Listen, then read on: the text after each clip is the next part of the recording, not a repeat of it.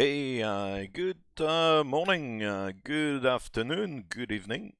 I hope everybody's doing well. Welcome back. And here we are, yeah, for the Super Bowl flight from Cincinnati to Los Angeles on the 777-200LR Delta flight 8861, which is actually the actual flight taking the Bengals to Los Angeles for the game on Sunday. And the flight is actually taking place, I believe, in the next few hours. I think they are departing in 4 or 5 hours from now. I think it's on 3:30, but it's the actual flight they're gonna do, yeah, in the next few hours, as I said. Delta flight 8861, a charter flight from Cincinnati to LAX. So we are pretty much as close as possible to the real thing. So it's quite exciting. It's nice. It's good. So yeah, we here in Bravo 28 in Cincinnati, the Delta kind of terminal satellite. I think it's the B satellite in Cincinnati. And it should take us about 4 hours to get there, so plenty of time in the cruise to get chatting. So I'll get cracking because I'm aiming to get airborne by about 10 maybe Zulu. So I'll get cracking. Captain Danny, good morning. Hello. You had you tried the engine fail on takeoff, and it didn't end well. Oh well, at least it's, you have to practice, and that's the beauty of the simulators, that you can do things and it doesn't matter about the outcome so much. KFC Turbo, good morning. So yeah, here we are. It's -9 in Cincinnati. It's a little bit of a chilly morning. I kind of, like always, moved the simulator settings a couple of hours, a little bit more than a couple of hours ahead, so that at least we get the time now. It's kind of dawn setting, but yeah, we should have daytime for the flight, so not too bad. Bit of a hazy morning, but yeah, it says 6 statute miles, little bit of haze mist in the morning, but shouldn't be too much of a problem there. So yeah, so as I said, kind of want to get cracking because it's such a long flight. Then we'll have plenty of time in the cruise and stuff to get chatting. It's a 4-hour flight. It's just the just the way it goes in Cincinnati. LAX is not exactly right next door to each other. So let's jump in and get the show on the road. So it does look like I'm in the terminal, but I'm not in the terminal building. Be reassured, it's very close though. And yeah, we'll get Natalia. Natalia is ready. We'll send her for the walk around and stuff. Hi, Captain. How are you today? I'm great. Nothing else than great. Cool. So we'll send her for the walk around. She's gonna be freezing I'm her out for the arse. walk around. Yeah, have a good time. Oh, 4 hours, no problem. You have a few questions, then no worries. I'm all ready to answer the questions. And 777 Bob, how are you doing? Welcome back. Hope everything is good. So yeah, it's not exactly 12:46. It's what time is it now? 9:46. So I'm about 3 hours ahead. But yeah, as I said, it's to get daylight settings in the simulator. So here we are. We'll jump in, switch on the Adiru, arm the emergency lights, and start the APU now because it's cold. And what else? Yeah, check the status page. There shouldn't be anything special on this, so that's good. Then I'll do the FMC. You'll try again tomorrow, but with no passengers. Yeah, that's the way to do it. You can increase the weight of the aircraft without, necessarily adding passengers. You can say that you have a lot of cargo, even if it's a passenger aircraft. You can say that you've got a lot of cargo. You can can get a decent amount of cargo just in the cargo hold, you know, maybe 30, 40 tons. It's really limited by the size of the cargo, not so much the weight, because obviously you're limited in space in the cargo hold. So today we are on the 200.2, that's LR. We've got G90 engines, 110,000 pounds of thrust. The Iraq data is the current one, which is the 2201. That's going until 24th of February, so that's good. We are in KCVG.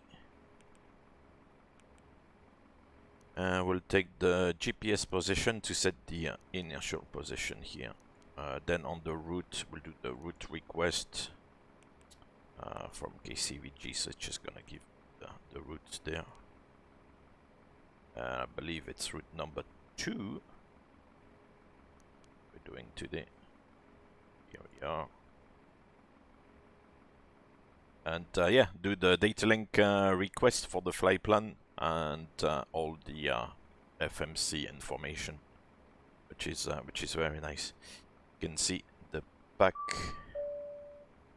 Sorry, the APU is running, so we'll switch on the packs so that the APU bleed air can go into the cabin and warm up the cabin a little bit, because I'm sure it's quite cold in the cabin. We need to keep those passengers comfortable and warm. Right, so we got the uplink ready, so we can clear that, load the message, route 1 uplink loading, and we can clear now. And so we'll go from KCVG to KLVG to KLAX. The flight number is Delta 8861 8861, which is actually the real flight, as I said, taking place in the next couple of hours. The route is here, should make sense. Yeah, we'll activate and execute. Then in the perfinite, we'll reject that one once again. The reserve today with the alternate, still Ontario for LAX, so the reserve is 6.6. And cruising initially at 360. We can climb a little bit. Cost index will set 120. Maybe we'll speed it up a little bit. And here I've got the numbers. Cool. Okay. Right, so now let's go into the departures. We're gonna go from runway 27. It's gonna help, you know, go straight out to the west. The wind is actually ever so favoring, 270 at 3, so yeah, that's good. And we're gonna do the Lovey 6 departure and transition via AXC and execute that. So let's have a look at the charts. First of all, make sure we got everything in check. This is LAX. I need to go back to KCVG. And here we are. Cool, so SID. Lovey 6 RNAV departure. Here we are. So we are indeed looking at Cincinnati. And Lovey 6 RNAV departure. Lovey 6. All the frequencies, airport elevation, yeah, it's a little bit elevated, 896 feet. Transition altitude is 18,000 like everywhere else in the US. So we're gonna go straight ahead to Bunley. So straight ahead via 1400 feet, yeah, to Bunley. Then to Newsum, Mumi, and then Lovey. After that, we'll transition to Zabal, Brickyard. No, sorry. Zabal, then we go to Terre Haute, which sounds very French, oui. And then to Aders, Alpha X-Ray Charlie. So that's all in here, so that's good. Initial climb is 6,000 feet, so since that one is not too low, I can set it. I mean, I don't expect ATC to come on, but at least I've got that one set up. And runway track initially is 274. Yeah, the APU burns fuel, Captain Danny, indeed, but not too much. It's not too much fuel. And the taxi fuel on the flight plan actually caters for the APU burn on the ground before you get going. So the taxi fuel takes into account a bit of APU burn on the ground before you actually get moving, and the engine start, and of course the fuel to taxi from after the pushback until you get to the runway. So it's kind of taken into account. And below the descent forecast should be in there. Ah ben non, because I've not done it properly with Active Sky. Yeah, there's KFC Turbo, there's about, what was the flight plan giving us? About minus 36 on the headwind component. So yeah, we'll see. It's not too bad. I was expecting worse, actually, going westbound over the US, so it's not gonna be too bad. At some point it kind of turns into a crosswind, so yeah, should be alright. I was expecting much worse. Distance is 1600 miles plus, so yeah, it's gonna take a while, 4 hours as we said. We'll do a route copy onto route 2 and then back to route 1. FMC comp page, there's nothing left here. Transition altitude 18,000 feet, it's good. Okay, excellent. Let's close those cargo, no, not cargo, the passenger doors here, R2 and R4, so that the catering goes away. And then we'll set the MCP, so the QNH in inches of mercury should be 3015, that's correct. The flight director will come on. Auto throttle arm, auto throttle switches are armed, and we've got the runway track and initial altitude. Good. Then down here, we'll check the oxygen for what it's worth. There's no gimmicks today, so I want to get there. And on the PFD, we got Toga Toga, 6,000 feet, QNH 3015 set, 274 on the track. So that's good. The navigation display is looking good as well. We'll make this 1 inches of mercury. Not, where was that in Russia the other day? Millimeters of mercury or something like that. That was a bit of a learning curve for me. It's like, what is this? Where's this unit? And everything is good. Cool. Let's bring Natalia back. I'm back from the walk around. Everything looks good. I'm glad. Hi guys, can we start boarding now? Yes. Thanks. Yeah, we're not gonna do the boarding because Stand by. it's gonna take a while. And I'm already late. Taxi fuel, what contingency fuel is that for divert? What the taxi fuel, as I said, is just, you know, basically to get out to the runway from the moment you get in the aircraft. So, and the contingency is there's different ways to calculate the contingency, but the way I've calculated the contingency today is 5% of basically the fuel required for the flight only. So the trip fuel, as we call it. So basically from the moment you take off to the moment you land. So it's 5% of that quantity. That's the way the contingency fuel is calculated.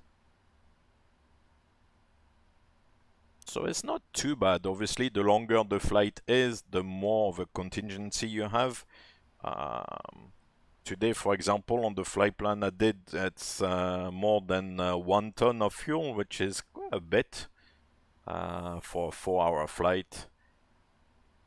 But there are different ways you can reduce it to 3% of the trip fuel. You can make it 20 minutes worth, which is quite advantageous on long flights, because you can imagine that 3% of the fuel required for a 14-hour flight, for example, is quite a lot, even more so with 5%.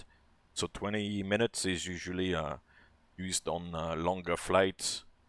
And then what some airlines are doing as well for the contingency is to have what they call like some sort of statistical contingency, where they would look at certain route pairings. So for example, between Cincinnati and LAX, and then I'm we'll ready see, for the okay, checklist. so on a daily basis, at such a time for this particular flight, on average they burn only 500 kilos of the contingency. So the contingency would then be based on that average number. So obviously it helps reduce the contingency, because they say, well, we don't need it, the flight plan is good, there's no delays in the air, on the ground, so statistically we can manage to do the flight with such an amount of fuel. So there you go, that's what some airlines are doing. Right, so let's do the briefing. We're gonna go from the gate with the transponder. Takeoff is gonna be reduced, yeah, like always. We only had 240 tons today. Flaps 5, yeah, packs on, anti-ice is not required because it's dry, although it's very cold, but it's dry. And ADP is not required as such. Like this for best to crew. Right, let's do the pre-flight checklist then, I believe. Pre-flight checklist. Pre-flight checklist. Oxygen. Tested 100%. Tested 100%. Flight instruments. Heading 276, altimeter 3015. Set and checked. Heading 276. Altimeter It's frustrating sometimes. 3015. Pre-flight checklist complete. Cool. So, outside it's still ready to go. And so, in the FMC now, the zero fuel weight is 204.5. Enter that. 4.5. It's giving us, yeah, 240 tons roughly, so that's good. The assumed temperature is 57. We'll leave it at that. Here we've got all the numbers we need. Flaps we said was 5. CG from PMDG, the way the aircraft has been loaded, it's 27%. That number will be given by the load sheet, because it depends how, you know, the passengers are assigned seats in the cabin. Obviously that impacts the center of gravity of the aircraft, and also how the luggage, cargo, everything is loaded as well underneath, and also the fuel distribution and quantity. So that will determine the CG. Here it's all done automatically by PMDG in the background, and the speeds should be 147, so it's not too bad today. 149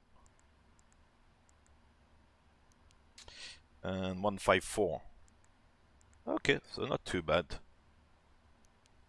The problem maybe you have with engine failure on takeoff, if you're flying with the PMDG 777 here, is that the speeds are not correct. So if you don't have the correct speeds for like an engine failure on takeoff, if you don't have in particular the correct V2, but also the correct rotate speed, you're not going to be able to fly very well on one engine and initially climb out and everything. So yeah, that's a little bit of an issue. 340 initially at once. Oh, okay. Oh well, we'll see. Right. So we got a V2 of 154 then. And L nav and VNav, 274 and 6,000 feet. Okay, cool. Let's look upstairs there. Cool. CPU is running. Booking will come on. Ground flight deck. Go ahead. Please disconnect the ground equipment. Roger. Let's accelerate this bad boy. It's gonna make the speech. Ladies and gentlemen, welcome on board today as you locate. Welcome on board to the Super Bowl. Yeah, man. In front of you to provide more room Welcome for on larger board. items in our overhead compartments. If you need assistance, Right, we're contact closing the flight doors. They removed If all you the are ground unable to equipment, accommodate the any item in chocks. the cabin, please bring it to the boarding Beautiful. floor and we will check it for you. Also, review the safety instruction card in your seat pocket. If you are seated at an exit seat, also review the exit seating criteria. Excellent. Let's do this. All right, guys. Everyone's seated. We're all buttoned up and ready to go in the back. Thanks. If you need anything, just let me know. Yeah, we'll get the caviar later on. Hey, Steve. Good morning. Welcome back. Right, so let's close the doors. Or at least arm them. Which is obviously, as I said many times before, not a function of the center FMC, but so that we've got doors automatic here. The crew actually in the cabin do it. Ground flight deck. Go ahead. Can we pressurize hydraulics? Roger. You're clear to pressurize the hydraulics. Before start procedure. Are we clear to pressurize? Yes. Okay. Go ahead, Natalia. You can pressurize the hydraulics. Very nice, very nice. Right, so on Volanta Bolanta as well today. Like Volanta Bolanta. So yeah, 4 hours. That's planning on runway 6 left in LAX. If the wind is favoring westerly landing, then that will save a little bit of time. We can go straight in. I am ready for the checklist. Is ready for the checklist, but I'm not, because I need to set the trim. And the trim is 4.5. So come down here and set 4.5 unit. There we are. Let's do the checklist. Before start checklist.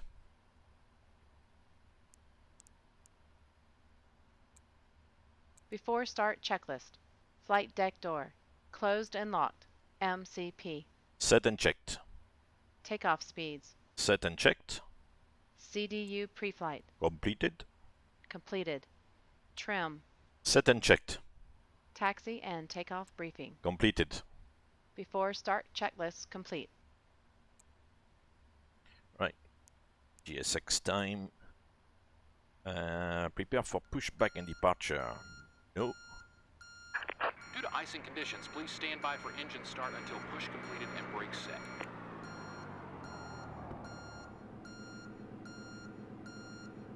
Cincinnati traffic, Delta 8861 pushing back Bravo 28.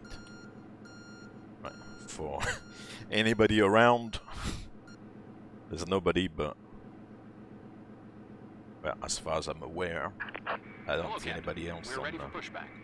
Volanta Bolanta, but sometimes Volanta Bolanta doesn't show the whole VATSIM situation, so.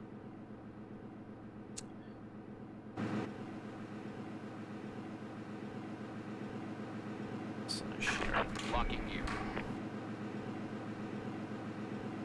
The gear is locked. Good. He's going.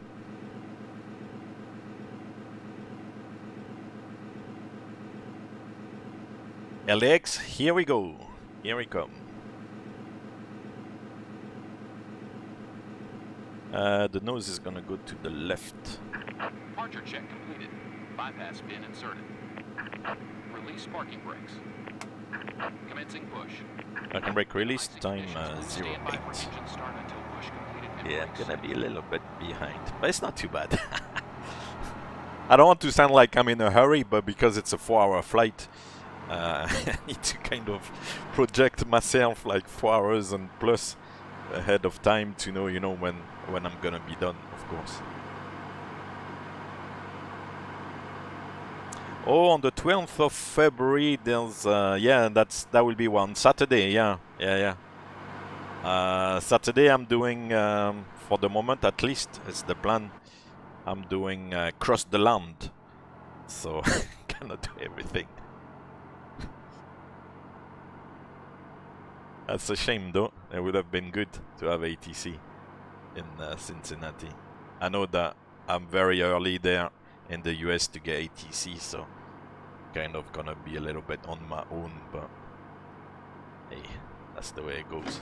The stewardess said And my flock, thank you very much for the follow. both pilots. Start sequence is 1 Can then you fly 2. this plane and land Check. it? Start the left engine. Surely you can't be serious. Starting I left. am serious. And don't call me Shirley. Alright, so we're gonna start the left engine first. Once Oil again, pressure. ladies and gentlemen, welcome on Once board again, our ladies flight and today. gentlemen, This is welcome on flight board attendant. this Thank you. Delta flight Please direct your 8861 attention to the charter cabin flight from crew for Cincinnati important to safety LAX information. There is to an take the instruction Cincinnati card in your Bengals seat pocket that to illustrates the the Super safety Bowl. equipment on this aircraft. That was a bit of a surprise, actually. Regulations require compliance with this information as From well as crew Kansas City would have been a touch closer. signs and posted placards. I was really Fasten surprised. your seatbelt by inserting the metal tip into Right. the buckle. Parking brake Tighten set. by pulling on Confirmation the for belt. good engine To start. release your seatbelt, lift the metal flap on the buckle. It is our policy that you keep your seatbelt fastened at all times while seated. Doors are clearly marked with exit In signs Africa, and it's instructions for generally door okay. I mean, if you go to the operation. main Doors equipped with airports, I an mean, override. it's okay. If you go maybe to some remote airports, kind of general aviation airports and stuff, yeah, maybe you don't have ATC or. But if you go to the main airports everywhere in Africa, I mean, yeah, you get ATC, you would understand them as well. That was maybe the case like 50 years ago or something, but nowadays, no, nowadays they are up to scratch. Plus, I mean, you wouldn't fly there if there was no ATC, and you know. Secure your own mask before assisting others. Start the right engine, Your seat bottom cushion Starting may be right. used as a because we flotation don't want to device. do a single engine taxi there. Upon exiting the aircraft, place your arms around the cushion and hold on to the straps located on the back. Oil No pressure. worries, Smoking flight. Smoking is not permitted Captain in the Danny. cabin or lavatories. Cabin lights will now be turned off. Reading light buttons. Sometimes in some places, but only a few places, the radio quality is not good. I don't really know why, because at the end of the day it's like VHF signals, so it shouldn't be that bad. What am I doing? But yeah, no, otherwise it's usually okay in Africa nowadays.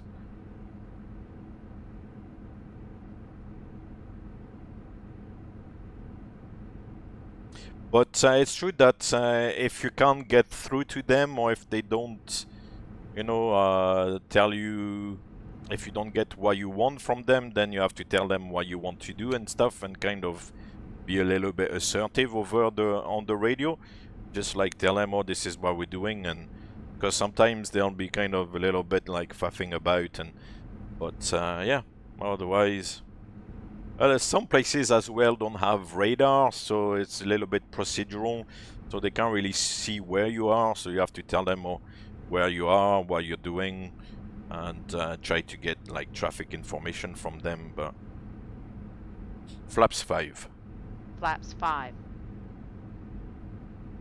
It's not like flying into the US or into Europe or Australia or like, you know, Southeast Asia, where like things are like well organized and stuff. It's true that it's still a little bit, you know, behind, but it's not that bad. Right, if we have 2 good engine starts, then we can dismiss those guys.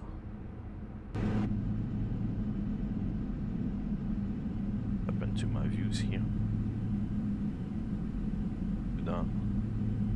Save the view.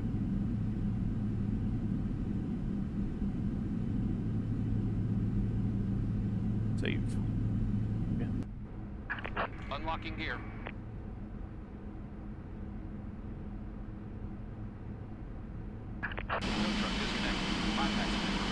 Okay, it's going away.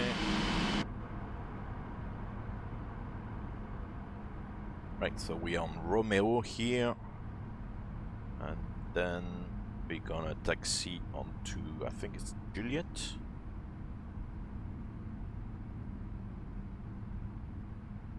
Where are we?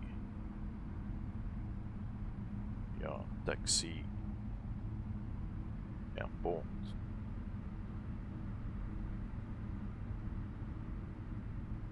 So yeah, on Romeo here, and then on to Juliet, Juliet 1, Kilo 1, runway 27, and it should be actually 76 on the heading, initially. Cool, so quite straightforward. Is he gone now? Oh yeah, this guy is already gone, and he's walking away, beautiful. So, what did we do? Flaps 5, oh yeah. Flight control check. Could have done that already, actually. So, up and down, and left, and right. Now we can check the rudders as well. Center, full left, center, go right, center. Before taxi checklist.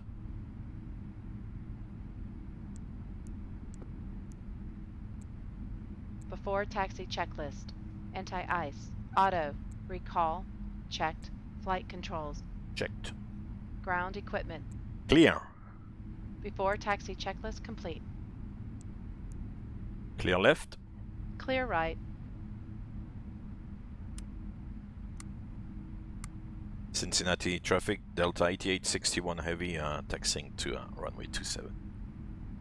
Let's go! Let's go! Right. So yeah, straight ahead on Romeo, we leave the Ram 3 lane to the right, and then take the second right onto Juliet, I believe. Yeah, that's not surprising, KFC Turbo. I'm not really sure in normal times if there's any restriction, or if there's like when there are games or any events at the stadium, if there are like specific no times, you know, closing the airspace nearby. But for such a big event, yeah, I can understand why they are securing the airspace around. Cabin crew, take your seats. I'm not really sure exactly about the configuration of the area, but I would suspect anyway that because the stadium is like on short final, I think runway 24 right, so I would suspect that it is into controlled airspace anyway. Before coffee checklist complete, Captain Danny. So yeah, the stadium will be in controlled airspace anyway, all the way to the ground. So to get access to the area, it would be, you know, subject to air traffic control clearance and all that stuff. But I can understand why they would secure the airspace even more. Before takeoff checklist.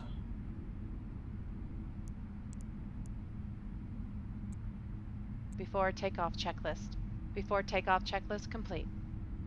Checklist complete. Alright. And then on to Kilo 1.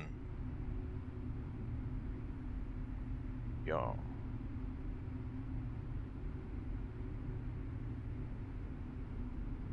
Cincinnati traffic, Delta 8861 heavy, rolling 27.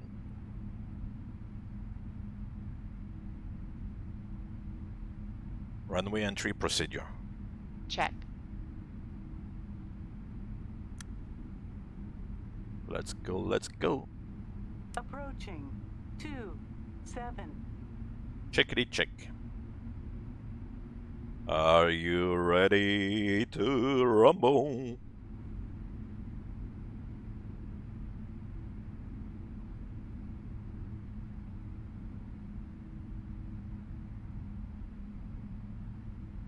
So we'll start the timing. On runway 27. This bad boy is in sync.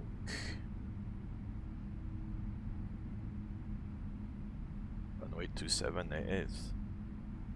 Straight out to the west. Right.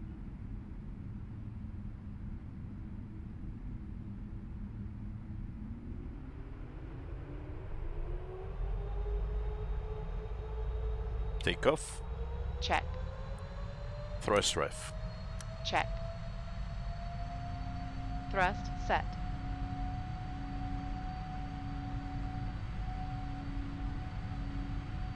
$80 knots. Hold. Check.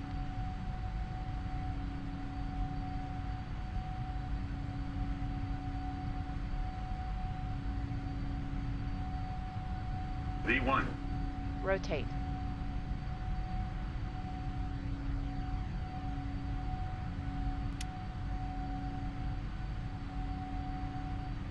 Positive climb. Gear up.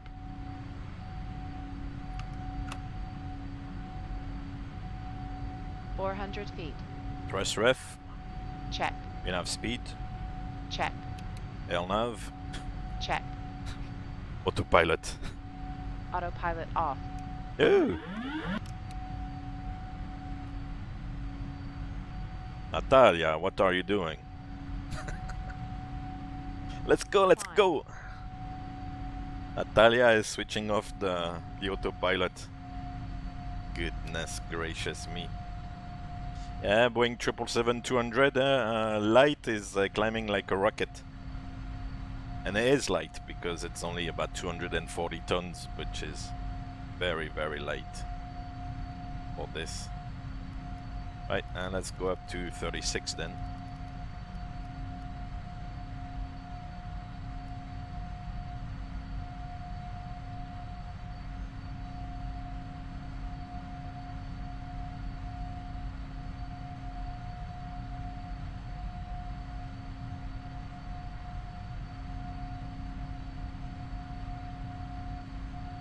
Flaps 1. Speed check, flaps 1.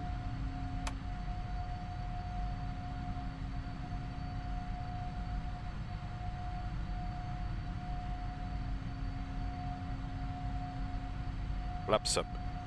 Speed check, flaps up.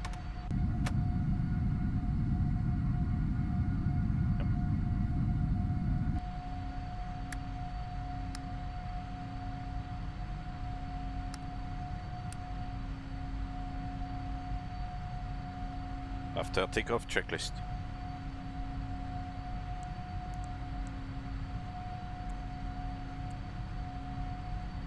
After takeoff checklist. After takeoff checklist complete. Beautiful. Time to look outside.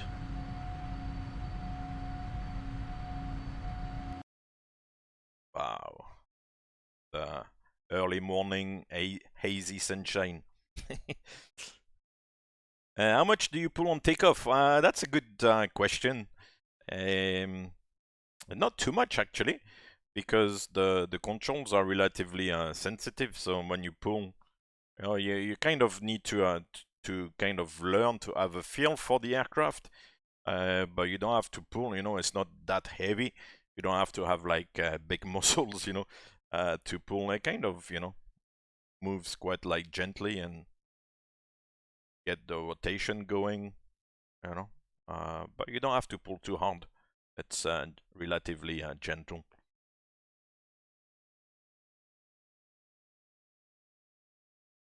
With stub for FS2 crew, there's 2 or even like 3 ways I think to do it. You can leave FS2 crew to, or maybe it's only 2 ways, I can't remember. But I know that you can leave FS2 crew constantly monitoring what you're saying and pick up, the instructions. So if she doesn't recognize, then she won't act on it. Otherwise, you can like hard mute it. So I think they call it like soft muting and hard muting. So if you hard mute FS2 crew, then you have to press a button to mute it and then unmute it. So basically it's not gonna pick up things it's not supposed to pick up. And that's the way I do it. I kind of mute and unmute. You don't really see me kind of press the button on the keyboard, but I've got like a button on the keyboard which I would press on and off. So that's like, for example, now it's muted and it's gonna remain muted all the way because I don't really need it now.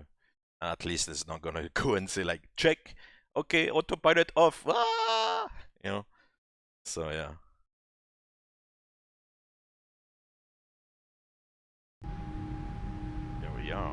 25,000 feet.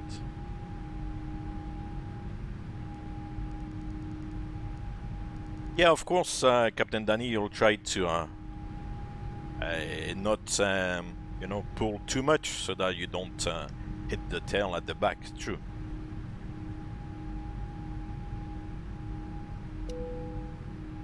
And no smoking will stay on, I guess.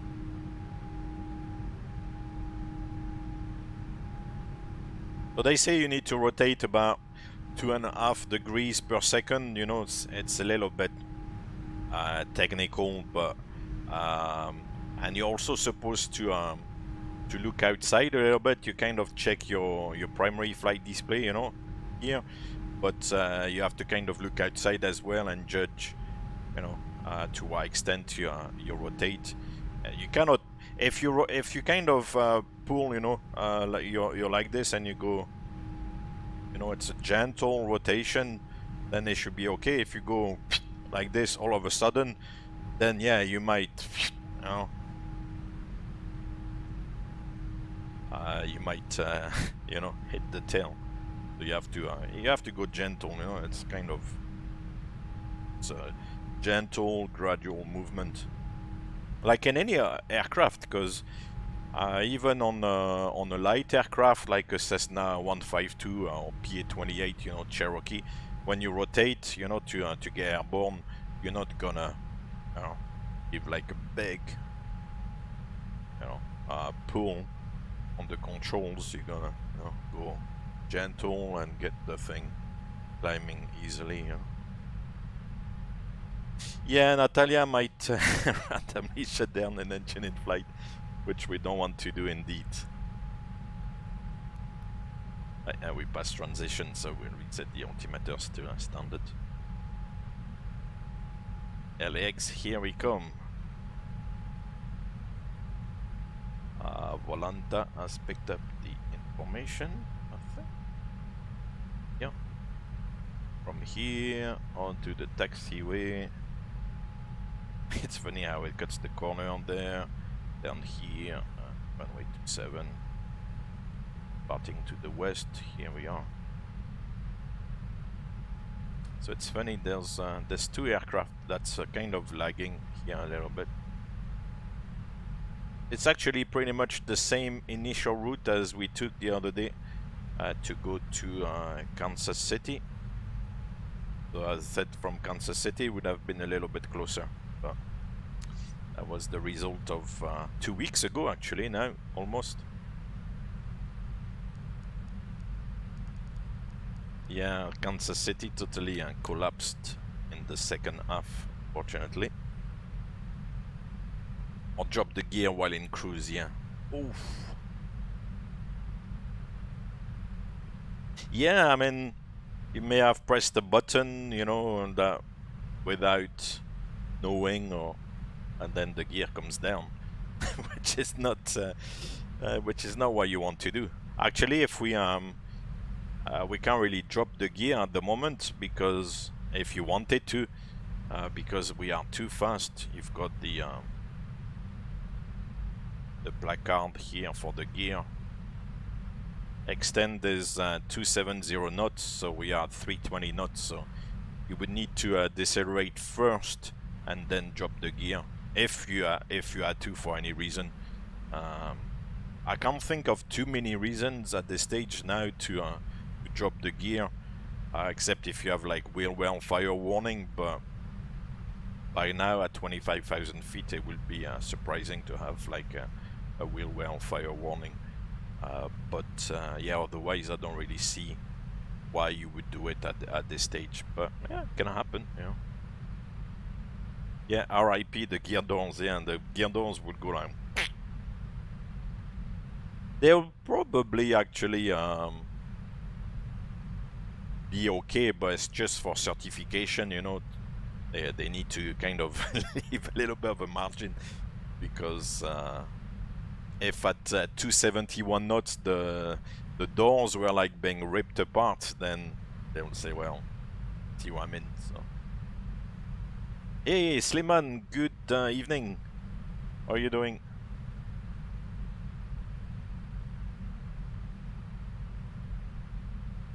And then, of course, depending on where you are, also, if you have the gear down from a flying point of view, it's different because the engines need to work harder. So, depending how high you are, if you are 10,000 feet with the gear down, it's not so much of a problem. But if you're like further up, it might be a problem. I've never tried and I've never seen it because obviously we don't fly with the gear down at 36,000 feet or whatever. But when you are up there and you know, to maintain the speed with the gear down, it wouldn't be pretty, I think. Yeah, at flight level 370 it wouldn't be pretty. Yeah.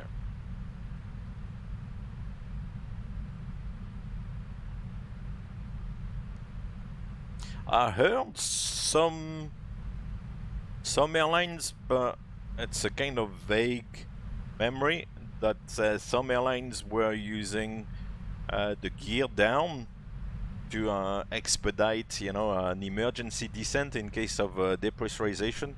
I don't know exactly who does that, but I'd heard, you know, being mentioned around the place that some airlines would use the gear down to help, you know, create more drag to expedite an emergency descent. Ladies and gentlemen, Yeah, just a few moments it's a little we'll bit. begin our meal service for the flight. Please refer to the menu given to you on boarding for the 2 meal choices and your beverage choices available. We request that you keep the aisles clear to assist William, the what flight to serve you normal efficiently and also for your flight own level to safety. release the crew after takeoff? That's a good question. It can be, I don't know, from maybe 3,000 feet all the way to 10,000 feet. Maybe possibly more. Depends on a couple of factors. First of all, on the duration of the flight. If it's a short flight, if it's let's say like a 40-minute flight or a 50-minute flight, then you'll try to release the crew as early as possible in the initial climb, so that they can start doing their duties and things like that.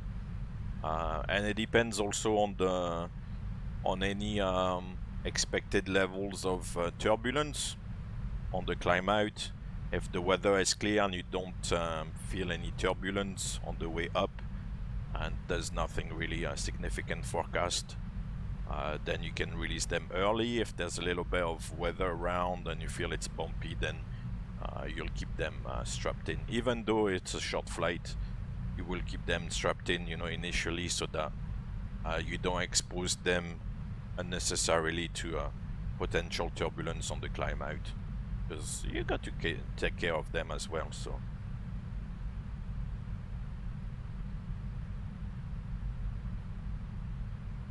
yeah. So it depends on those circumstances, you know, for the crew to be released. But yeah, generally in the initial climb, once maybe the flaps are up, or 1,000 feet to level off. 3,000 feet, something like that. Or also, for example, if on the SID there's an early turn, you're not going to release them in the turn, you know, on the climbing turn. If it's, let's say, like a 180 turn in the climb, so you go like this, and then you're not going to release them in the turn, because in the cabin they'll be like, you know, walking up and down the cabin, and they will be like pulling G's and stuff like that. So make it comfortable for them as well. You can keep the gear down on takeoff to cool it. Yeah, possibly. Is that maybe for the Airbus? There's a procedure like this for the 777. If you have like an issue with the, I think it's the brakes.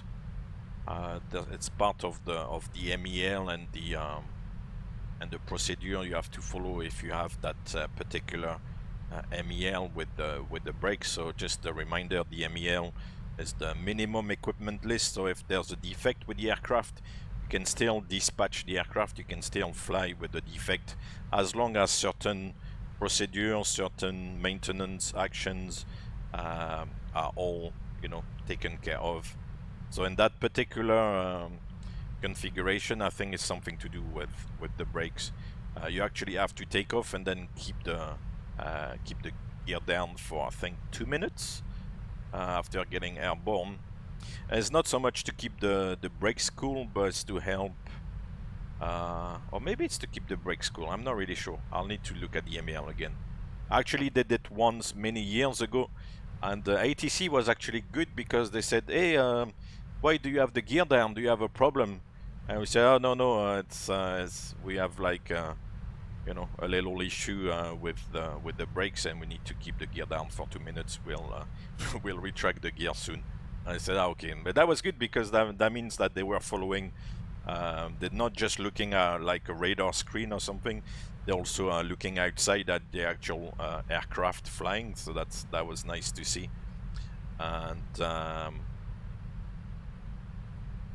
And it was amazing because with the gear down on the takeoff, and when you keep the gear down for like, yeah, for a couple of minutes like this, it was very super noisy, you know. And as soon as we retracted the gear, all very quiet. So it was interesting.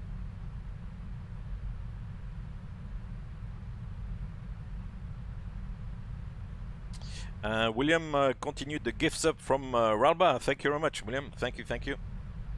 You're very kind.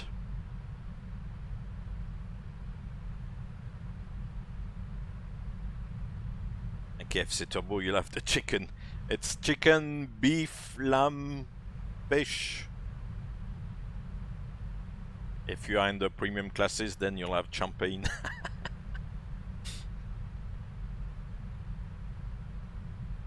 Vegetarian option, maybe. I don't know.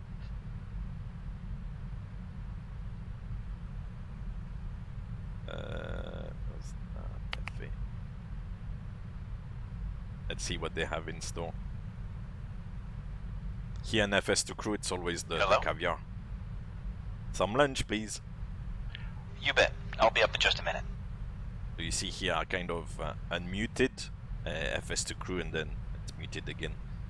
Then I don't. You probably won't see me, but then I'll unmute again and unmute it again. The wind is calm. 16 degrees. Holy smoke! At 2 o'clock in the morning. Oh, that's good. Spring is about to spring.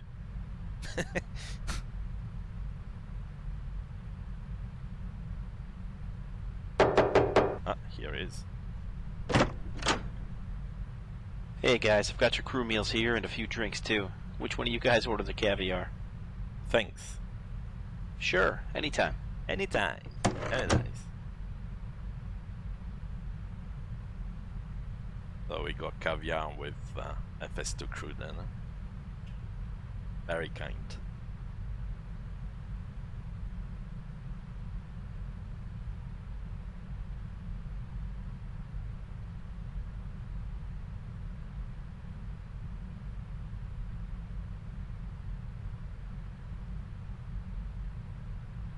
For the 737, William, the light schedule. You mean from the moment you start at the gate, you start the pushback, or like when you start taxiing, or from the moment you take off? Because obviously there's different stages of flight, so it'll depend a little bit on these.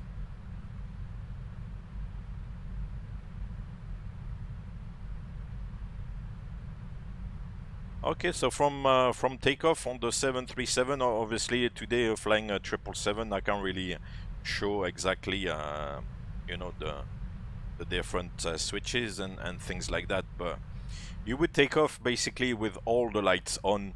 So on the 737, you would have the retracts, you would have the landing lights, I think, the runway turnoff, and of course the strobe lights, which are actually associated with the navigation lights on the 737, because remember you've got that switch that goes is it strobe and steady? No, yeah, the navigation lights have got like that strobe and steady position, so you'll switch them off on strobe and steady, I think it's called. So yeah, you would have all the lights on. Some airlines would basically, as soon as you get airborne,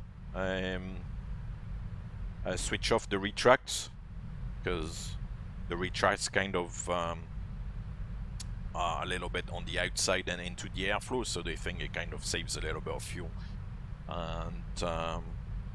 And then you will keep that configuration until about 10,000 feet, because you need to be seen outside, you know. So until 10,000 feet you'll keep the configuration like that, and then at 10,000 feet then you switch off all the lights, except the strobes, of course. And a lot of airlines as well at night nowadays will switch off the logo light, because it's quite difficult to access, you know, at the back of the aircraft. It's actually on the stabilizer on there. Got one light like shining on the tail, and one light here shining on the tail as well on the left side.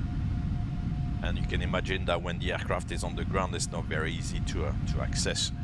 So to kind of save on the life of the bulb, not so much because they don't want to pay for a bulb, but just because it's difficult to access and it requires, you know, a lift and everything. Then above 10,000 feet, the logo light will be switched off as well. And then on the descent, same thing. All the lights will come on except maybe the retracts, and the retracts will come on when the aircraft is clear to land, for example. That will be a kind of you know, normal schedule. But it depends from airline to airline. Some airlines will keep the, you know, actually I'm talking rubbish, because on the 737, yeah, mind you, yeah, the runway turn off and the landing lights will come on, yeah, 10,000 feet. The taxi light maybe not, but definitely, yeah, the runway turn off and landing lights on the way down, and then the retracts when clear to land. Yeah. But the light schedule is also a little bit subject to company procedures, so maybe different companies will do it ever so slightly a different way, if you see what I mean. Because yeah, Boeing says, oh, this is what you can do, what we recommend, but they can do it in different ways as well. So that's why some people sometimes would argue, oh, but these guys do it a different way, or there's flexibility in the way you operate the aircraft, you know. So what my SOPs are might not necessarily be like the neighbor's SOP, you know, if you see what I mean.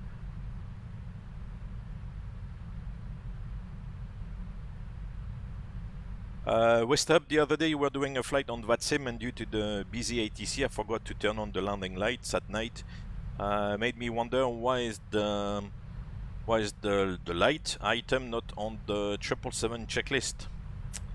That's a good question, actually.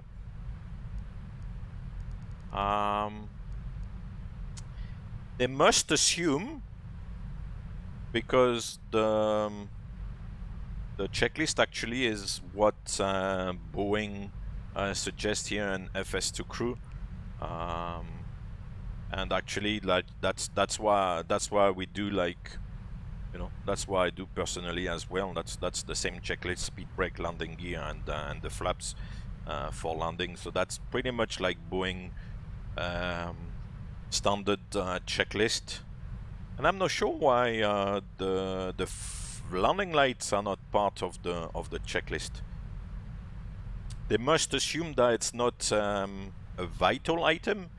Of course, the speed brakes is important because it helps the aircraft slow down on landing. The landing gear, yeah. If you don't have the landing gear down, then you're not gonna. It's not gonna be pretty. And the flaps, yeah, you need the flaps as well in the correct configuration to land. So these are kind of vital, necessary items, they must consider that the landing light is not like a necessary item. You know, you can still see where you are, and because you've got the runway lights, the airport is, you know, still a little bit of light around and stuff, so you're not like pitch dark. So they must consider that it's not a vital item. That's the only way I kind of see it. There's a little bit of turbulence here. But it's funny because on the 737, when I was flying the 737, the lights were part of the landing checklist. Because we had, start switches, recall, speed brake, landing gear, flaps, auto brake, and then flaps were initially to flaps 15 because that's the initial configuration, and then the landing flaps, so flaps 30, and then landing lights or retracts on, and then that was the landing checklist. On the 737, it was part of the checklist, but maybe it was part of the checklist because that's what the operator wanted to do. But it's maybe not on the standard Boeing checklist. As I said, you've got a little bit of leeway, you know. KFC Turbo, yeah, it's that's definitely also like a reason not to use the light is, you know, to save on the bulb. If you fly during the day, the landing light is not gonna be that useful anyway, so why using it? So yeah. And it is a pain to change those lights, yeah, definitely.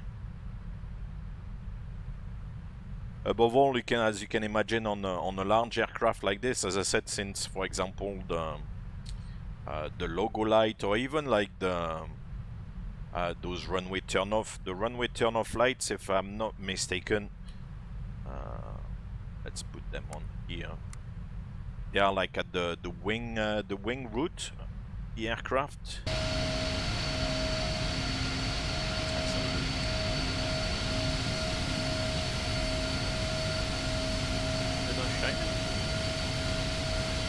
Oh yeah. You see, so they are shaded. The bulb, the light itself is where the wing is inserted into the fuselage. So they must have some sort of access panel or something, but I'm not really sure. I'm not like an engineer or mechanic, but at first sight it doesn't look very convenient to access, you know. Same thing for the logo light, as I showed on the stabilizer. You have to kind of need a lift and then get on top of the aircraft, and there must be a couple of manipulations to do. So yeah, it's not very easy to access. William, I have to tell you that you and Natalia has me hooked on FS2 Crew. Purchased last week on sale, 50% off. Oh, cool. That was good of them. Yeah, I do like it as well. I have to say it's good for demonstrating crew work. You've got that kind of ping-pong game where, you know, you ask for the flaps, you ask for the gear, you read the checklist, and well, FS2 Crew reads the checklist, and you answer back, and yeah, it's a good thing.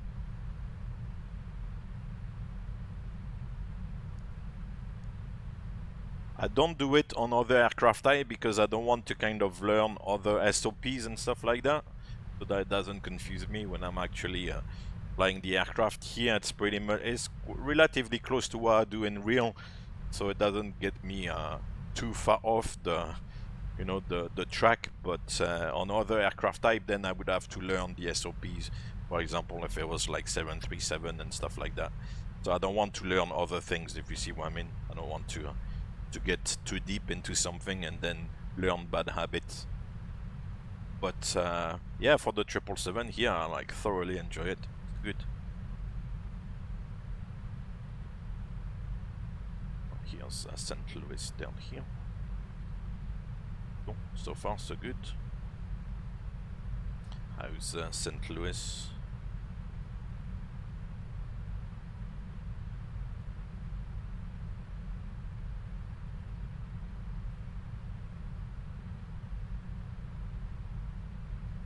St. Louis is clear as well. Good. So that's what we'll do, you know, during the flight. Then it's a regular interval. See what the different airports nearby are, and look at what the weather is. If we could possibly land there. If we have the NOTAMs for the airports as well, check the NOTAMs, make sure that at least the airport is open, which all those big major airports would 99% of the time be opened. Sometimes at night there will be a bit of maintenance, so if it was like a multiple runway airport, maybe a couple of runways are closed or something.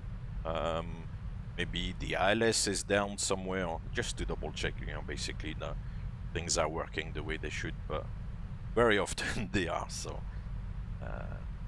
But at night, yeah, there can be a couple of closures here and there, you know.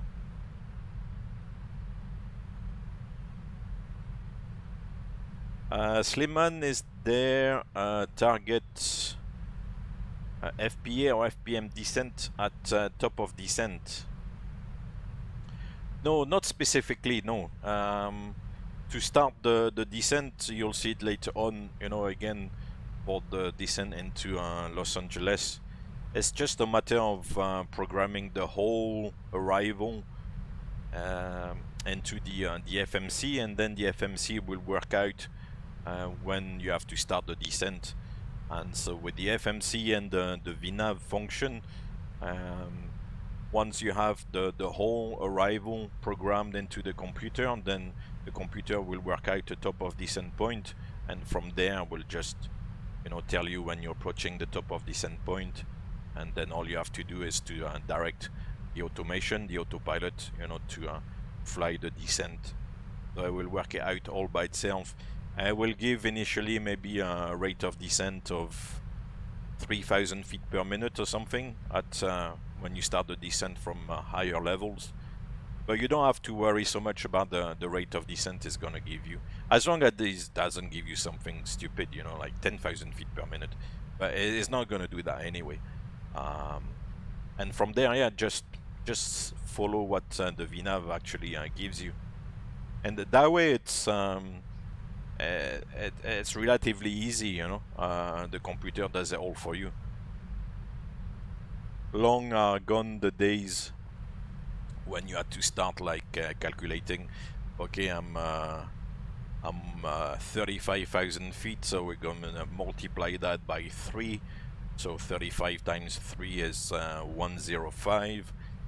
So we'll start our descent 105 miles away from the airport, but we'll add a little bit of a margin to that, so maybe we'll start the descent 120 miles from the airport, and then we say, okay, I'll need you see, like 2,000 or 2,500 feet per minute.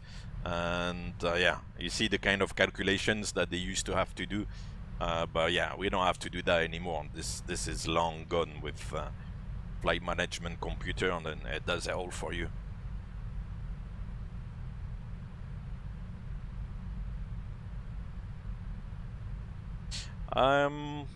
KFC Turbo can recommend a good place to get SOPs for the 777. Are you thinking of picking up PMDG 777 for X-Plane 11? On the PMDG 777, from what I understand, it comes with the flight crew operating manual, which I'm not sure really what SOPs they are. I think it's probably just kind of standard Boeing stuff. So you can follow that. And it's probably gonna be aligned as well with what FS2 crew is doing, for example. Otherwise, unless you have access to some sort of like flight crew operating manual plus, you know, other SOP items and stuff, then I'm not really sure where you would get the information really. But But yeah, the PMDG should come with the documentation, you know, with the flight crew operating manual. So let me see if I can. I think I'll have it here actually. If I dig into the computer.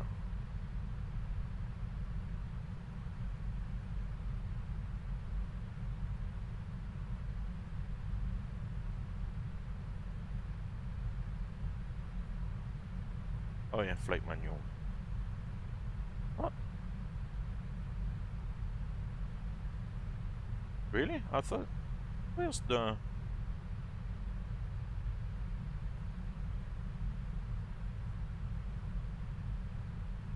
For some reason, I don't have FCOM for the 777, but for the 747 there is.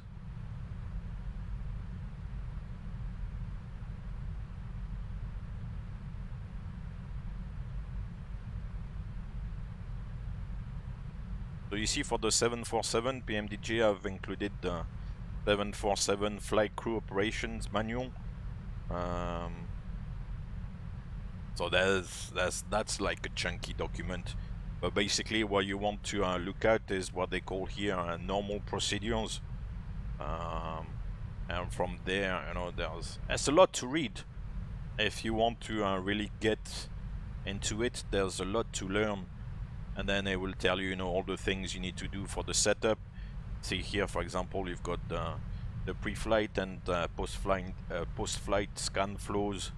So the way to do the flows I've explained before, you know, column by column on the overhead panel, and then also on the different, you know, on the glare shield here and all that stuff. And then they will go into the actual phases of flight, for example. Pre-flight for the captain. Yeah, here we are. Before start procedures. So standard before start procedures after papers are on board. Flight deck door, DDU display, MCP. So set the V2, LNAV, VNAV, the initial track, initial altitude. Close the doors, back, start clearance. They will tell you all the things you need to do. So that's pretty much, you know, what pilots would use out there to learn the aircraft initially. Hey Flaco, good day. Good day, good day. So it's a bit of a chunky document. I kind of acknowledge that, but yeah, that's the way to kind of you know, get your teeth into the into the aircraft, so to speak.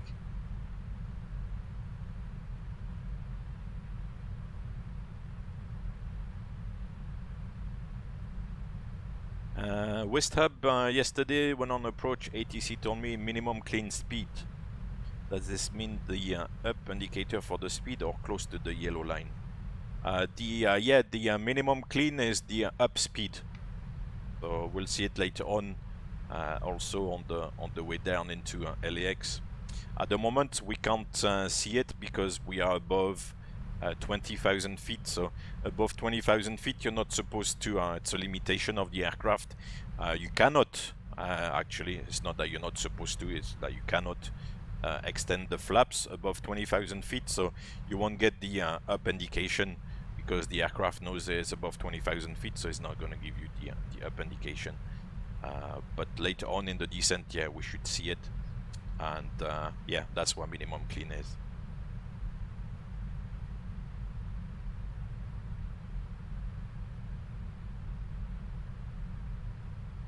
Going to go into lurk. Lurk away, Sliman. Lurk away. Another 3 hours of meeting. Oh, thank you very much. Yeah, we'll do our best. Thank you. You have a good one as well. Don't work too hard.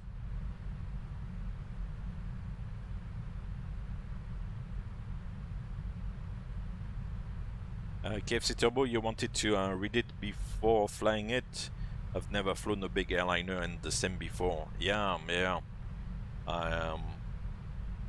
I can understand it's a bit of a daunting task, you know, to go through all that documentation, and you know, try to learn as close as possible flying the aircraft according to those procedures. That's why, you know, I'm saying, you know, I'm trying to demonstrate a little bit what the various flows and stuff are. I don't necessarily like put a strict emphasis on the different procedures and stuff, but if you watch and see it like often, and then if you kind of watch it again, you know, when it's on YouTube or whatever, and you pause and you see like the different things I do, then maybe you can take notes, and maybe it makes even more sense afterwards. So that's what I'm trying to demonstrate as well, and, you know.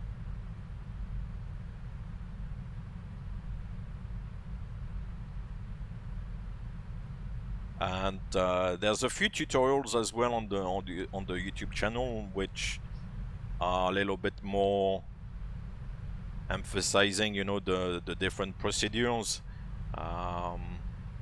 I know that they were like made at the time with FSX and stuff, so it's not the most up-to-date software, but the information in the videos is more than, you know, accurate and up-to-date, pretty much.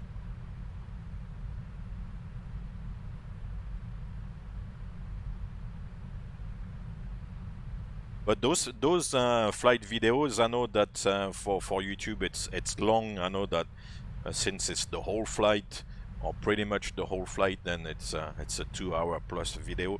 But every single flight, you know, I do here online, I try to use the, you know, the procedures and kind of do it like properly. And so, as I said many times before, you know, if on one flight you can pick up something, and then the next flight you say, oh, okay, that's what I picked up last time, he's doing it again, so that's the way to do it, and this time I'm picking up something else, and then, you know, if you can slowly build it up and stuff, then that's good. You know, I will show you how to approach the whole thing.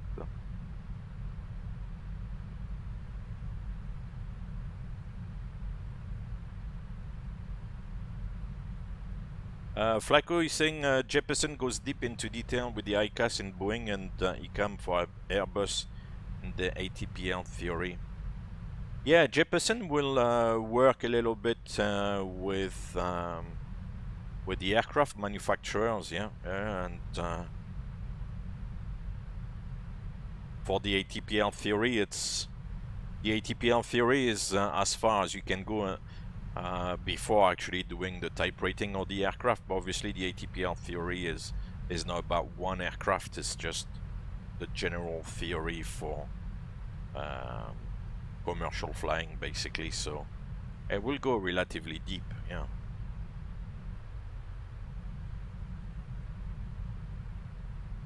Let's see. We'll speed it up a little bit. It's not gonna save that much. It's gonna, yeah, 3 minutes. Let's do it. Right, the turbulence. There were like a few chops.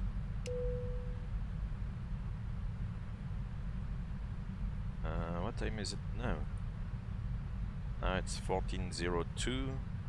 Okay, but it is 11:02. So we are 3 hours ahead of time. 3 hours ahead of time. It's gonna be 13:56. Oh yeah, so that's it. Yeah, about 4 hours. Yeah, yeah. We're landing around 1400. Yeah, that's what the ETA shows up here as well. Good. Cool. So I'm on I'm on schedule. Not that I'm counting the time, but you know what it's like. You know, I cannot be I cannot be on this all day, so I've got to you know, plan a little bit. Well, that's good. So far, so good. So we passed St. Louis, and we should have KMCI. Where's Kansas City? maybe further down. That's Tulsa. Oh, here is KMCI.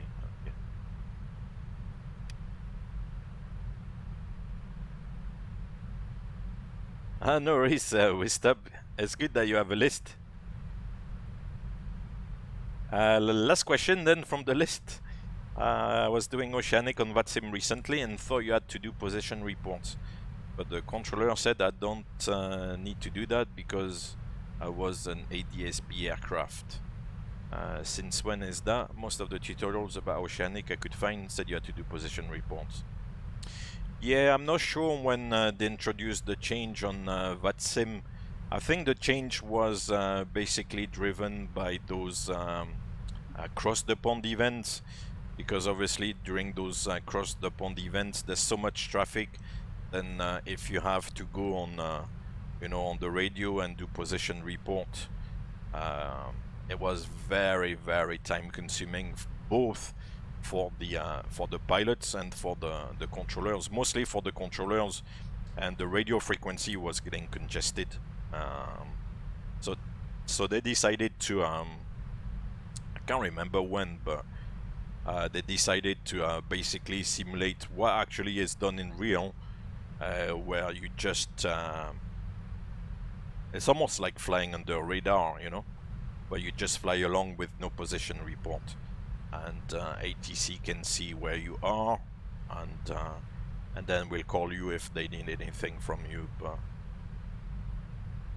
so that from what you're saying, they seem to apply, you know, this principle as well in normal times. Then it's not just for cross the pond events, but it's for any time flying over the ocean now. It's fair enough, you know.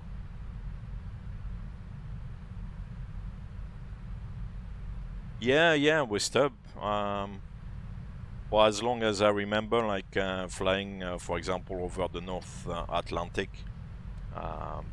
there's no voice position reports to be done, unless you don't have a working CPDLC and ADS, which is what reports the position to ATC via satellite. If that is not working, then you'll have to do the voice position reports on HF. But if the CPDLC ADS combo is working, then it's all done automatically. The only thing you'll do is on the HF is do a cell call check when you enter the oceanic area, and then, for example, when you go into another ATC area, for example, when you cross eastbound, first you'll speak to Gander and then you'll speak to Shanwick. So every time you go into a new area, you'll do a cell call check on HF.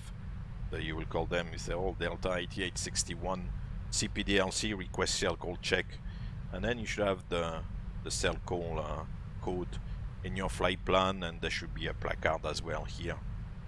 Delta, or whatever, Alpha Bravo Charlie Delta, and then they'll get back to you with the cell call, and yeah, then that's it. That's the only HF communication, really.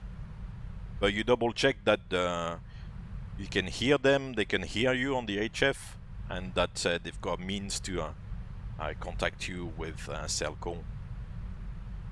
So on the aircraft, on the 777, it will come up as a memo message there with a dot cell call, and you'll get like a ding dong in the flight deck, and on the radio panel here on the HF, here it says make mic, and under mic in green it would say a call, so you know which of the radio it's come through. So yeah, and then you don't need to listen to it anymore. It's just if they need you, they'll call you. If not, then continue like that. Hey, Flight Sim Race, how you doing? Welcome back.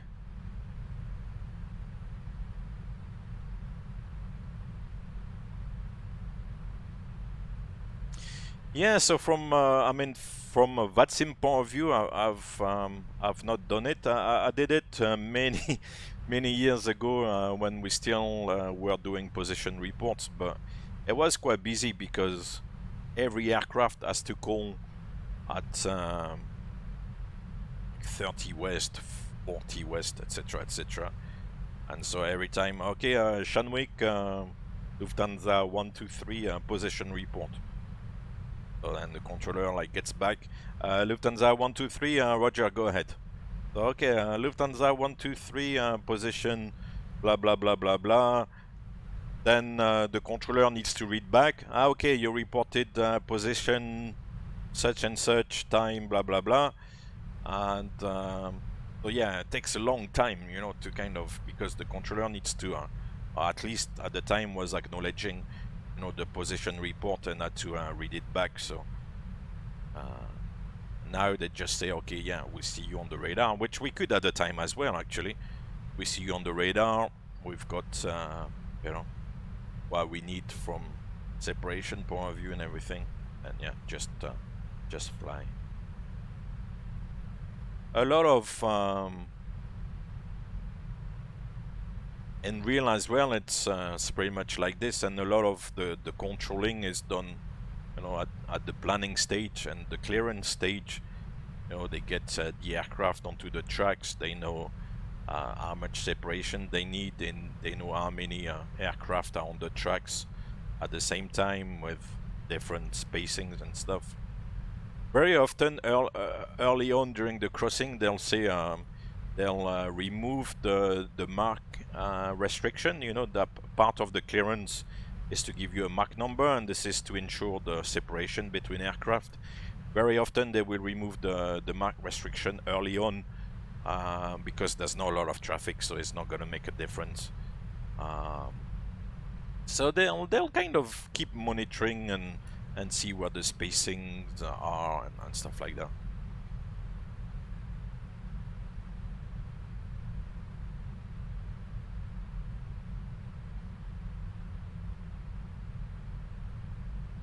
Oh, you got the throttle flight sim race. Let's have a look.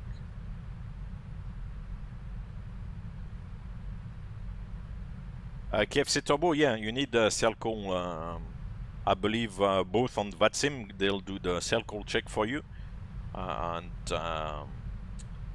on VATSIM, it's a little bit funny because it just comes as a little ding dong in vPilot, and that's pretty much it.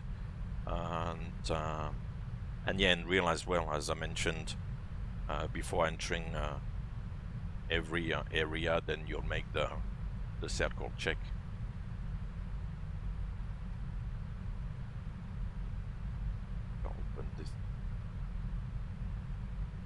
Oh, that looks like that's for military flying. The Mongoose throttle. That looks like a big thing. Cool.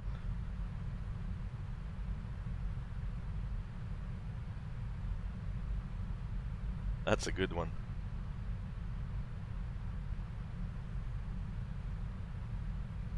Ah, okay. So on VATSIM, it's only optional. Fair enough. As I said, it's a little bit of I don't know how you could say that. It's not a very noticeable like warning you get in the simulator. As I said, it goes like through vPilot, if I remember correctly, and it's just a little like ding. But it doesn't grab your attention. I mean, if you're flying, if you are away from the desk, and you got maybe the simulation on speakers or something, it's not gonna do like a big like sound, or it's not like an alarm clock or anything like that. It's just a little ding. And the aircraft, it's a little bit more noticeable, you know, you get like a ding dong.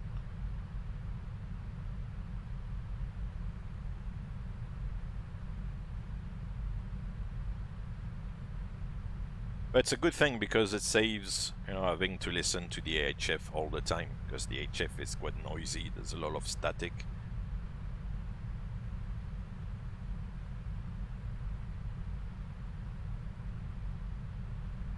Yeah, so it's a military themed throttle, but it can be used, of course, for any other aircraft. Yeah, yeah. That's cool. You're gonna do some serious work with that.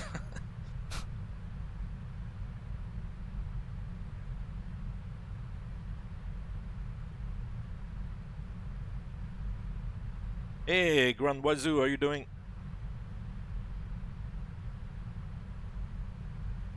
Welcome back. Let me see if I can find the...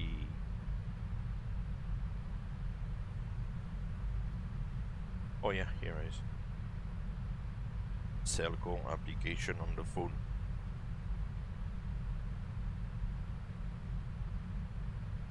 I don't know if it's gonna be audible on the... That's the kind of... It's a bit like a phone dial tune or something, if that's the correct phrase, where you would...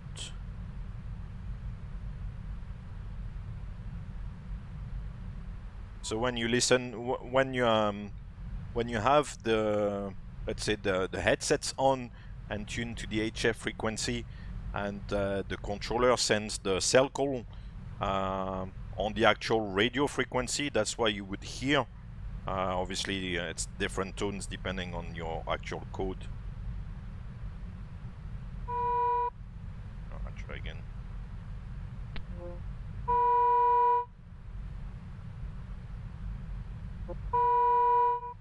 I hope it's coming through. That's for the code was Bravo Fox Echo Mike, and obviously depending, as I said, on the letters, then it kind of rings differently.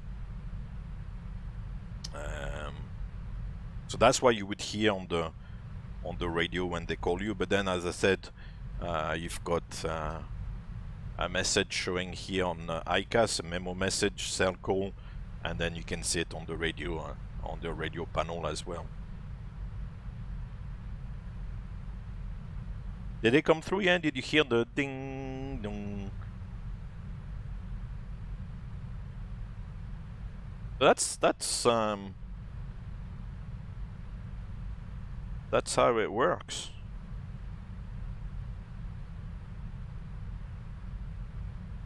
And you got this joystick as well. Oops. Oh yeah, yeah, yeah. Oh, that's good. Oh, cool. That's a big joystick. Fantastic.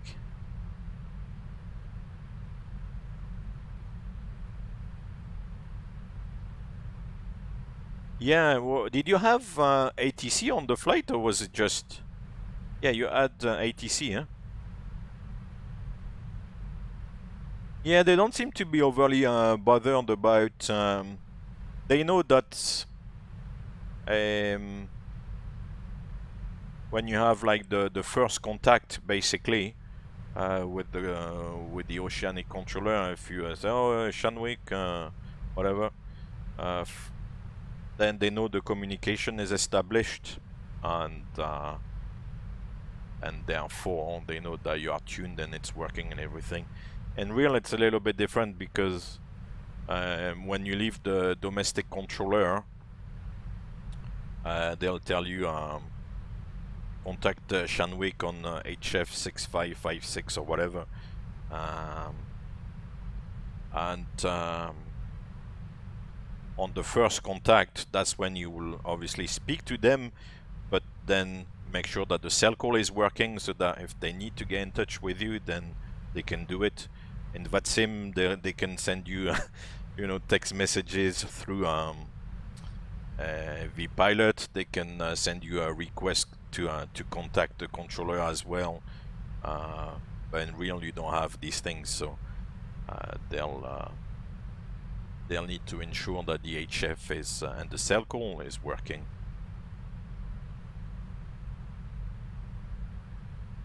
The HF, anyway, is a kind of backup, because the main way of communicating is through the CPDLC and ADS. So that's really what you would use, and HF is a backup. So if you lose the electronic communication, then you still have the radio.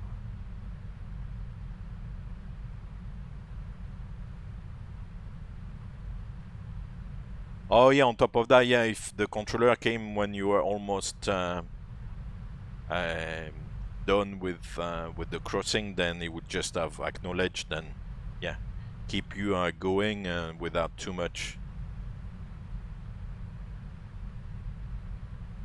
many questions asked. Oh wow, that's cool, KFC Turbo.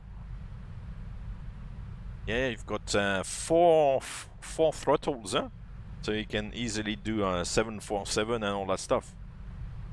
Wow. With the flaps, the speed brake, the gear. Fantastic. I would imagine that you can combine two throttles together to fly like a two-engine aircraft, I would imagine. Everything is probably syncing together. This is a good one.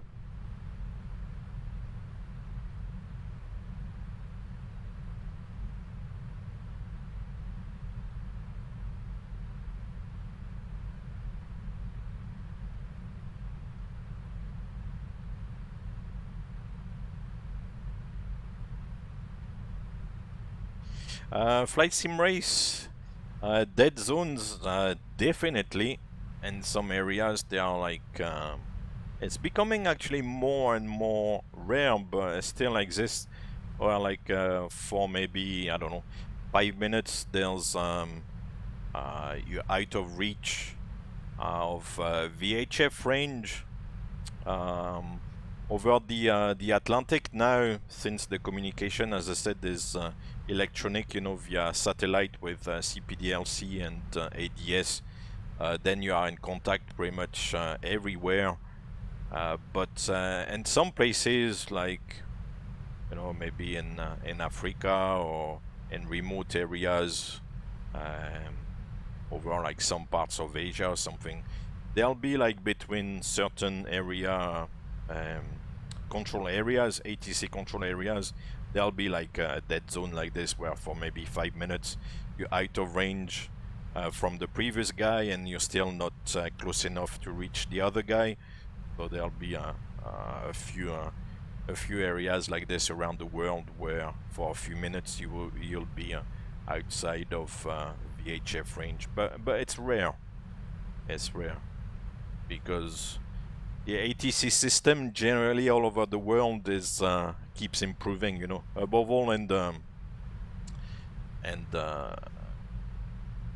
how can I say that without being and the kind of poorer countries, they're still catching up, you know, quite quickly. So it's becoming, yeah, more and more rare. But over the Atlantic, no, there's no really any dead zones, at least from CPDLC and even on the HF. The HF actually with Gander, with Iceland and Shanwick, the HF is very clear.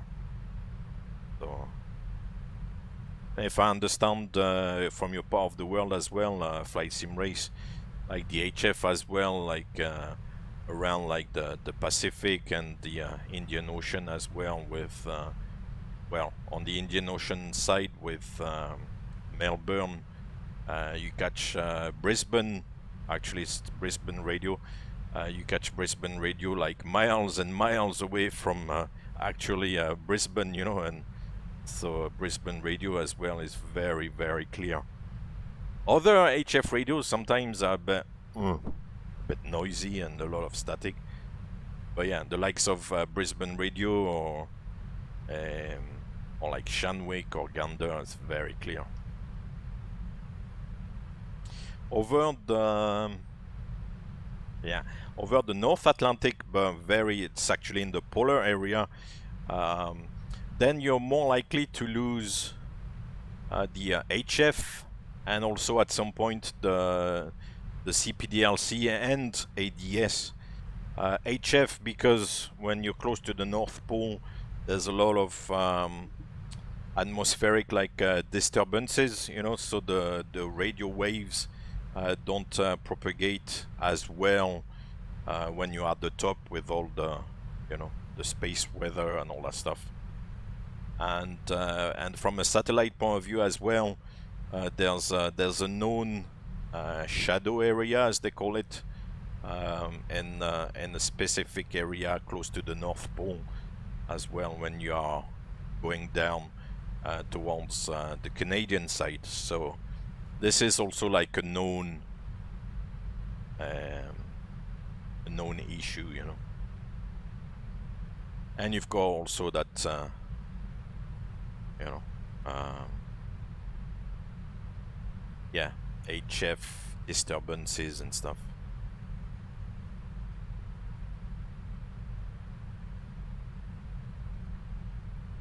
So KFC Turbo, you're saying you can configure it for any engine setup 1, 2, 3, 4. Also has GA levers. Oh, cool. Yeah, it's a nice little tool, nice little toy. Sorry, a nice little toy to play with.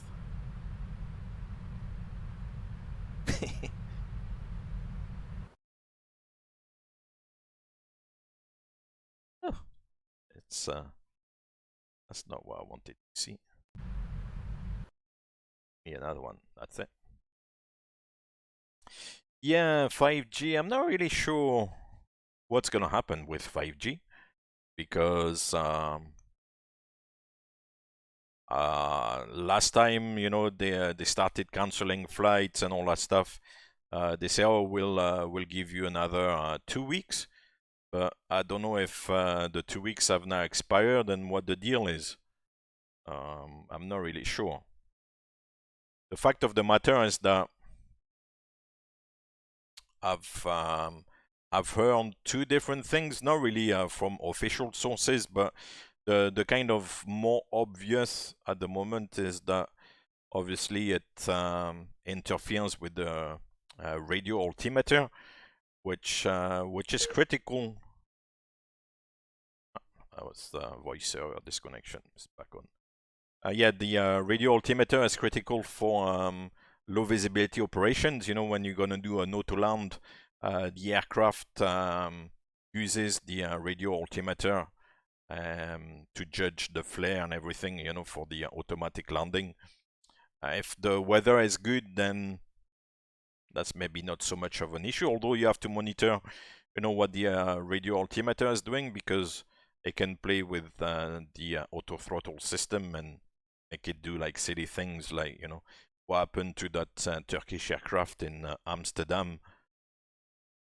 But I heard that that's not really official, and that's from kind of social media sources and stuff, so that's to be taken with a pinch of salt. But for example, with the 777, it can also interfere with the flight control system, which I don't know if it's true or not. As I said, it's from social media, so it's to be taken with a pinch of salt, I guess. It's to be taken maybe not too seriously, but if it does interfere with the flight control system, then that's another question altogether, man. So the radio altimeter is really an issue only for like low visibility operations. But if it affects the flight control system, because it's like fly-by-wire and all that stuff, then it's a problem. But as I said, the flight control system issue is not from an official source or from like a known source. It's just like rumors from social media and stuff. So I wouldn't, you know, I wouldn't really commit to making like I don't know, a comment on that, because I'm not sure. I'm just saying, you know. Yeah, St. Elmo's fire, KFC Turbo, when sometimes you are into those, it's not like big clouds, but when there's a lot of convective activity around, you're maybe navigating around weather, but you're still in those, you know, layered clouds outside of the storms. But there's so much like cloud and stuff that if there's a bit of yeah, convective activity and stuff, then you will get St. Elmo's.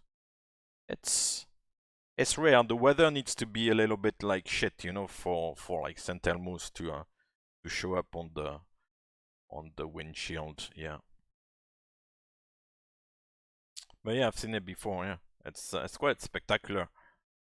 All those little dancing lights on the windscreen. But there needs to be a lot of static, you know, in the air, and therefore a lot of like convective weather around, you know, all those big storms in the tropics and stuff. And you're obviously not in the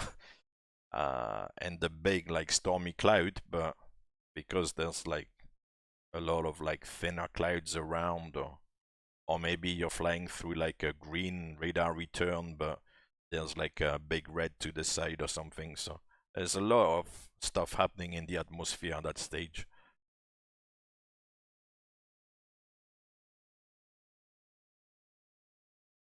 Okay, so Sully said that 5G causes issues with the navigation system in airliners as well. Wow. It depends how you read the sentence, maybe as well, because the radio altimeter could be considered as a navigation system of the aircraft, if you see what I mean.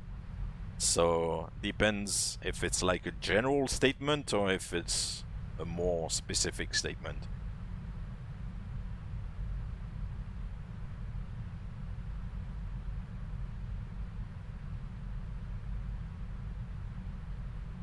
Westop, that's a good question about talking to the cabin.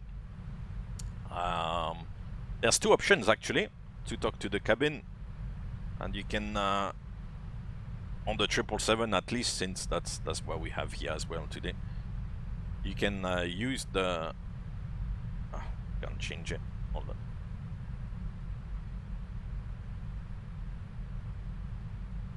You can use the phone or the handset here. So like pick up the handset, pick up the phone, and then on the FMC.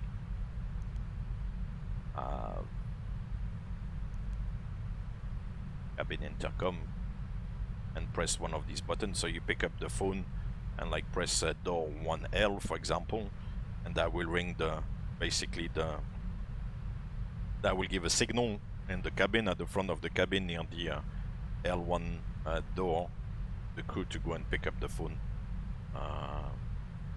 Otherwise, what you can do is to still with the headsets on, because obviously when you use the phone, then the headsets, you need to kind of, you know, lift the cup from one of the ears and use the phone as if you were like phoning somebody. But if you have like the headsets while you're flying, you can double tap the cabin button here like this, and that will send like the call, same thing, to the front, and then you can speak to them like that. When we fly, actually, the center FMC here is exactly in this configuration. The options there, the speed dial options are a little bit different, but the presentation is the same, and that's what the center FMC in normal circumstances is used for, as the cabin interphone. Yeah, because all those menu functions there, obviously it's for the simulation, the PMDG setup, FS actions, all that stuff.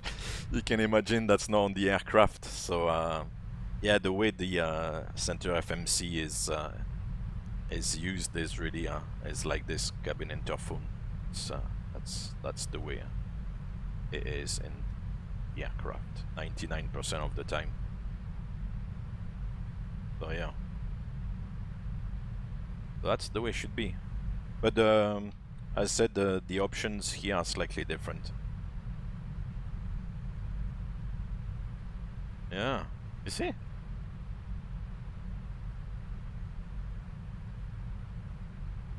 You inspected the virtual yoke in the 777 and didn't find the push to talk button. Yeah, that might be a tricky one. It should be at the back of it. I don't know if we're gonna be able to circulate around.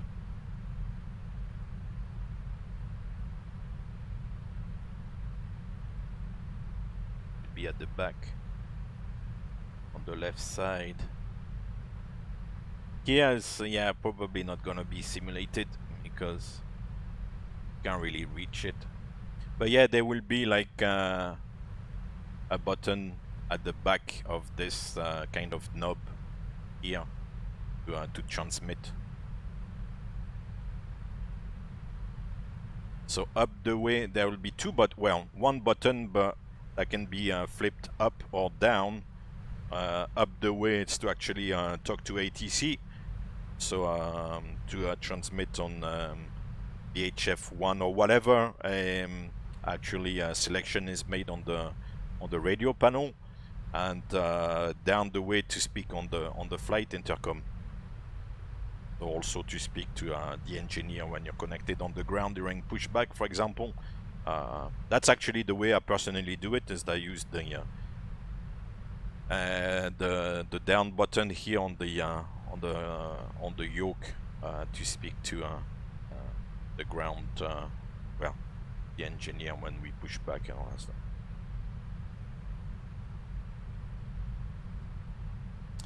This button is here as well in the aircraft, and that mic button, the clock, that's exactly the way it is. So obviously, when you press the mic button, you don't have the radio panel that pops up here like this in the air. It's not like an hologram where you go like tit tit tit tit tit.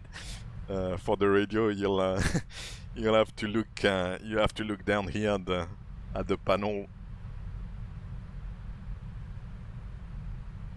It will be too nice if whoop, that shows up like this, you know, like an hologram, or like the Batman signal, you know, in the flight deck, and you can change the radio frequency, the squawk, and all that stuff. Nah, it's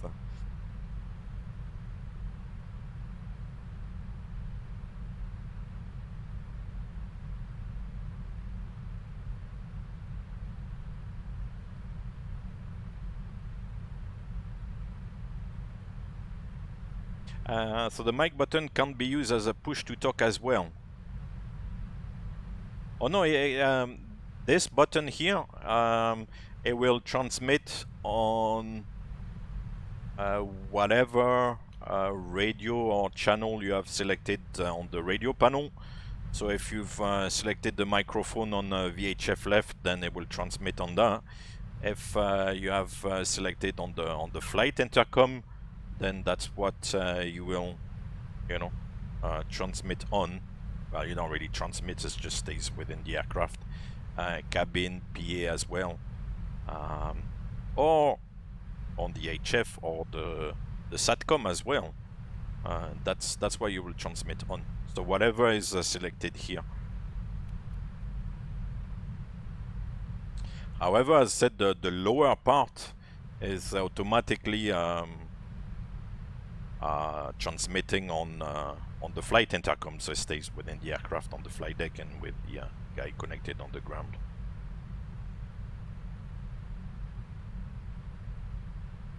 Oh, so that's a good question, KFC Turbo, about the accept, cancel, and reject here.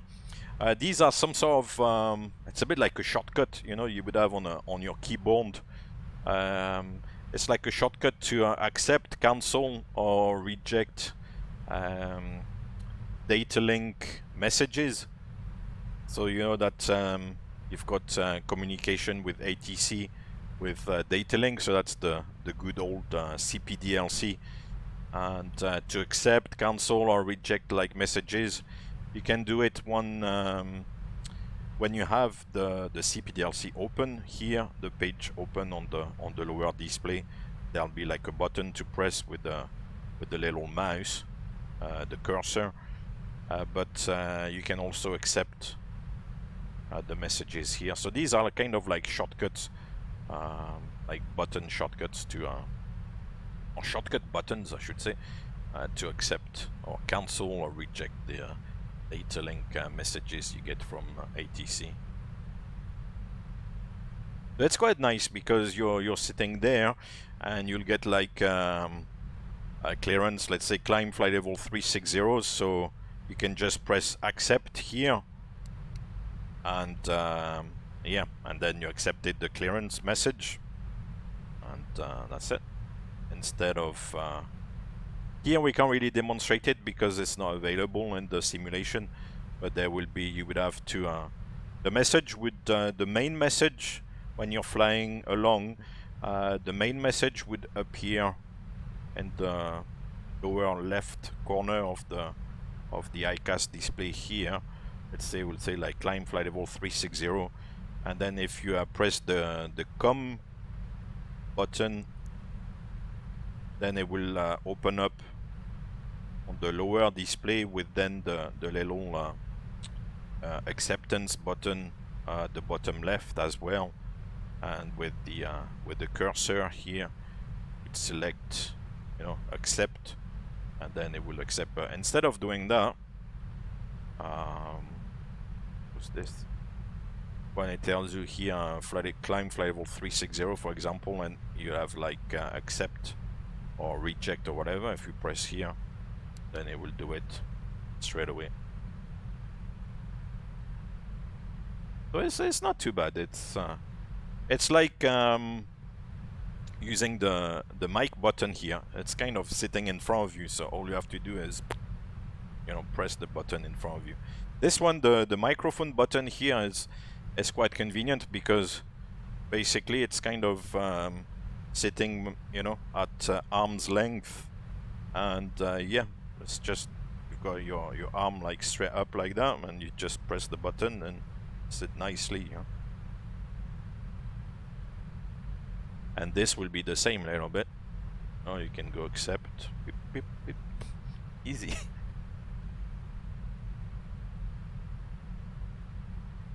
And most of the time anyway, you're gonna use accept, because unless you don't want something specifically, but otherwise, yeah.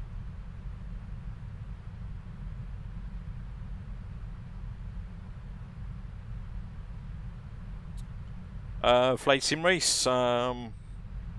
Generally speaking, I think if you change from one aircraft type, if to go, for example, as you mentioned here, 787 or 777X, most of the time there are like a few simulator sessions to do, and there's like differences training, as they call it. So yeah, you'll definitely need to do some training on it before moving to the new aircraft.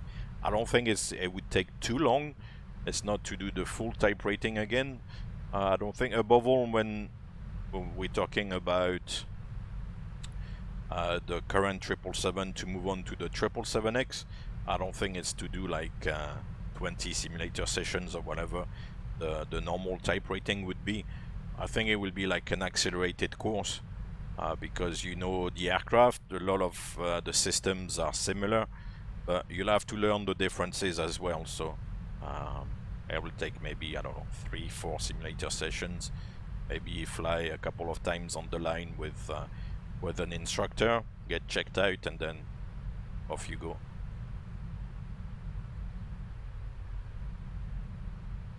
So yeah, there should be a little bit of training, and it's normal because you don't want to jump into a new aircraft, which the flight deck also looks different on the 787.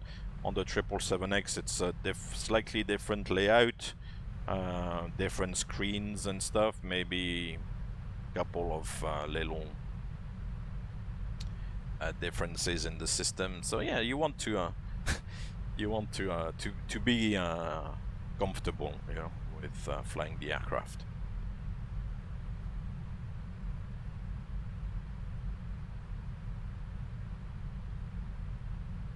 KFC Turbo, you are thinking it was something to do with takeoffs and landings. Also, yeah, I mean, you'll need to get your takeoffs and landings, so get like your recency, you know, make sure that recency and currency with the aircraft, so make sure that yeah, you've done at least a couple of takeoffs and landings in the last whatever month or month and a half, whatever the duration is now. Yeah, because you can't really basically run out of practice. If you run out of flying and you don't fly for, let's say, more than a month, then you're kind of considered as having lost recency in the aircraft. So then you would need to, if you're, let's say, if you're sick, let's say for more than a month or something like that, then you'll have to go into the simulator and do a little refresher session. So that, yeah, there's that element as well to be considered. I don't know if 777 Bob is still here. The other day he was telling me, oh man, you know, there's you know, there's a lot of stuff you guys need to know, and it's true. There's it's quite a demanding job that way, because there's a lot of things to keep up with. It's a constant learning, looking back on what you do, you know, in your job and stuff. So it is a demanding job, you know. There's a lot of things which need to be done on a regular basis to keep up to date and current and all these things.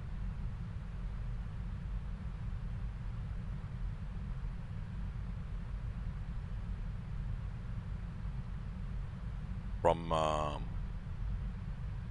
a medical point of view as well, you know, you need to try to stay healthy. If there's any changes to your condition, you know, you need to notify the doctors, and then they need to amend your license and all that stuff. It's, yeah, there's a lot of stuff.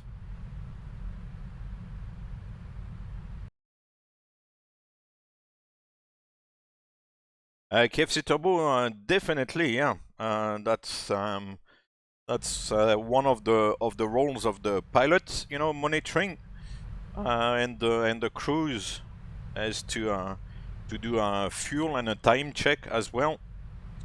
And the way to do it is to look at the flight plan.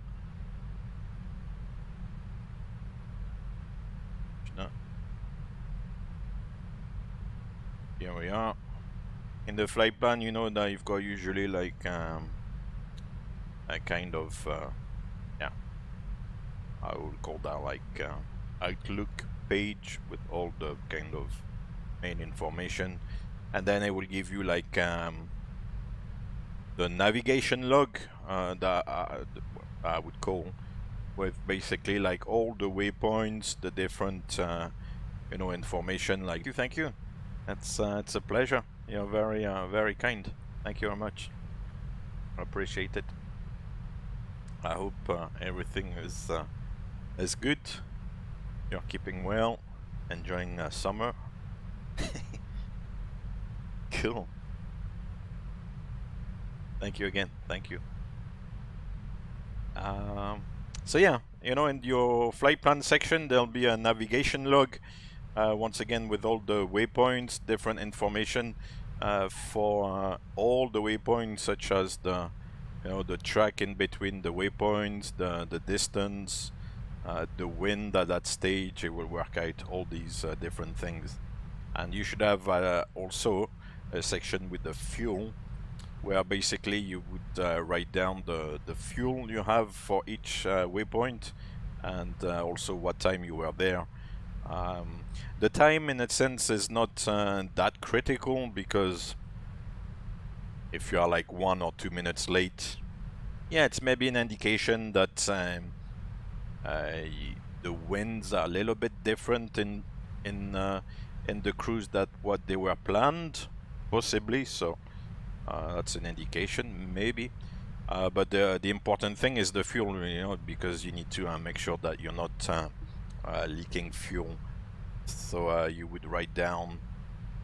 So what we would do is look at the FMC. Go to position report. And yeah, look at this page here. What we will do, for example, find that KK48 Charlie. So this waypoint here, that was the last waypoint we crossed, and we should have 22.4 on the fuel, and we crossed here with 22.7. So we have a little bit more. So far so good. The fuel consumption is good, no issues. And that's what we will do.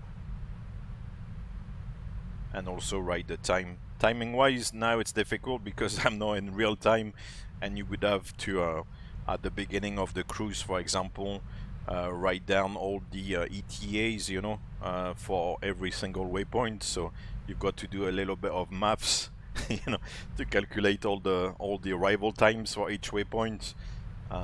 So that's, yeah, at the beginning of the cruise when you've got a little bit of time, and then obviously write down the time when you're actually there. But for me now it's a little bit difficult because I'm not in real time. I've not added up all the times, but I'm sure I'm pretty much on time. I'm probably a little bit faster, to be fair, because I'm flying faster than the flight plan. So, but as I said, the time is maybe not as crucial as the fuel, because the fuel, obviously, if you are leaking fuel, that's a major problem.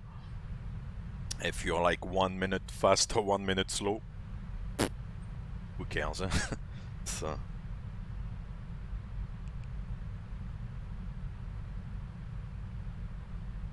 Oh, nice little dip in the pool from now and then. Nice. That's good.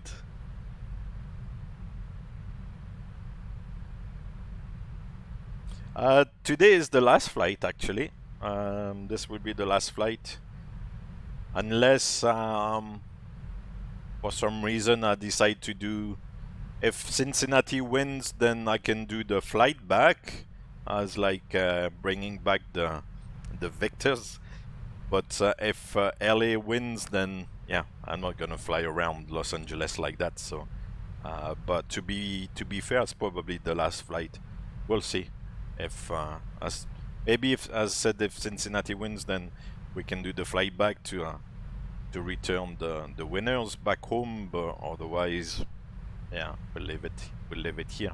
It's I'm surprised. I didn't think that I would be able to do every single week since when did I start? I think I started in August, so I did manage to do all of the pre-season, all the regular season, the playoff.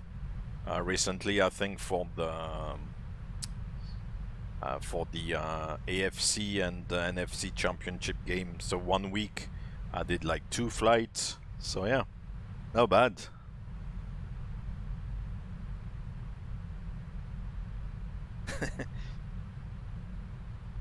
Any plans for the next theme? Yeah, Champions League would be that would be an idea. That would be an idea, actually.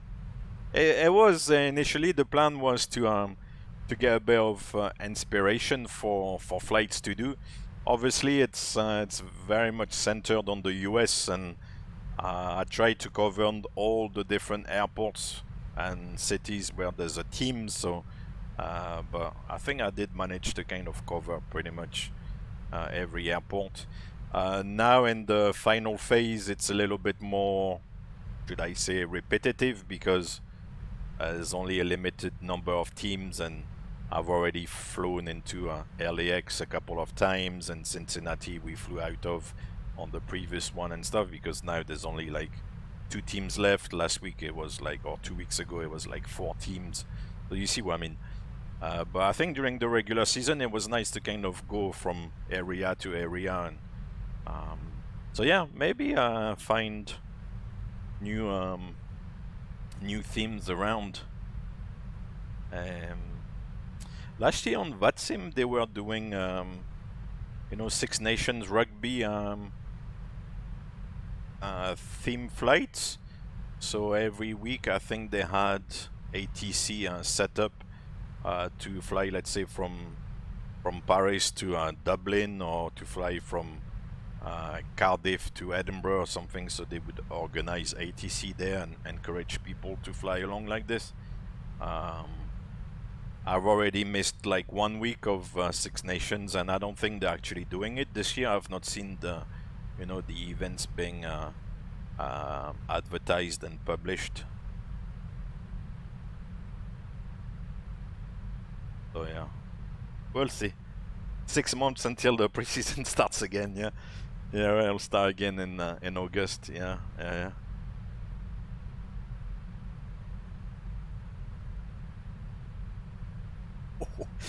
Jeez, I like that West Hub. I asked the girlfriend for some inspiration to fly out of Brussels. She said Auckland. Yeah, just next door. Yeah, yeah. It'll just take like half an hour to fly to Auckland. Gosh. Probably cannot find a more distant place than Auckland. Oh, man, when you're in Auckland, you do feel like you are at the end of the world. I know that from people in New Zealand, the rest of the world like feels far, and obviously it's New Zealand is central to them, but I do feel when I'm down there, I'm really at the end of the world, because even when you are in Australia, you're still okay, but the extra 2.5 hours from the east coast of Australia to go down to New Zealand like feels like an eternity. And then you're in New Zealand and it's like, wow, it feels like you're like truly upside down, you know.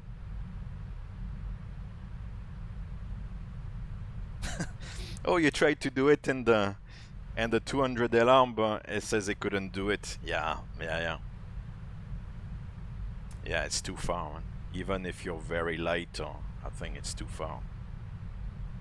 Is Qantas still flying London to Perth on the 787? Are they still doing it?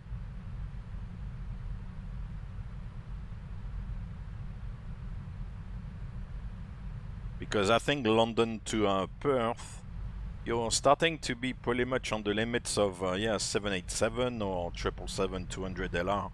You're really on the limits. But Perth to Auckland is... It's another like decent chunk to fly. So like Brussels to Auckland, I mean Brussels, London is not that far from each other, but to extend all the way to Auckland, tight. Yeah, I think it's too far. Oh yeah, they must have stopped it. Yeah. I forgot. I forgot about this. Yeah, because in Australia it was very strict for a long time.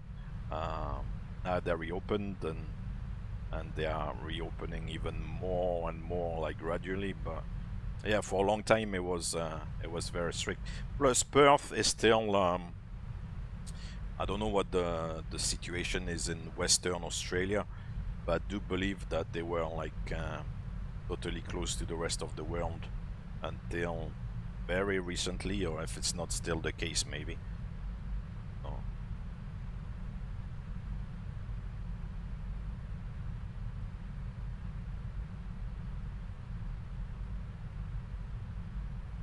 Oh yeah, between the east coast of Australia and New Zealand. So let's say flying from like on top of Sydney or Brisbane to get to Auckland. yeah, it's at least a good. Depends on the winds, of course, but it's a good 2.5, 2:45, something like that. Huh? I mean, it's another like decent distance. Yeah, yeah, definitely.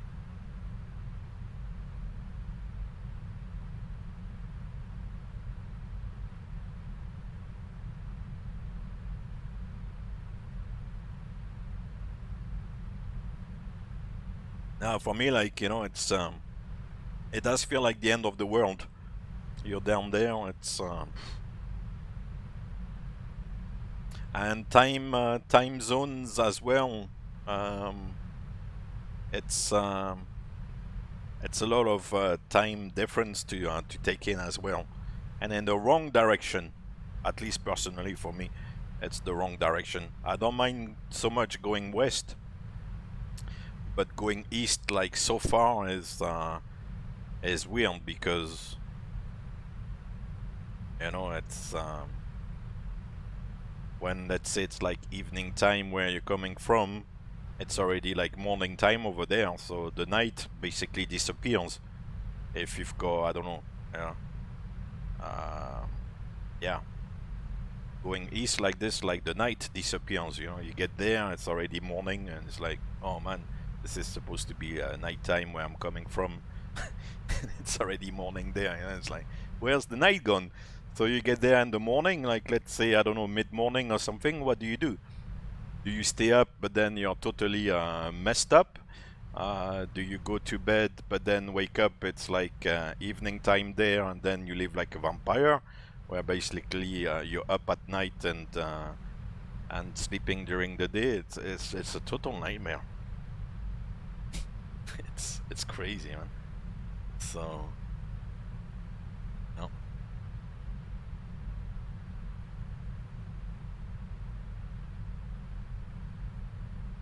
The joys, the joys. So Auckland is you have to tell the girlfriend that Auckland is maybe not a good choice. Gosh.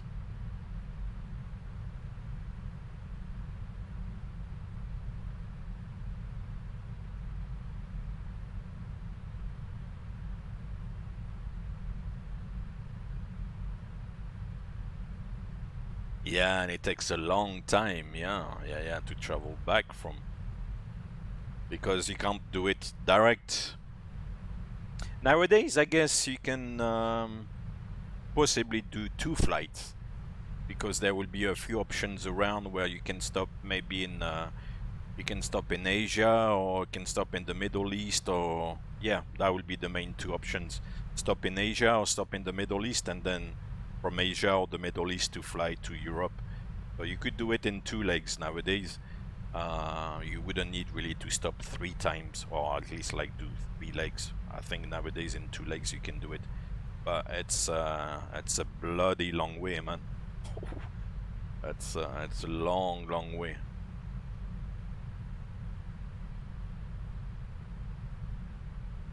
Well, Cape Town is it's far, but it's pretty much time zone wise, it's pretty much, you know, on the same time zone, so it's not too bad. Distance wise, yeah, it's quite far, but the time zone is okay, it's not too bad. But New Zealand, oh my gosh. But yeah, that's the rule of the game. That's the nature of the beast.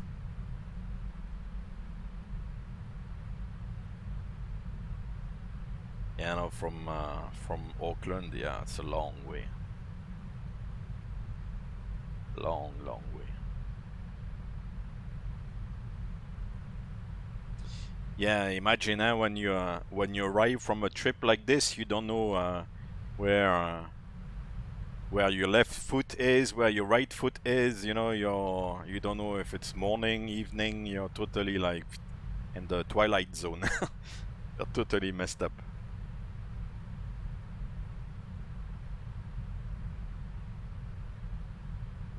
I don't know. I heard a while ago that for for athletes, they said that you kind of recover approximately 1 hour of time difference every day. I think actually it was about New Zealand, because I think when was a few years back they had the Rugby World Cup in New Zealand, I think. And I remember like reading in a French newspaper article or something, they were saying that from France to New Zealand, whatever time of the year was, I think it was like 11 or 12 hour like time difference.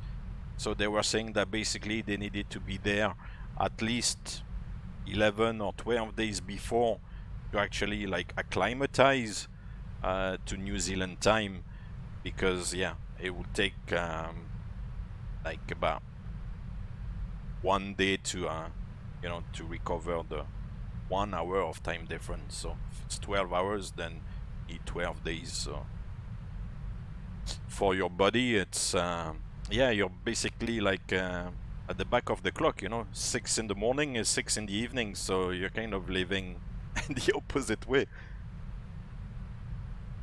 So it's a lot. It's a lot to acclimatize. So when you travel like this, if you do such a long journey and you only go for a week, you're not even gonna have time to acclimatize to the place you're traveling to, and then you're gonna have to acclimatize on the way back. So I guess for these people like traveling such long distances, you have to go for a long time. You have to go at least for maybe, I don't know, 3 weeks, 1 month to make it worthwhile, because otherwise you don't even have time to acclimatize to the place where you're going. You have to like head back home and move back in the opposite direction, you know, from your body clock. So it's truly the opposite side of the earth indeed. Yeah.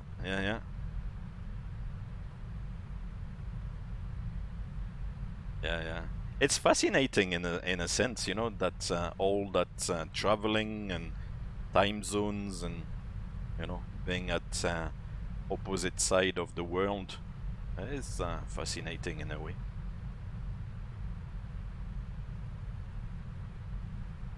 Where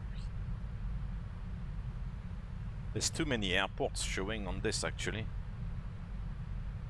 Airlines actually have a customized navigation database. So in the aircraft I fly, we would only have the airports where we can pretty much fly displayed like this. You wouldn't have any of the military airports or even airports with a long runway, but if we're not really supposed to fly there or divert there or something, wouldn't really be displayed. So it's not really like in the simulator here, matter of runway length. I think there's an option to select runway length and kind of, you know, choose whatever you display according to the runway length at the airport. Yeah, we would just have the airports we can fly to, and it's only like a few select airports. Well, there's quite a few, but it's not like all these airports like this. If I was like flying in this area, there's a lot of airports here which wouldn't really appear.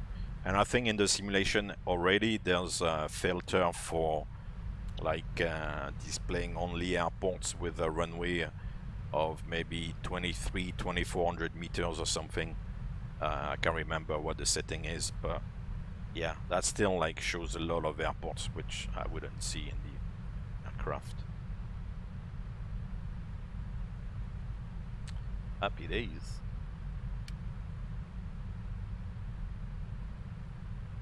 Volanta is still tracking. I don't see a lot of traffic on Volanta in the US. Oof. It's we still have Memphis here. That guy is on very often, early in the morning. But yeah, as I said, there's not. Sometimes there's traffic missing on Volanta, but it's relatively quiet. Maybe a little bit early for the US. I don't know. Yeah, it's only 6 o'clock in the morning on the East Coast, so yeah, they are sleeping. I can understand.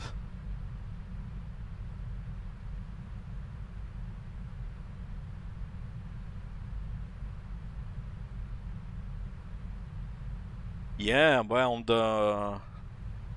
on the simulator here, I mean, it's the desktop, of course, but what did I do? I did Innsbruck. That was on the 777 freighter. That flight from Palermo to Innsbruck, where there's actually a YouTube video. That was spectacular, and then was it Queenstown? Yeah, we're talking about New Zealand, landing the 777. I think it was the 300ER actually, into Queenstown as well, and making the exit to go onto the apron. So not using the full runway length and then do the 180 at the end, is to take whatever exit that leads onto the apron in Queenstown. So there you go, max auto brake. Obviously you have to reduce the weight of the aircraft, but it does the job. Yeah, with the limoncello indeed. Bringing back some limoncello for the dark winter nights in Innsbruck. Yeah.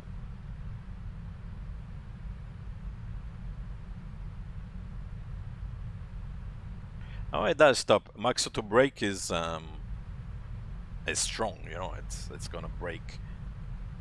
It's gonna bite really. On the 777, I think on the line, I think I've never done it because it's never really been required, and it will be a little bit uncomfortable maybe for the passengers. But on the 737, I definitely did it before, and it's interesting because on the 737 on the aircraft with maximum auto brake, with max auto, it's a funny phenomenon because you touch down and initially you don't feel the braking.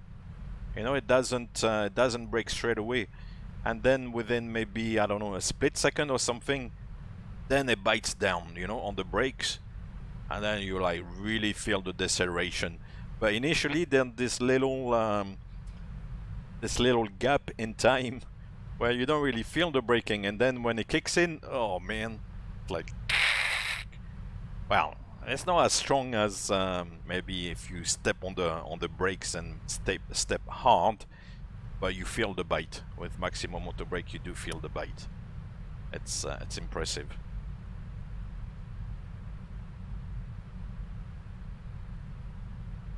Yeah.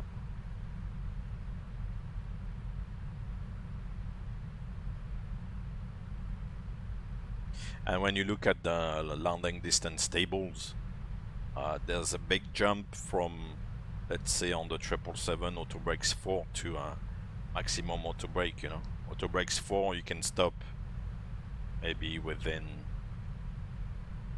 1900 meters or something, but with max auto brake you'll probably stop in, I don't know, 1500 meters or 1400 meters. It does stop really well. Of course, like always, dependent on the weight and the conditions and everything, but max auto brake is really, really good.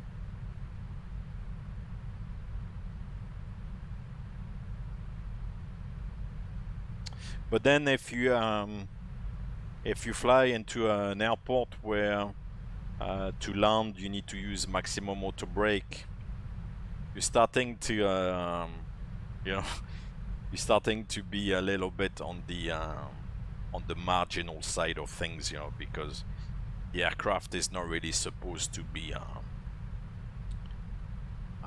landed, you know, with maximum auto brake all the time. It's plus it kind of means that the runway is very short, so that's not really the type of place you would like to go to.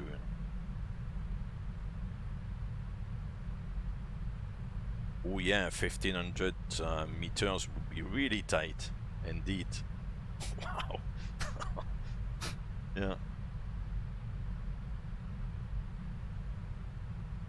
Auto brakes 4 can be used. We kind of use it from time to time, not because of the runway length available, but more maybe to make a particular exit. You know, if there's a good exit to make to shorten the taxi instead of, or maybe sometimes there's a requirement, you know, to make the first exit. And sometimes the first exit is only about 2,000 meters down the runway or something, so Auto Brakes 4 is good for that. Because otherwise, then if you miss the exit, then you have to go further down or something like that. And then it's a 3,000 meter runway. So either you make the exit, which is 1,900, 2,000 meters down, or otherwise, if you don't make the exit, then you have to go all the way down. So to be a little bit more efficient and save a little bit of time, then you'll use Auto Brakes 4, make the first exit there, and then taxi, and you're much closer to the terminal and stuff. So yeah, Auto Brakes 4 is not, in that case, is not really a function of the runway distance available, but more to, like, you know, make an exit or something.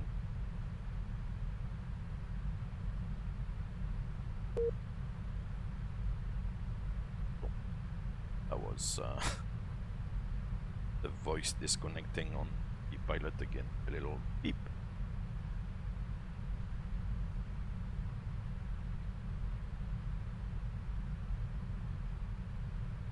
Oh yeah.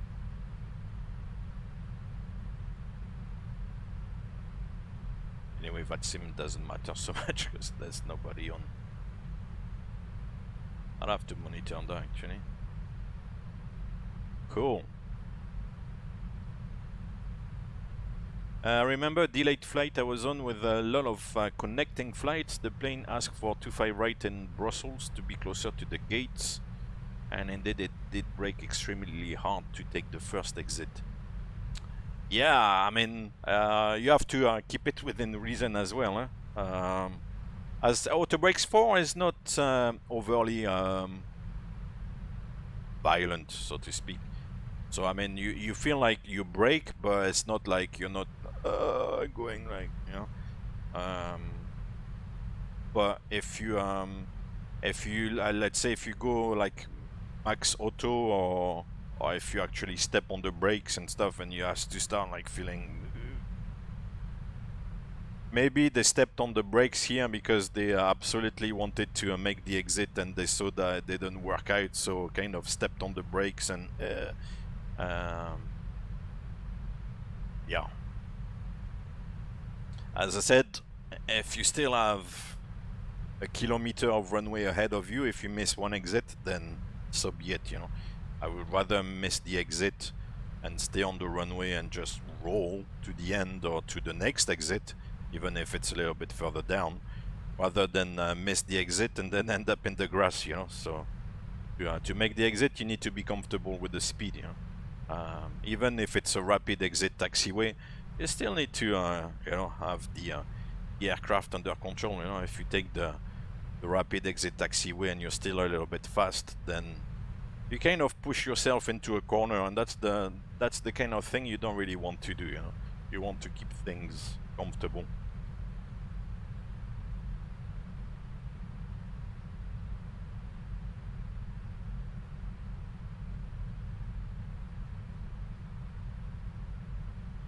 Oh man, it's nice juice. Yeah, I changed my mind. Didn't make coffee. It's not juice. Juicy juice. Cool.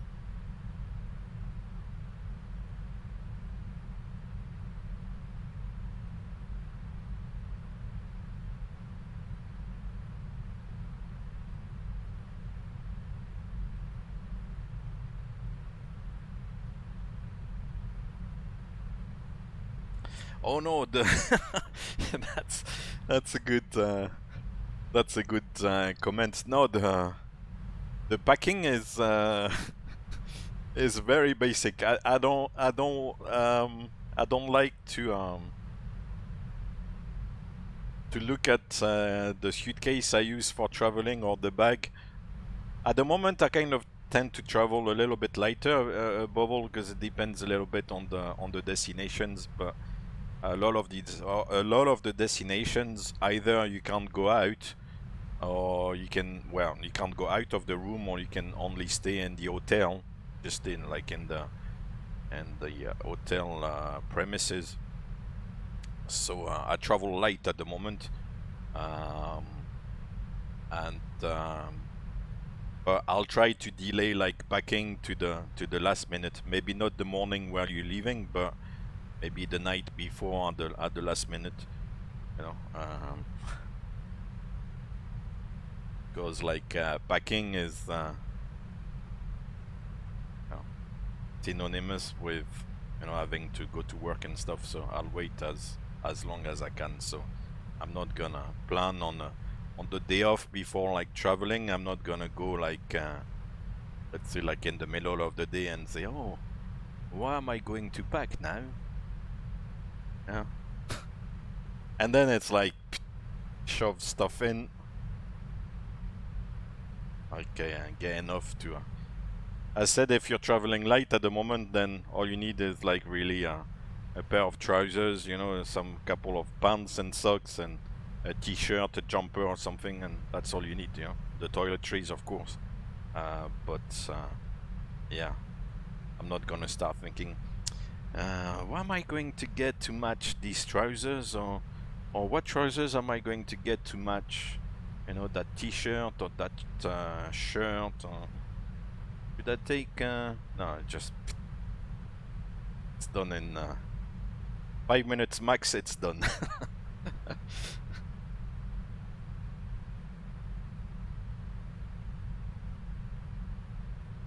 Well, the shirts, obviously the shirt, when I pack the shirt is already ironed and everything and pressed. And then at the hotel, in the rooms, there's always like a little like iron. So if you want to adjust, the shirt once you're at the hotel, you can do it as well, because most hotels, they would have, the ironing equipment in the room. And if not, then you can phone, not room service, whoever, like see what I mean? People making the rooms and stuff, and they will bring you an iron, so you can, if there's any creases or anything, give it a quick.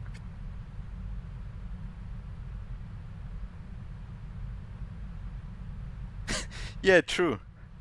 The only thing is that, in my case, when I go to work, you have a uniform, so then if you can't change from the uniform, then it's a bit of a problem, See what I mean?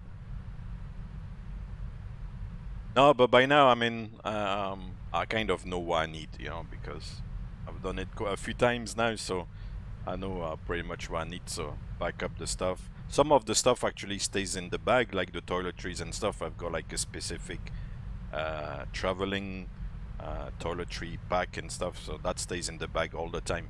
I don't like change. When I'm home, then I've got my own stuff to use, toothbrush and toothpaste and deodorant and all that stuff, and razors and all that stuff, but the traveling thing stays in the bag, so that never comes out. I need to kind of keep, track of what I need if something runs out, but otherwise it stays in the bag. And sometimes from one trip to the next, then sometimes, I don't know, I would have like a spare, like a pair of socks, so the socks are already in the bag. They've not been used, they are still clean, well, I can use them. If I've not used them for one trip, then on the next trip they'll stay in the bag. Once I come back, I empty the bag. I kind of split, Sorry to be technical. I kind of split the stuff I used and the stuff I've not used. The stuff I've not used, if it's like a pair of socks or something like that, then the socks will stay in the bag and I'll use them for the next trip. So sorry to be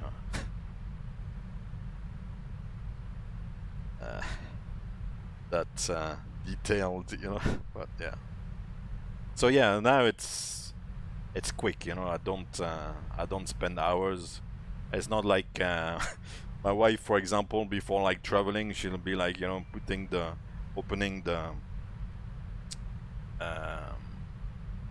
opening the suitcases in advance and working out what to take, and oh, are we going to take this? Are we going to need this? No. When I travel for work. When you travel on leisure, maybe it's different, but when I travel for work and stuff, it's very quick.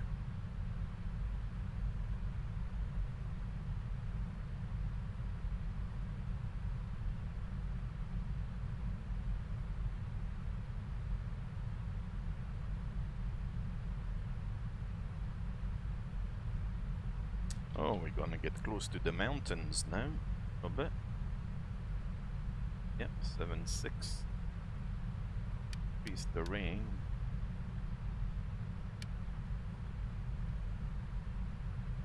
Yeah, 143. Yeah, because that's a good sign though. We're getting close to the Rocky Mountains. That's a good sign. We're getting closer. Yeah, fire away with Hub. I mean, that's you know, I really appreciate it because that allows me from all those questions allow me to interact with you a little bit and gives me something to say, because otherwise on a 4-hour flight, if I've got to do a running commentary, it's not always easy. So that all these questions allow me to, you know, we can jump from one theme to another and talk from one thing to another topic and come back, and then it gives me more ideas of what to talk about. So yeah, the more questions you ask, the, you know, the better it is, and the more it gets the conversation going, of course.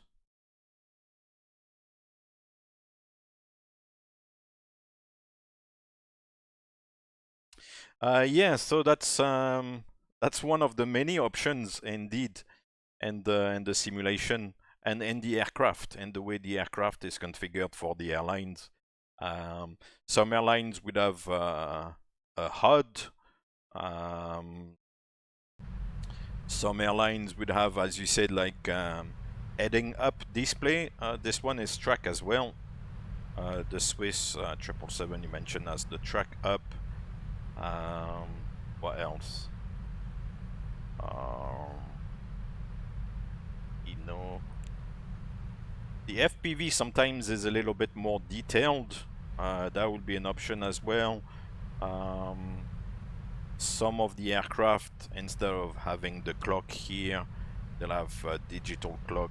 Is it down here or down here? I can't remember exactly now, but one of the two.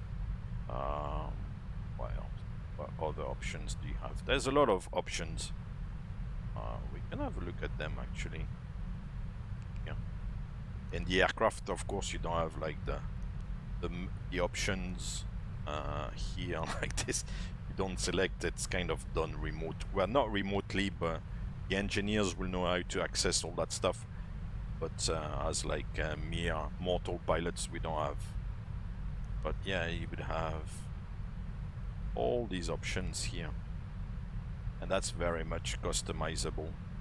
But when the airlines order the aircraft and get the delivery from Boeing, then Boeing sets up the aircraft the way that the airline wants it configured.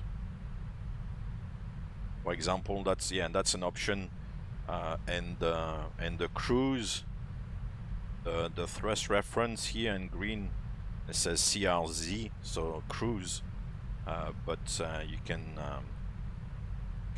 have it to climb, and if you have it to climb, the aircraft can give you more thrust because the climb thrust rating is higher than the cruise rating. So yeah, in the cruise it can give you I'd like you to meet your captain, a maximum of 95. Gentlemen, welcome aboard. Whereas in the climb, I think it's 99 and your or first 100. officer, Mr. Dunn. Unger? Hey, Over. Emotion Done. Fun, thank you very much for the follow. So these will be options. Yeah, having the analog or digital clock, the kind of different IFSD there, the ADF.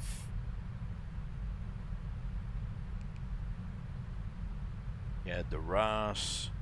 the call-outs, the different minimum calls. This one is approaching minimums, but sometimes it's approaching decision height or plus 100. So yeah, 50 above. That's British Airways actually. I think you got that little lady voice that goes 50 above. So yeah, all these are options that airlines can ask Boeing to set up in the aircraft. As I said before, it's almost it's the same like when you go and buy a car. The car dealer will say, "Oh, do you want the GPS, you know, in your car? Do you want like leather seats? Do you want a CD player and the radio? Do you want like you know, all these different things you will get in the car?" And it's the same with the aircraft as well.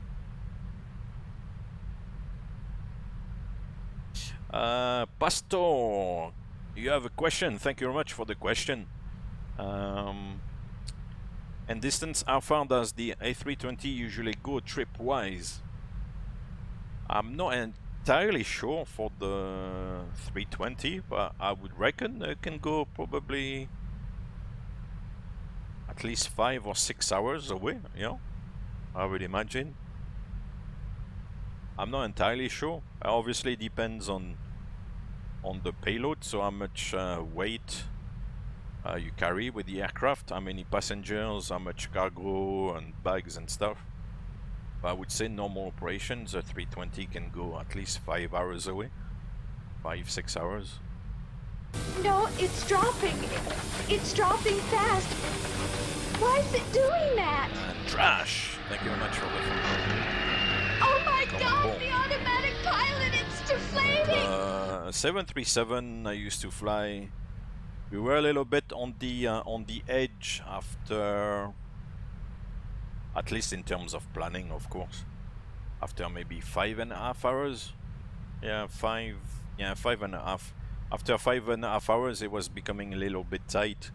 Above all, if you had like a full passenger load, the fuel then, because there was a reduced max takeoff weight, and then you kind of you hit the maximum takeoff weight with the amount of fuel you need to fly longer, you know.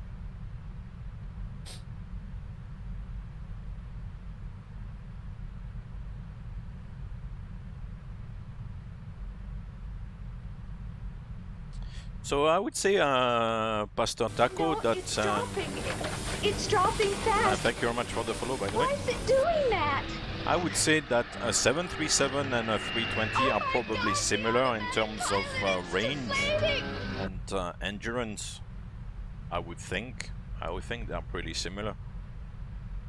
It's the same kind of same family of aircraft, really, kind of medium range of 5.5, 6 hours at a push.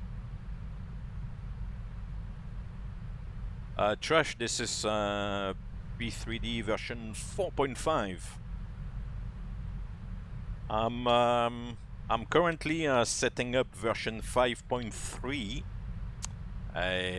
but I dropped a message on the Discord server. I'm having a little bit of difficulties with the some of the sceneries. I'm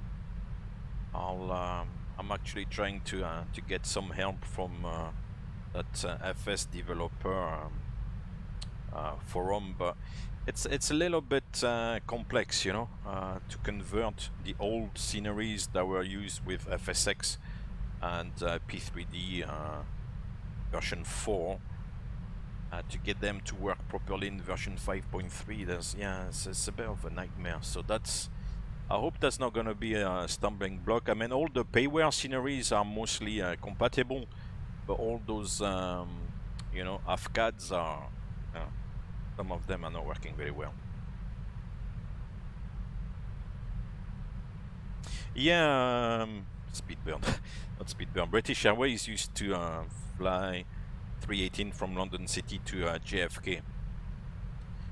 London to JFK with the refueling stop at Shannon, because the runway in London City is too short. Yep. So I think the the stop in Shannon was serving two purposes. You're absolutely correct to say that the runway in London City is too short to be able to take off with, you know, the fuel weight to go all the way to New York. I don't know actually if they had the range as well, but I would imagine probably, because the difference between London and Shannon is maybe a 1 hour flight. So, but maybe it makes a difference, I don't know. But yeah, the aircraft wouldn't be able to take off fully loaded from London City, so it would take off with just enough fuel to get to Shannon and then refuel in Shannon. And the second advantage in stopping in Shannon is that I think that in Ireland you can clear customs and passport control for the US.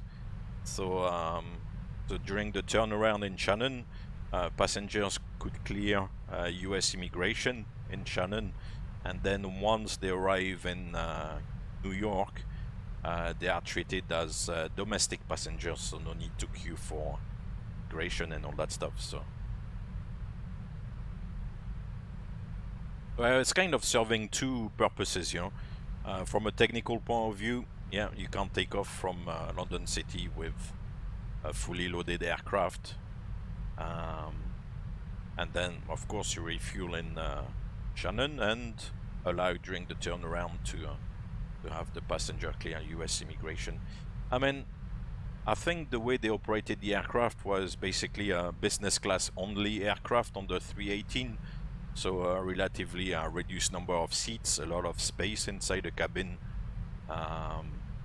So it was not a long turnaround really in Shannon. I think they stopped for maybe 1 hour.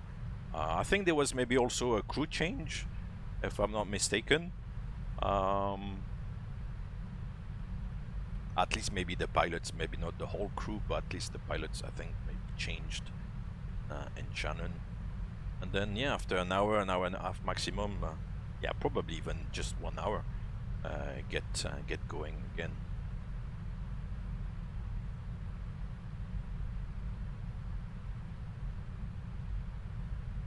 Norris, Pastor, you're more familiar with the Boeing than Airbus. I'm not overly familiar with Airbus, but I would imagine, yeah, with 320 that it's similar range because they do similar flights, huh? So.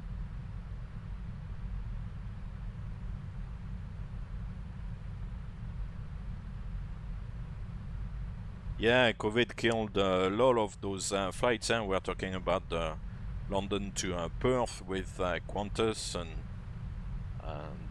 for a long time I think there were restrictions between Europe generally and the US. It's kind of been lifted. So yeah, that's it brought a lot of restrictions. So let's see what happens in the next few weeks and months. I think the outlook in general is positive. So let's hope so.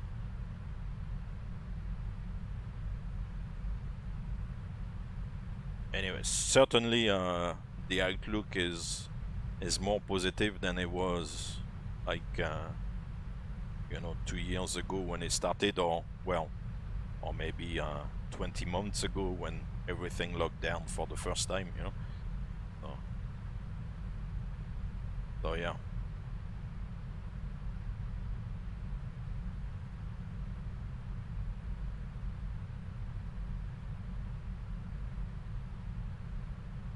I think one of the good things, without trying to be controversial for people who don't like vaccines, but I think those vaccines have really helped, and it was good that, you know, they were found relatively quickly, because otherwise, if they had not found those vaccines, then there was still no vaccine, then it would have been a catastrophe, man. So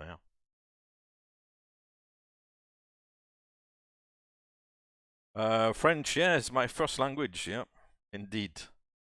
which I'm kind of forgetting ever so slightly because, yeah, sometimes I speak more English than I speak French, so the French is.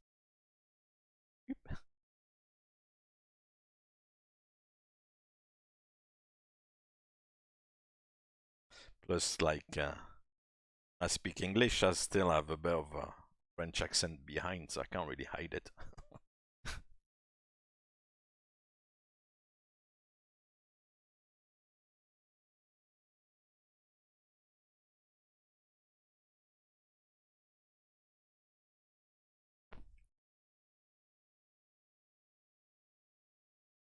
Yeah, no, it's true. No, I don't particularly feel the need to hide an accent or whatever, you know.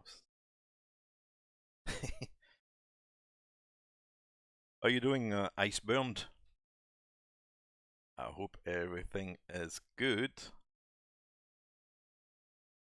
I was actually looking for some advice for a Vienna scenery because I'm doing cross the land this coming Saturday. I think I'm flying Amman to you know, Amman in Jordan to Vienna, and I was looking for Vienna scenery. I know that what they call Flight Tampa. There's a Flight Tampa scenery, and I think there's a scenery from another developer. Which one would you recommend? Amman, I think there's a NAVCAD for Amman, which doesn't look too bad. I think it's made in association with VATSIM Jordan or something, so it must be all right. I don't know if I'll bother with Amman. Vienna, I've got like NAVCAD, which looks okay, but I'm not sure if it's that accurate. So.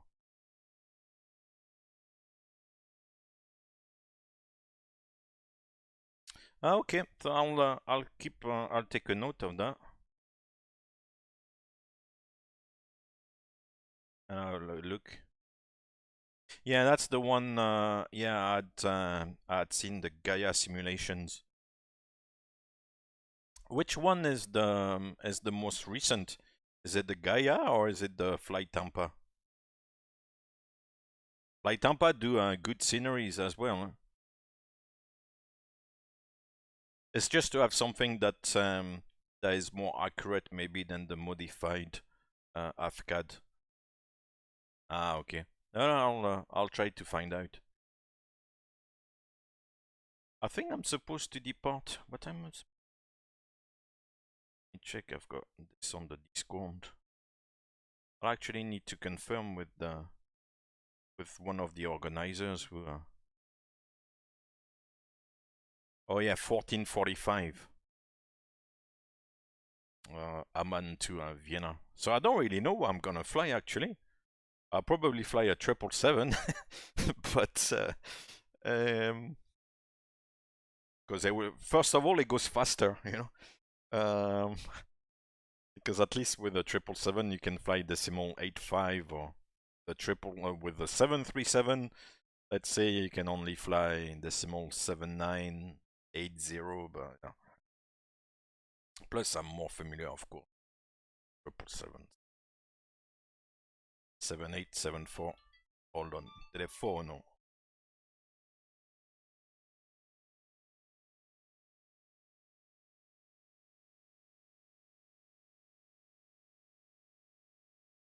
Those random calls. But actually they're not very clever, because now on the phone there, it's like some sort of like insurance company or something, and the name of the caller actually shows on the phone without having me like saved up on the phone or anything like that. So if it shows like thingy insurance or whatever, I don't really want to talk to them. So yeah, we'll do across the land, westbound. on Saturday.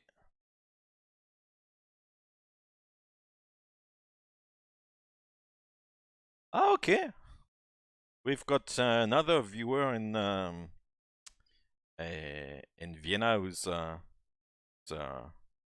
faithful long-term viewer as well, so that's good.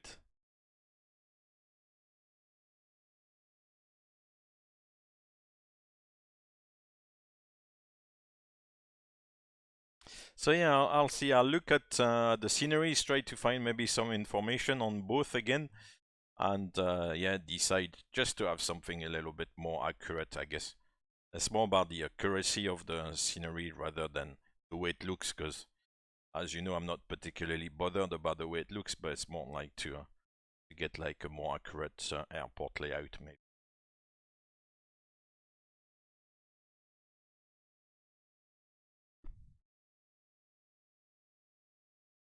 I'm becoming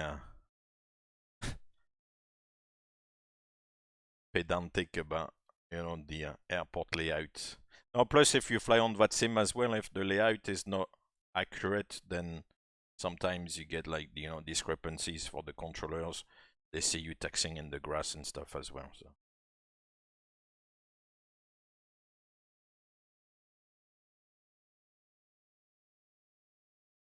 Yeah, with version 4, the default airports are they're not very good. Some of the airport files you can find on the different flight simulation websites are an improvement. Some of them are good, and the accuracy of the airport layout, obviously depending on when it was done, because as you know, airport layouts change all the time. So, but some are good. Some of those files are accurate. Others are a little bit kind of have been improved maybe visually, but from a point of view of the accuracy of the layout, it's maybe a little bit, you know, dodgy. For version 5, I heard that they had updated a little bit the airports, but you know, as I was saying earlier on, the files that were used in FSX and P3D version 4, they don't really go very well with version 5, above all with 5.3. So yeah, so that's a bit of a problem. Otherwise, you know that, for example, the fly beam or the scenery I have for LAX, you know, the FS Dream Team for LAX, it works both ways in version 4 and version 5. It's no problem at all. But those modifier, those AFCADs for version 5 are a little bit more tricky.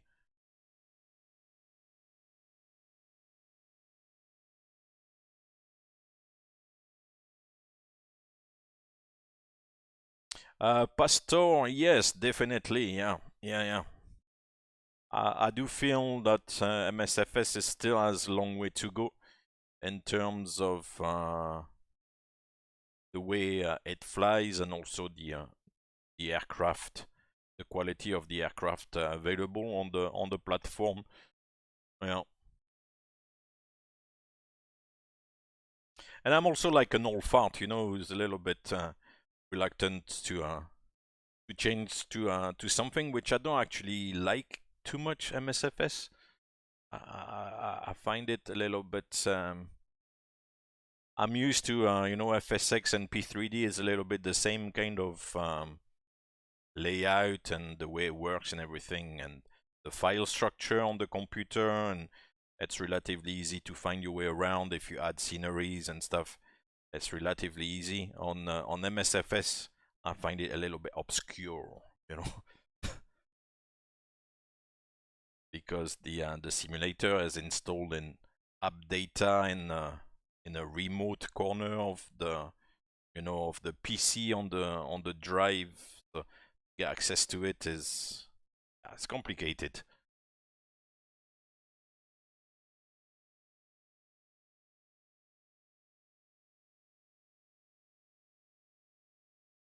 Yeah, it'll be interesting to see how it works out. with MSFS. You know how the 737 works out.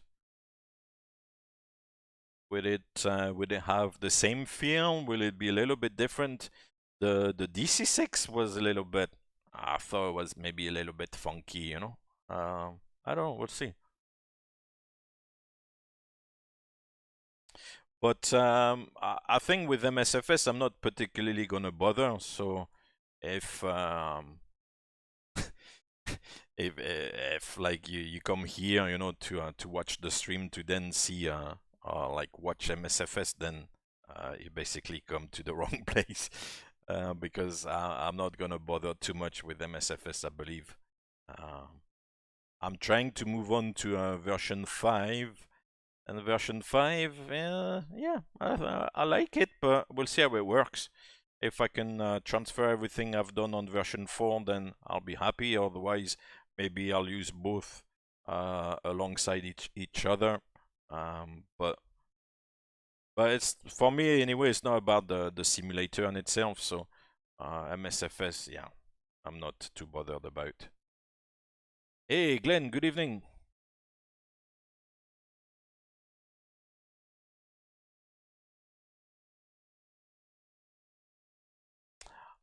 The price tag may be a little bit more expensive with MSFS, but it depends what option of the simulator you get, because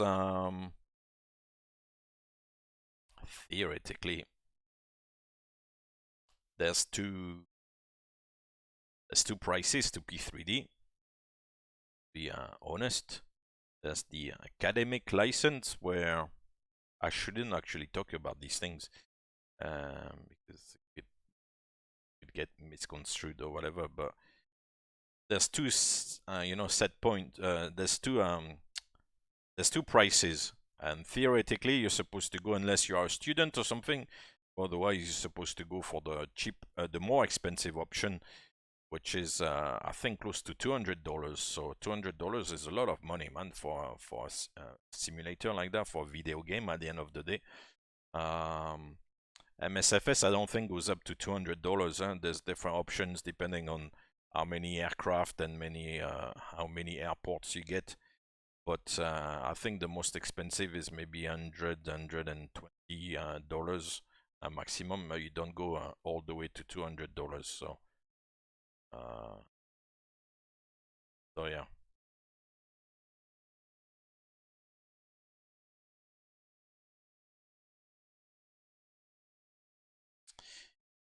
Yeah, I don't think that P3D has gone as far as that yet to get the real-time ground layout and textures, yeah. And the buildings as well is something different, yeah. I think you can do a little bit like those autos on Explain, because Microflight, I don't know if he's here today, was saying recently that he had put like orthos in P3D, so you can maybe set up areas. Obviously, it's not gonna the textures and the ground layout is not gonna be broadcast to the simulator in real time. You would have to maybe download it first and set it up for like specific areas, and then it depends also on the size of your hard drive, because at some point you're gonna run out of space. Whereas I think maybe with MSFS, because kind of as you fly around, it's injected in the simulator, and then maybe it's kind of emptied. I don't know exactly how it works, but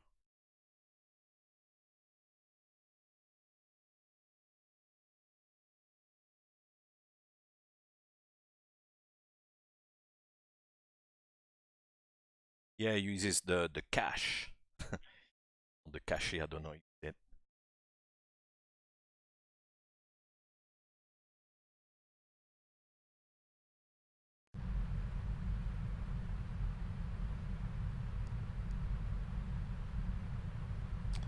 Let's see with the fuel. I reassure you there's no issues with the fuel, but just want to see. At Coop, Golf Uniform Papa, 14.5. And 14.5. Ah, so I'm burning a little bit more fuel, but it's because I'm flying faster, so the simulation is taking this into account a little bit. Yeah, it's not too bad. Landing. Ah, but the time has been increased. Okay, I will see how it goes. Plenty of fuel anyway.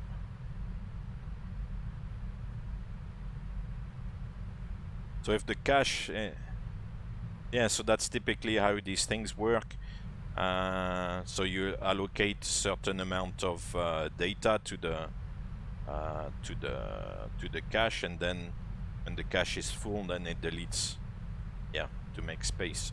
Yeah, that makes sense. So yeah, I don't know how they could. I think maybe if there's a version 6 on prepared one day, maybe they'll start introducing this kind of things to make the ground texture look a little bit more like the real thing. On MSFS, there's they made like good progress, but it doesn't always look like the real place either, to be fair. So it depends.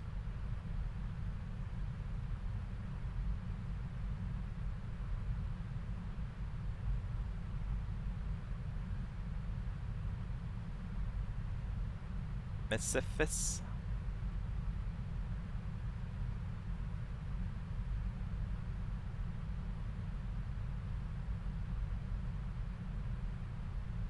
Oh yeah. So how could you visualize the... Oh, so was it like a specific application, yeah? To visualize the bike routes? Wow. Oh, that will be really handy to become familiar with the route in advance, you know, from the comfort of your own living room or whatever.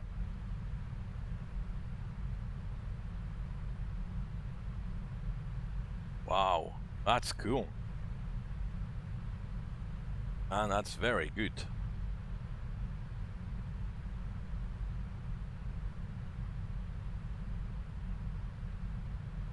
So it will be a bit like when you do Street View with Google.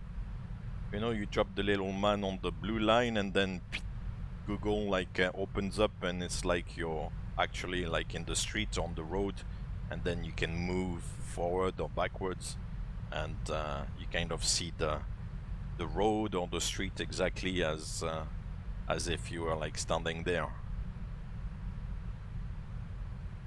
But kind of, okay. Oh, that's cool.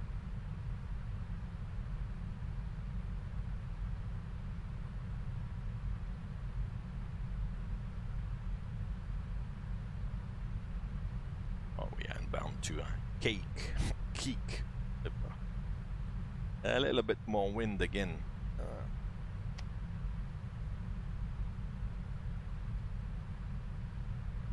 No worries, take your time.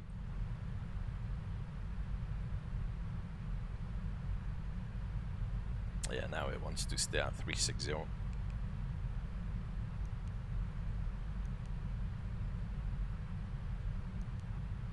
I didn't pick up the wind. Ah, yeah, because I didn't have the flight plan earlier on. Let's do that then.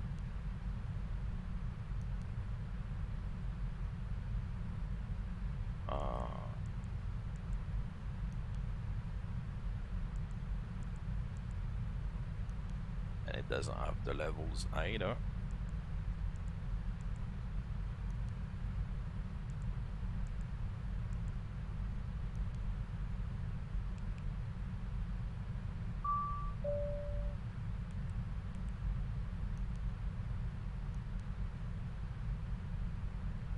Now it's gonna mess up everything. Ah no, cool. Taking the wind. So there's more wind actually at flight level 380. 57 against 52. but less wind at 340. However, obviously the lower you go down, you get a little bit less wind, but the flight level is less efficient, so then you're looking for a compromise. The computer is usually clever enough, but yeah, so that's interesting because the optimum is 380, but because there's more wind at flight level 380 than there is at flight level 360, the computer is working out that it's actually worth it to stay at 360 than to go up to 380, which ideally will be better, but not with the wind conditions today. Cool, I like that, it's clever.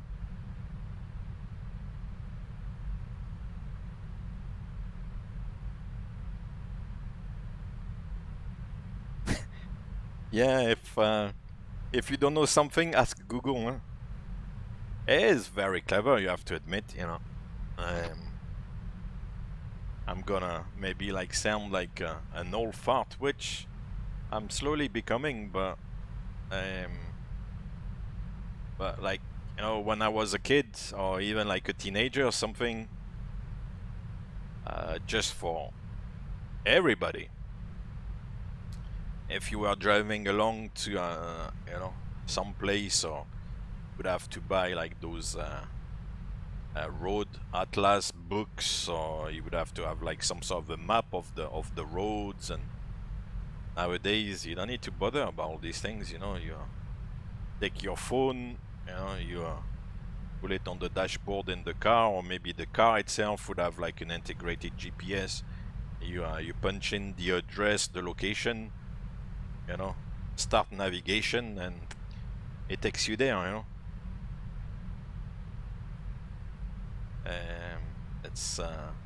It's amazing, you know, all these things can do. And you're talking about, you know, the progress in maybe we kind of sometimes I got the feeling we kind of take it for granted, and it feels like it's always been there. But if you look like maybe I don't know, 20-30 years ago, all these things didn't exist, and we had to find like other ways to you know, make our way around places. Oh yeah.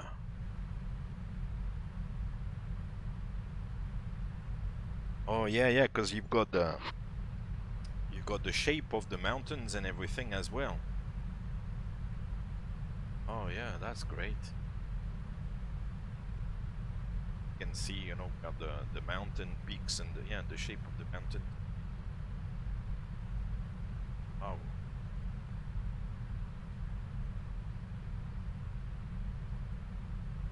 Yeah, that's quite clever. Impressive.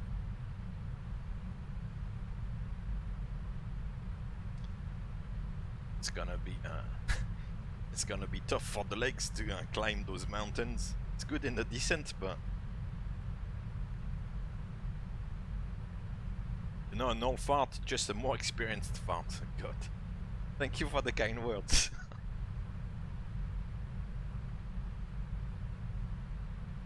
So yeah, you give it a route and then it builds it up automatically. Oh, cool. Yeah, so it will show you like the shape of the mountains and stuff. Very clever. Impressed.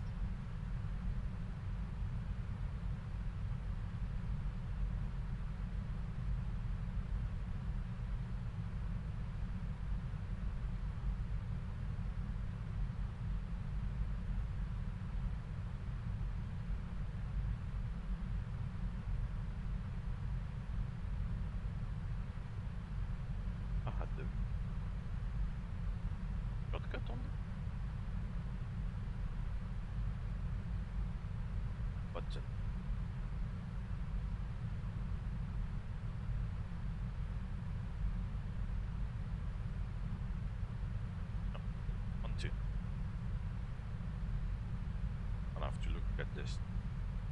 The 200 LR I don't fly as often, so some of the chase plane settings are maybe 100% up to scratch. Anyway, we're making good progress so far.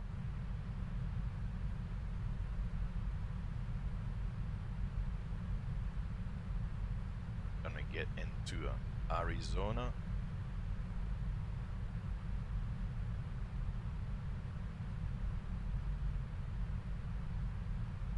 By a place called Flagstaff.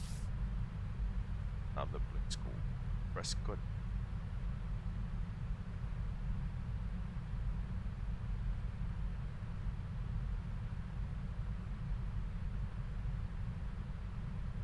That's Warmth Valley.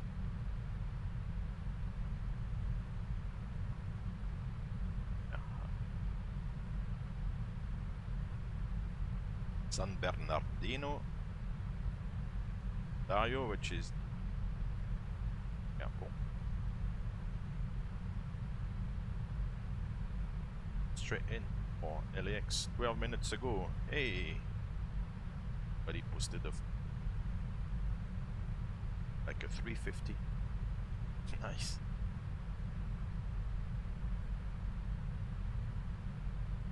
Stadium, as we were saying earlier on, is pretty much final. It's the stadium there. When it's zoomed out, you can see the stadium. When you zoom, then it's the building site. It's funny, depending on the zoom size, you see different things in map box here. But yeah, it's pretty much on under the final for the northerly runways there, for left and right. So I would imagine it's so close to the airport that the airspace starts, the controlled airspace starts from the ground here and certain altitude. On top of that, as you were saying earlier on, then they secure the airspace by putting special NOTAMs and maybe make it like prohibited airspace temporarily for the game. You know, interesting.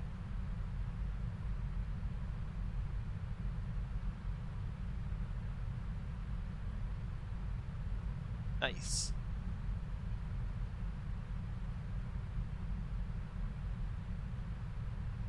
Yeah, Grand Canyon. Let's see.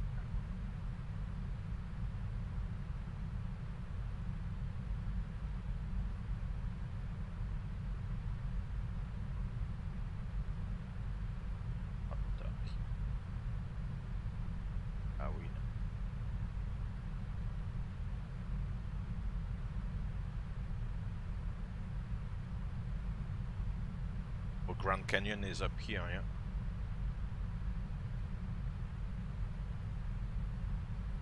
It's a shame because when you go into the satellite mode, then maybe one of those kind of dry river beds. Grand Canyon.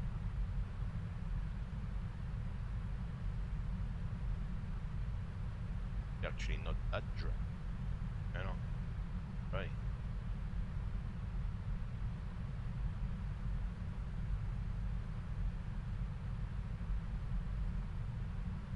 Amazing.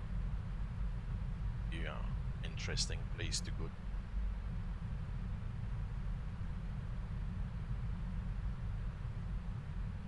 Fantastic.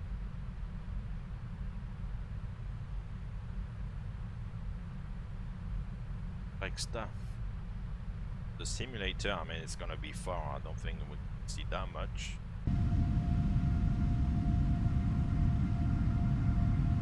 But it's somewhere in this direction there. About 2 o'clock.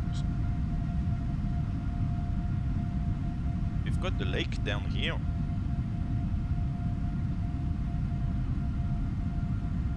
Yeah. Oh. It's Mormon Lake and the Mormon Mountain. That's what we have in the sim here. Here's the lake, the mountain or something around. Fantastic.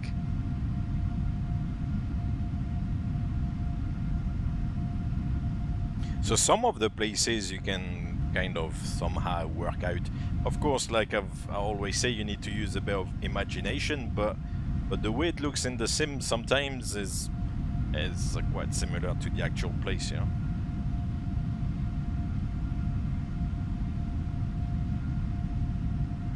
Yeah, and that's Mormon Lake. Wow.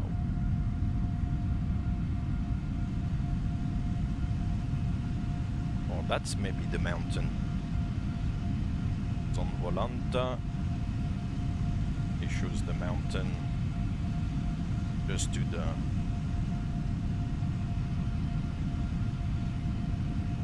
west northwest of it, so that's maybe one of these.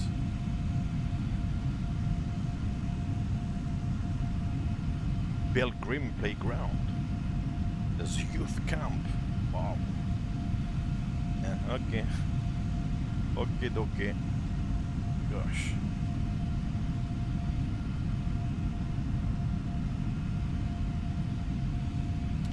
No, I don't have vector, no. Oh no.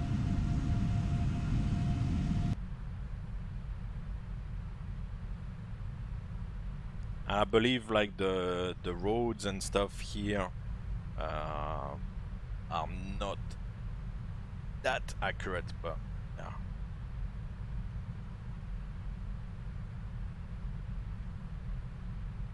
Cool. How far are we now? Oh, less than 1 hour to go. Oh, so it's setup time then. 356 miles to run. Yeah, let's do it. Let's do it. Let's do it. Cool. So, let's see. If the wind is calm or if there's a tiny bit of tailwind, then we'll go on 2-4 right. So let's see. KLAX. Ha, yeah.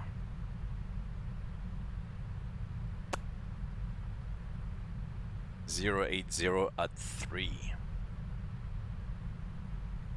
Ha. What shall we do?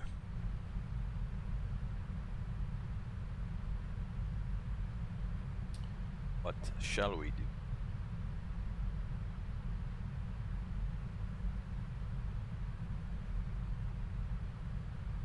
Shall we go straight in? Or shall we go for easterly landing?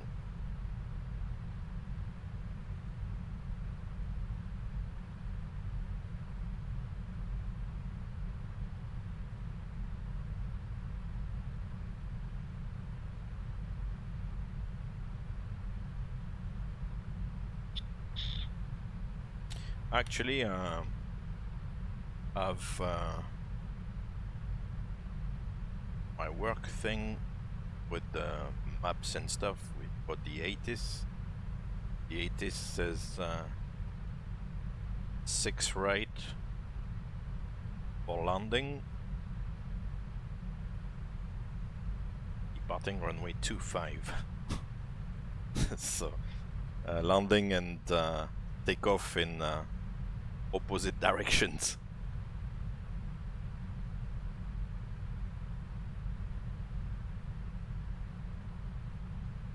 But I think the landing on easterly and takeoff on westerly direction, I think it's a night thing in LAX.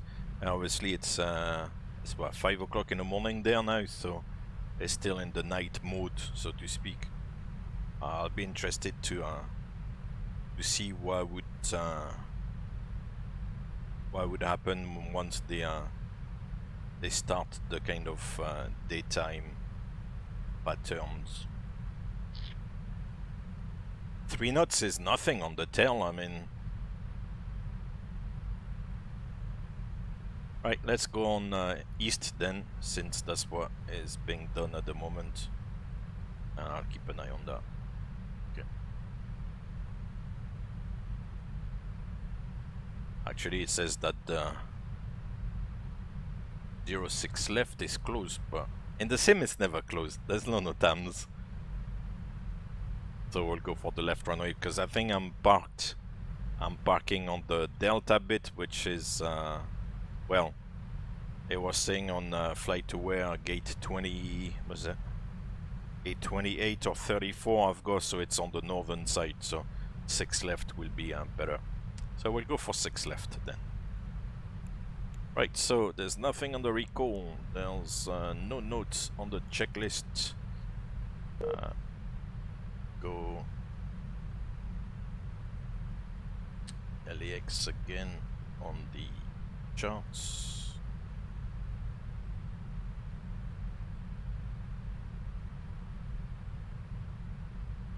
It's the Bruin 2 arrival. It's a long arrival. Long winded arrival. Okay. They got Los Angeles, California, on half stars. Flight level 180 transition. Yeah. Turbojet aircraft only. Expect 7 right unless otherwise assigned. Will assign 6 left. Expect local area altimeter reaching flight level 230. Okay, that's for Los Angeles landing east traffic. And the mid-layer transition do not fire. So we're coming from Gable here. Clark Gable. Fantastic. Right, so in the FMC, what do we have? Got departure arrival, ILS 6 left. It's the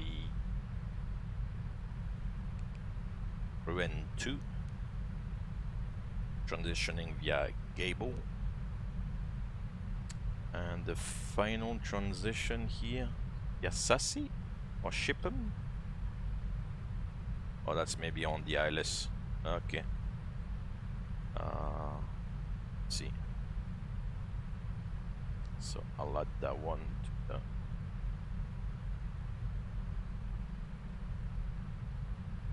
Oh, I need to load the flight. Damn.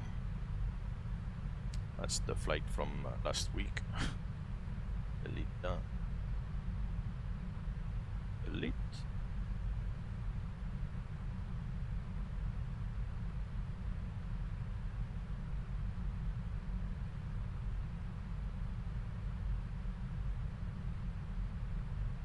It's a shame it doesn't let you put the stuff in the...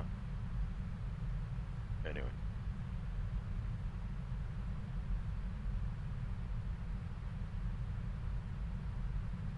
Right, so that's the flight plan. I should be able to add to the pin board. Oh.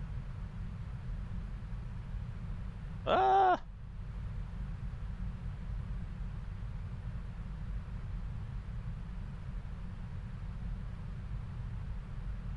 Why?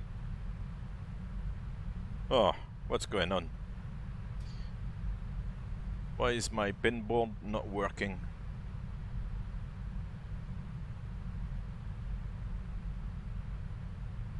The flight is active now. Oh, here it is. It's now pinned down here. Good. Need to see ILS chart.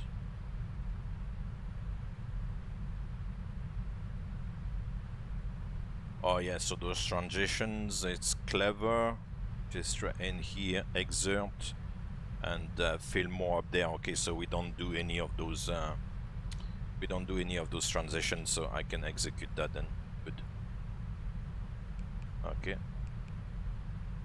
Let's come back. I'll pin that one. Let's come back to the arrival chart. Well, that's quite a lot to go through actually. What did this guy set on? Oh, he's in Phoenix. He's going from 7 left, okay. So we're gonna start at Gable here, still in the cruise. Then we go to Chaplin, then to Newman. It's a bit of a cinema theme running there. Then to Medler, correct. Then to Monroe. Then to Hollywood. Then to Bruin. Bruin here. level 320 or below, so we'll have to start descent. Then we go to Avatar. So Avatar is 280 knots between 290 and 240. So Avatar 280, 290, 240, so that's correct. Then to Trouble, there's a bracket again on the levels between 23 and 19, that's correct. Then we go to the Emmy Awards, 14 and 17,000, good. Then to Wadden, 15 or below, yeah. Then to Sherms, between 13 and 14, that's correct. Then we turn away towards Driss, between 10 and 12, that's correct. Then Tommy is 9,000. Then Cliffy at 7,000 feet and 220. Then Hench. Okay. Then to Sassy, still at 7,000 feet. Hard altitude and 210 knots. Then to Shipham. Okay. And then it says expect radar vectors to ILS or RNAV 6 left. Okay. So we continue on the vector point. And then we move on to the ILS. Okay, so a lot of restrictions on the way down, but you can let the VNAV work its magic, of course. Oh.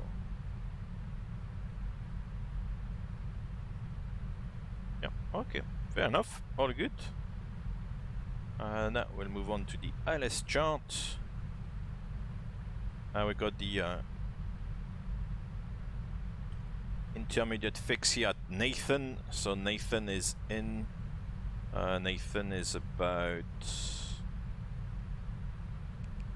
Actually, let's put Nathan here after Shipham.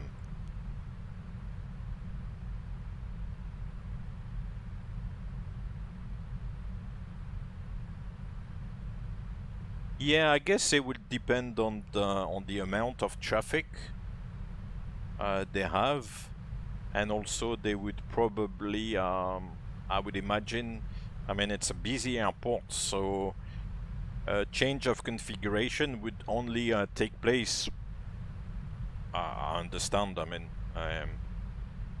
if there was like a significant change, and they will try to anticipate any potential change and keep the configuration, you know, a certain way, so that they don't need to change. So I would imagine, depending on what the forecast is, for example, if the wind is supposed to remain light, let's say in the morning from the east, and then it's supposed to kick in a little bit later on from the west, I would imagine maybe they would keep it in a westerly configuration to kind of anticipate the wind becoming stronger from the west later on, so that they don't have to change the configuration, because the configuration change seem to affect a lot of those arrivals and departures and all those levels, and if there's a lot of traffic coming in, then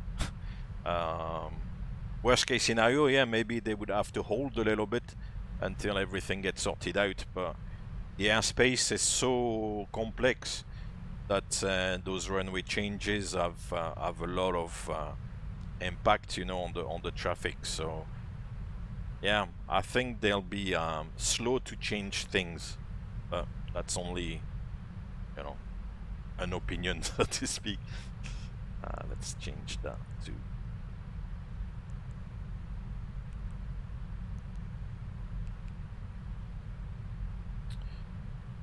it makes sense, yeah.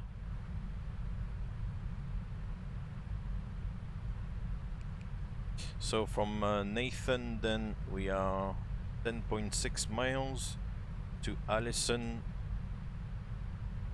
and then runway 6 left. In case of a missed approach, we go straight ahead initially and then go to Amtra. Amtra is 3,000 feet. Okay, that's correct. Cool. So the FMC is set. We can double check the ILS frequency. We got 185 here. We have 185. We'll be looking for India uniform, whiskey uniform as the ILS ident. Minima, we'll call it 370. We'll just round it up by one foot. Cool. Okay, set. And runway available. We're gonna have to look at the airport chart actually, so let's do that. Taxi charts, airport information. Very often is the one with the 10-9 denomination there. So we have 2,700 meters available. Realistically, you need to vacate at the end, really. Just to make whiskey. Yeah, you could make whiskey, maybe. But I don't have the information for whiskey from here.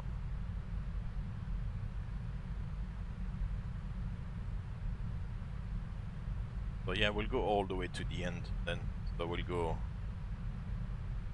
auto brakes 2, I think.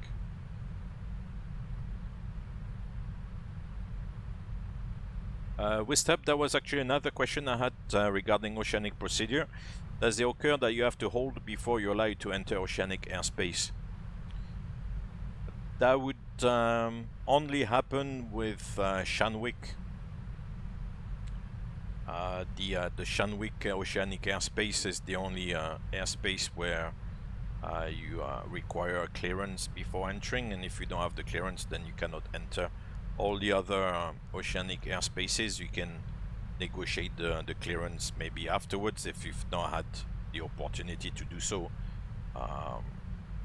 Gander, for example, you can request the clearance up to 90 minutes before. So Flight 209er, you are cleared for takeoff. Tim Dog, thank you very much for the follow. LA departure frequency 123.9. Roger. Roger. Request vector, over. What? Flight 209. So yeah, I mean, clear for vector 324. if in 90 minutes you don't manage to get clearance, it's a little bit, you know, you kind of take the mickey a little bit. But Shanwick, yeah, theoretically, if you don't have a clearance, you cannot enter.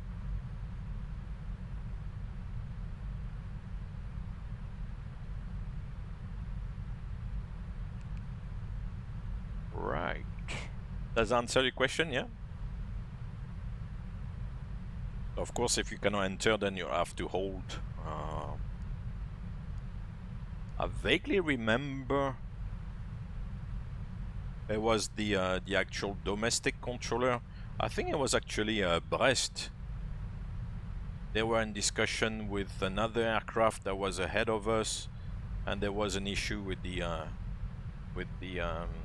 entry timing. I think the other guys ahead were to make like their entry time maybe a minute or two earlier, and then he said to them like, well, they said to the aircraft said to ATC, well, we're not going to be able to make it, and then there was a doubt as to whether they could actually enter or not, because then we wouldn't have, you know, separation between them and us, and then they say, oh, but we can climb now, so they offered the climb, and then that was sorted out. But initially there was a bit of a question mark whether they could enter or not, and they were like, oh no, we're not gonna be circling, or, you know, before entering. So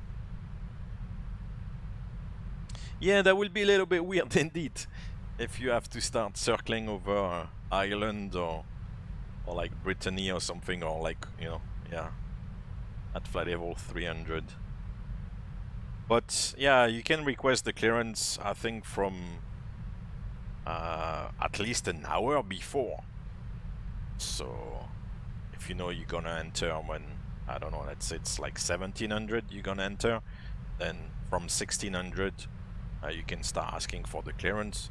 The clearance is done also via data link, so it's all done electronically, and normally you will get a reply within 10-15 minutes or something. So but yeah, it's the ETAs calculating by the computer are usually quite correct, because you know that if there's a difference of 3 minutes, then you need to renegotiate the clearance. But normally the ETAs are very accurate, so that's not an issue. So you don't need to wait the last moment to request the clearance. You can request the clearance as soon as it's available to do so. Then I think it's good practice to do it.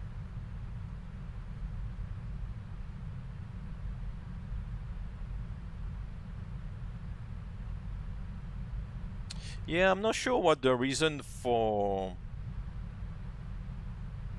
having like a necessary clearance is just for Shanwick. I'm not sure.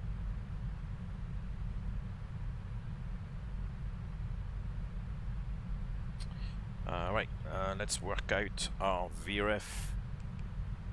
So we're gonna land with 74, 204.5. So 7 plus 204. It's gonna be 211, 211.5, and 211.5. 11.5.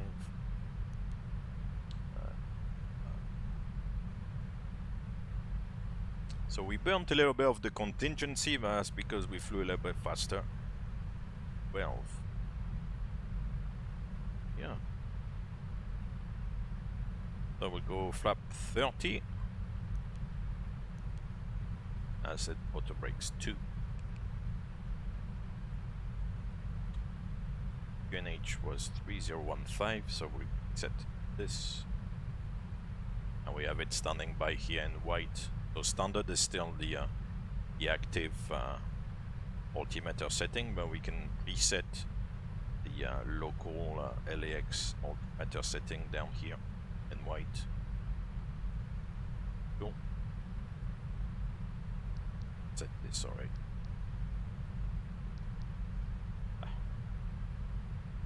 Press. Oh, the altimeters must be linked. Okay, that's an option as well. Maybe more like a simulator option actually. Okay, no problem.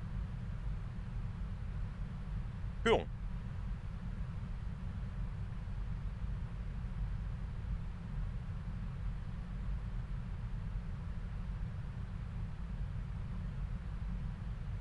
With Stub, no, you will get specific training on these procedures. Most of the training, to be fair, would be kind of doing some sort of distance learning, course to revise, to kind of refresh on these things, and then before operating to an area, above all when you fly like this on 777 long haul, you have to do some sort of like line training, and during the line training you operate into different areas of the world with different operational requirements and procedures, like oceanic crossing. So they would take you on a flight like this with an instructor, where you would see for the first time how it works, and kind of put it into practice.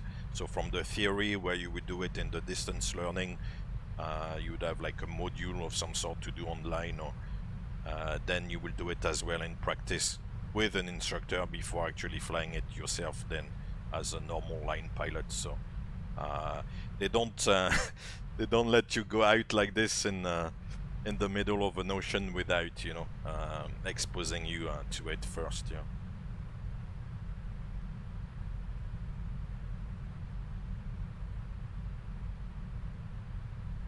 Right, so I think that's it. I think I'm set up. Top of descent and just over 80 miles. So I can remember who was asking about, the initial rate of descent. You don't really think about it too much, because the computer has said that now that the arrival has been set up, will calculate, the top of descent point, and then all you have to do is to direct the autopilot to start the descent, and then it will just give us the descent rate it needs. So, FS2 crew is still here. We'll brief it.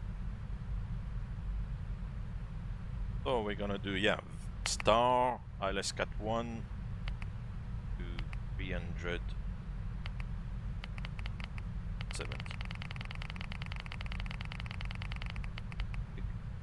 Flap 30, dry, level 2, start the APU, keep the transponder. We're gonna go to a gate.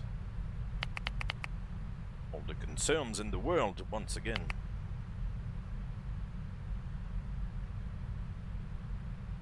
Descent checklist. Stand by. Okay, Natalia.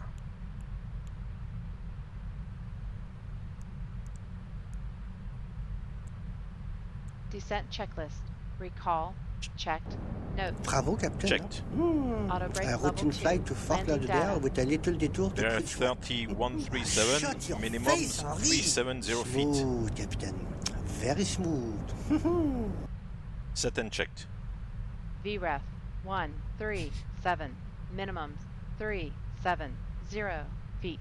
Approach briefing. Completed. Descent checklist complete.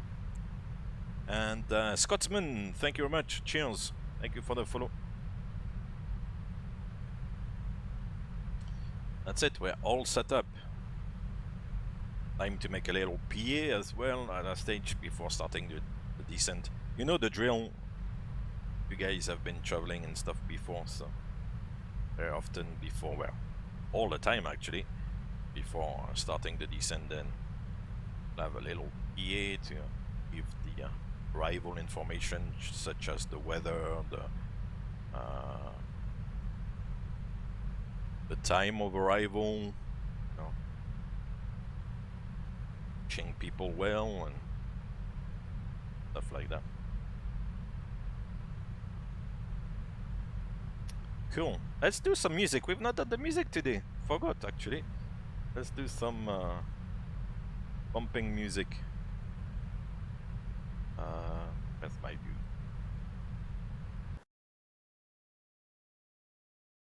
We'll get the music bumping. Are you ready to rumble? Let's go. I'm waiting for better views. I like the view. The music.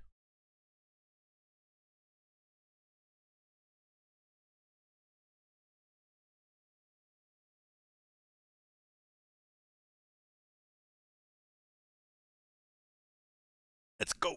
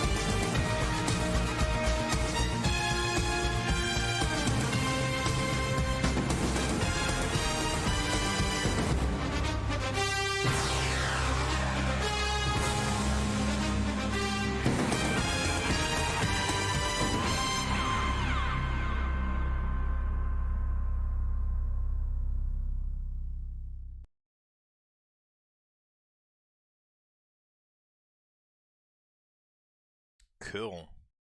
I think actually the Super Bowl is not on Fox. I think this year it's on NBC. I think. So that's not the music for NBC, obviously.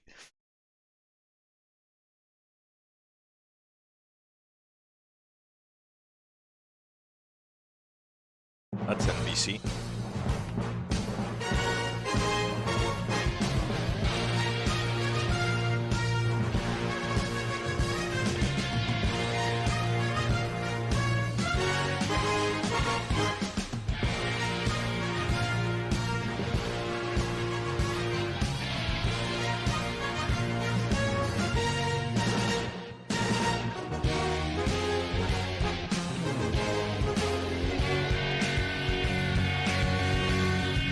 Anyway, you get the drift.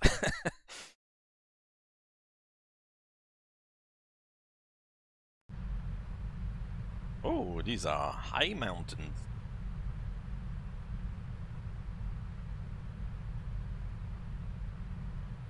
Nice. That will be the view, huh?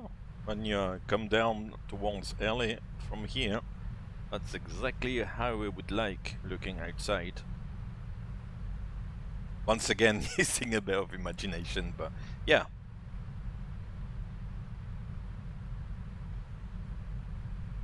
And see, actually, the flight.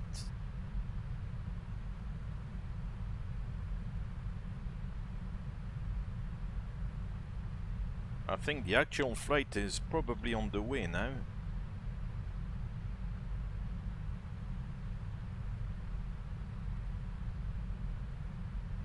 Ah no, it says scheduled in 1 hour and 12 minutes.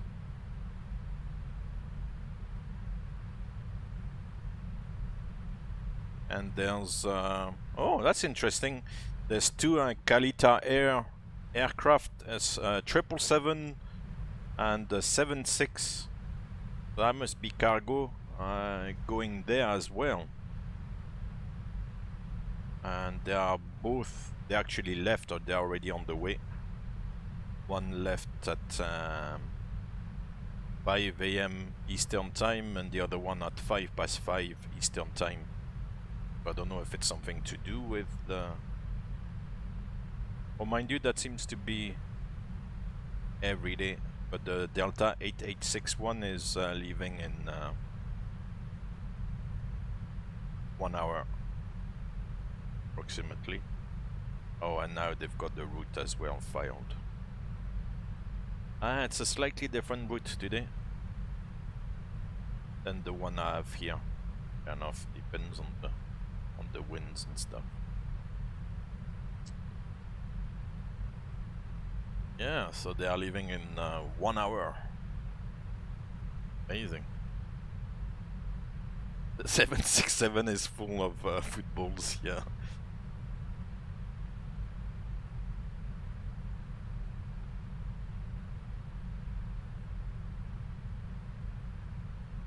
Westhub about the minimum clean speed. I assume you would normally choose to extend the flaps at your own discretion, or are there some rules of thumb for it? You will start for the speed reduction. First of all, you would maybe go back to the up speed. If ATC asks you a minimum clean, then you will put the up speed, and then if there's further ATC speed restrictions, if from minimum clean, then they say, for example, reduce 190 knots, then you would then extend the flaps accordingly, so that you can maintain the new speed. And if there's no speed restrictions, then you can start extending the flaps as you wish, and as you reduce the speed, because first you reduce the speed, and as you reduce the speed and dial up a new speed here in the speed window, then you have to get the flaps accordingly, of course. So 240 is first altitude. You see what I mean? T7 driver, hello, how are you doing? What's the difference between the MEL and the master MEL? Oh, you're asking a regulatory question here, or kind of technical stuff.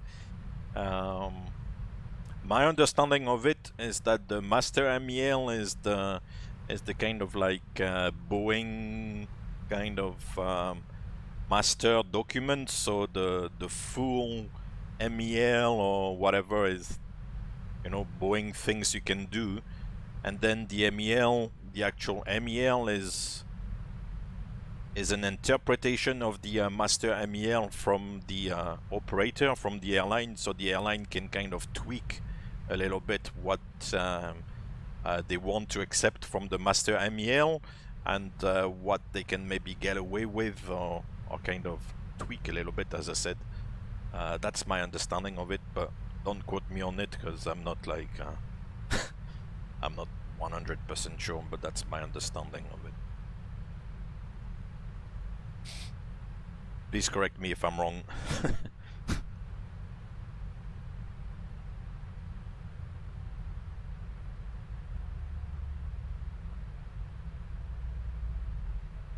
So yeah, the way I see it is the master MEL is the original document, and then the MEL is the MEL apply, well,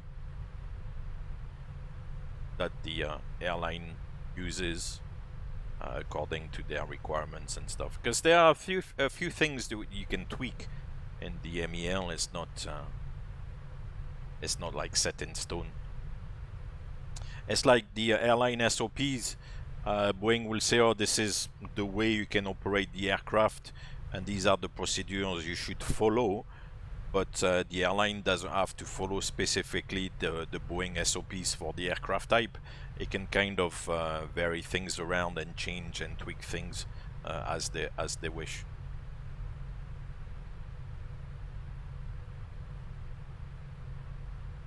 Oh, it's a very scenic arrival. That's the last bit of the Rocky Mountains before you head into LA Valley.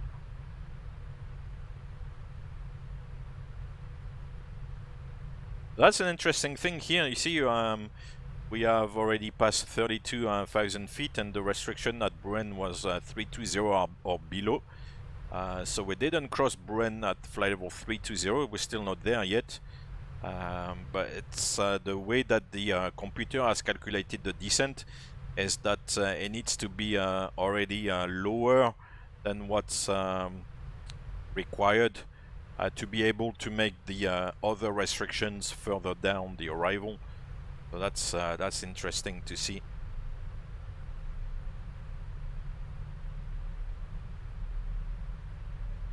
Because you could think, oh well, we can just cross Bruen at 320 and that will be fine.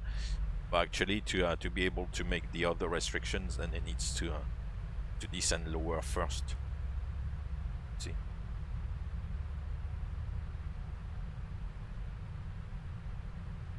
Da-da-da-da-da-da.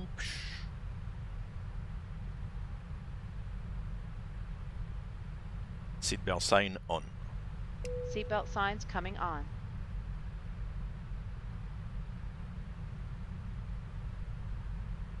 Any updates on the configuration? The landing? KLAX. Yeah, still in opposite directions. It's almost 6 o'clock in the morning. Mind you, I don't think there's a night curfew or anything, but I'm sure there's it's gonna be updated actually in the next couple of minutes.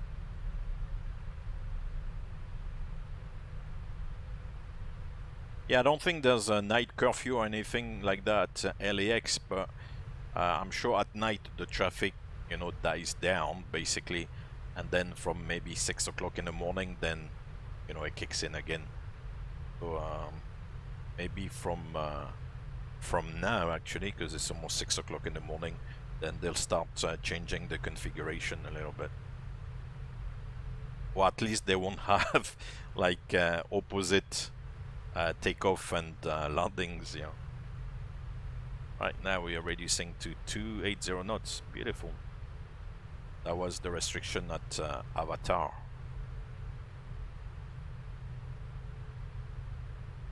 And that's another thing that the computer calculates, is that it knows that it needs to cross avatar at 280 knots, and then the way that it calculates the descent is gonna have to provide like a segment where the rate of descent is reduced, and the speed therefore can also come back, because to reduce the speed you need to reduce the rate of descent. The aircraft cannot descend and decelerate at the same time, so to help with the deceleration you need to reduce the rate of descent. Once you are back to the required speed, then you can descend again more quickly, but initially to reduce that speed you need to reduce the rate of descent. That's it. Now it's going down again.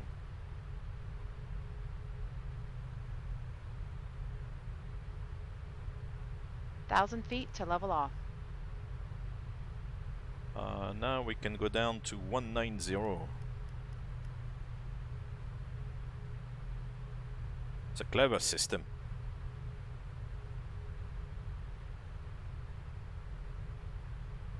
And Cincinnati are gonna have some distance to travel. It's a 4-hour flight. Today is what, Tuesday? Mind you, they play on Sunday afternoon or Sunday evening US time. So yeah, they've got like 3 or 4 days in LA to get used to it, settle down in a hotel, maybe practice a little bit. It's not too bad. But very often, otherwise, they travel like just if they play on the Sunday, I think they may like travel maybe on the Friday or the Saturday. They don't travel like a long time in advance.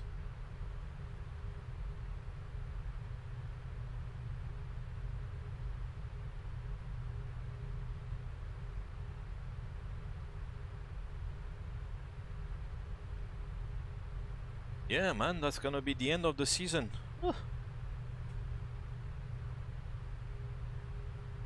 No more NFL binging after the weekend. It's that time of year when that goes away.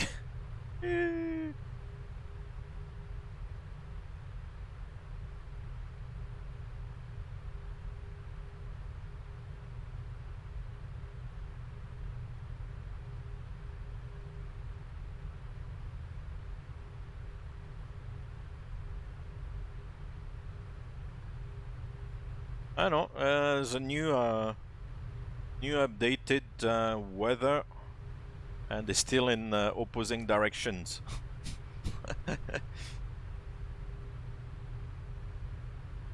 They're still landing on easterly configuration and take off westerly. Gosh. Yeah, no more Troy Aikman, yeah. When he laughs, he goes like... he goes like that, huh? Good old Troy Aikman. Huh?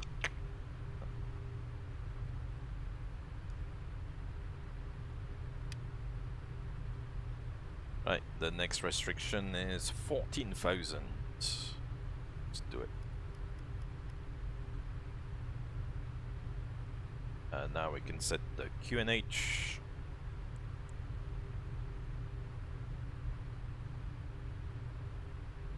Which here is 3019. So then they can maybe give you the QNH for different... Oh, that's Ontario, is it? Oh, maybe it is, yeah. Now we can do the approach checklist.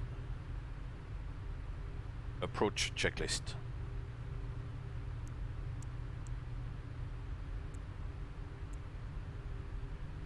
Approach checklist. Altimeters. Set and checked. Set. Approach checklist complete.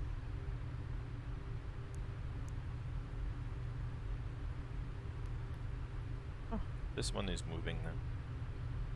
Beyond.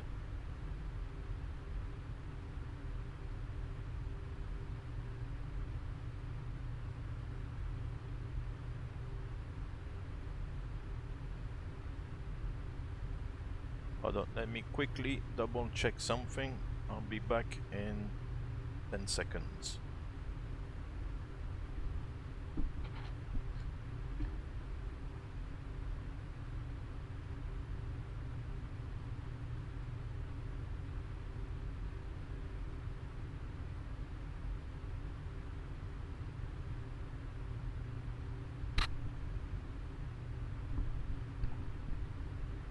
Cool, that's fine. Excellent. I'm back. I'm back. Cool. Full Raul.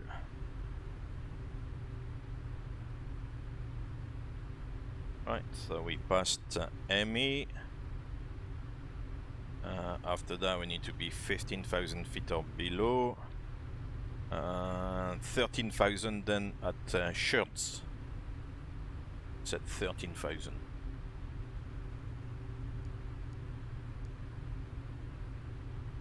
The at or below restrictions are maybe not as important because you need to be below, but the at or above are important because you cannot go below these. And VNav normally takes care of it, but if there's a change of modes, then you could like duck under those restrictions, so it's important to kind of put one by one.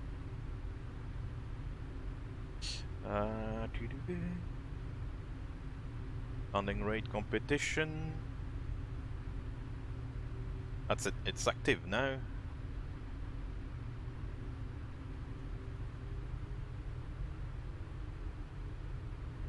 It should be active, sorry KFC Turbo, if you don't mind putting it in again.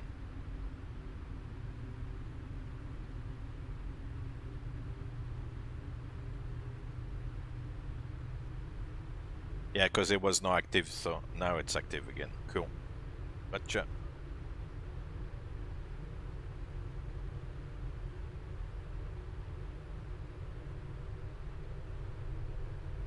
Well, it's at Shirts that we start bifurcating on the arrival, I think.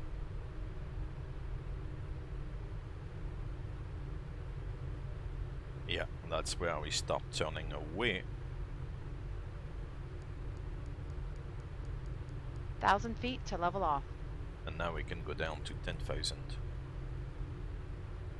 LAX traffic Delta 8861 heavy on the Ruin 2 arrival, landing 6 left.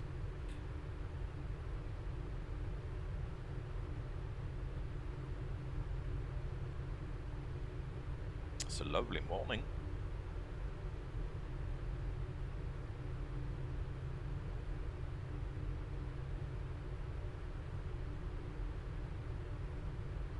So now it's a more shallow descent rate on the arrival because the waypoints are quite far apart, and it doesn't like require the you know, the aircraft to descend to much different altitudes. You know, from 12 we're going down to 10, then to 9, so it's very shallow descent. Oh, back after 3 hours. Yeah, I'm still here. Fingers crossed. We'll keep it going until the end. Almost there.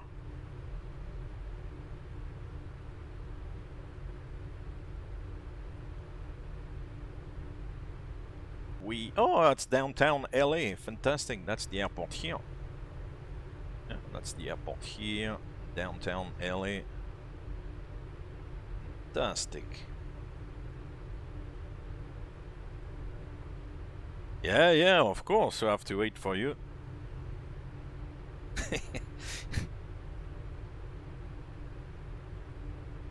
That's pure talent in the planning.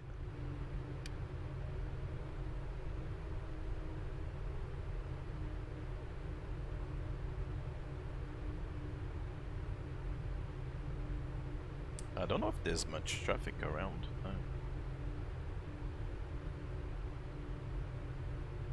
Doesn't look like it. On Volanta.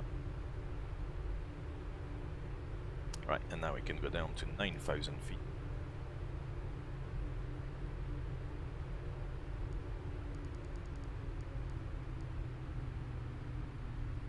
And below 10,000 feet now it's gonna reduce to 240.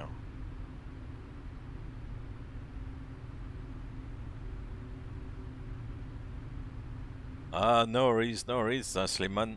I know it's a busy life out there. There's a lot of things you need to do.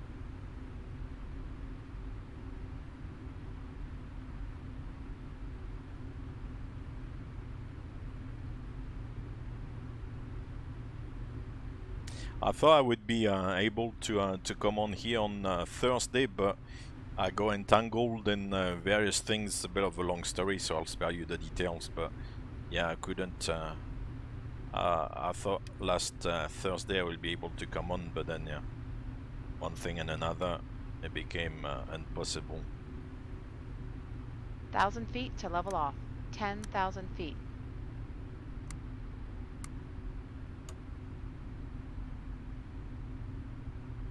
Cabin crew, prepare for landing. Prepare for landing. Everybody ready for landing? Oh, there's a stadium here. It's not the actuals, it's not SoFi. That could be the Coliseum, maybe? Downtown LA. Traffic. Traffic. What's the traffic then? That could be the Coliseum here, where the Rams used to play at some point long ago. That makes me think. Come on, for the last flight of the tour. You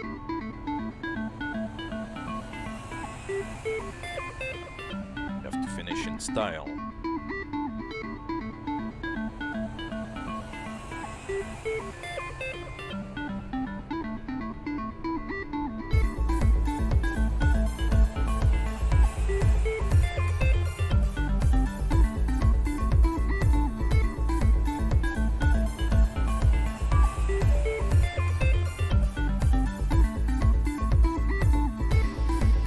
Are you ready?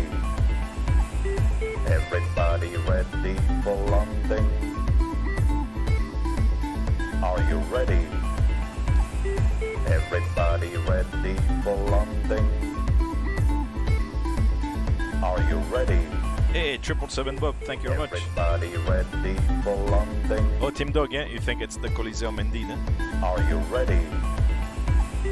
Everybody ready for landing? Ladies and gentlemen, we'll be arriving at our destination shortly. If you are making a connection to another flight, please see the customer Here's the airport down here.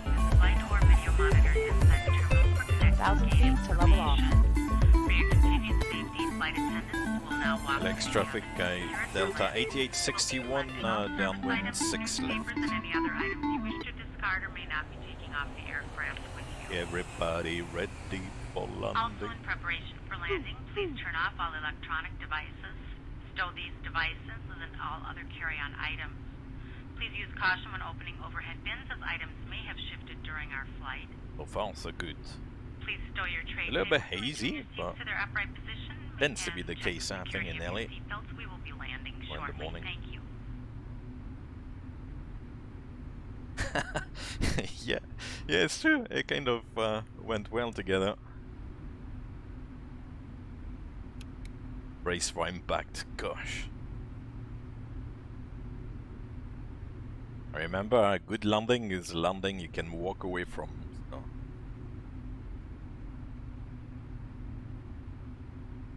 Right, so we need to maintain 7,000 until Sassy. Okay. There's a bit of a level segment here.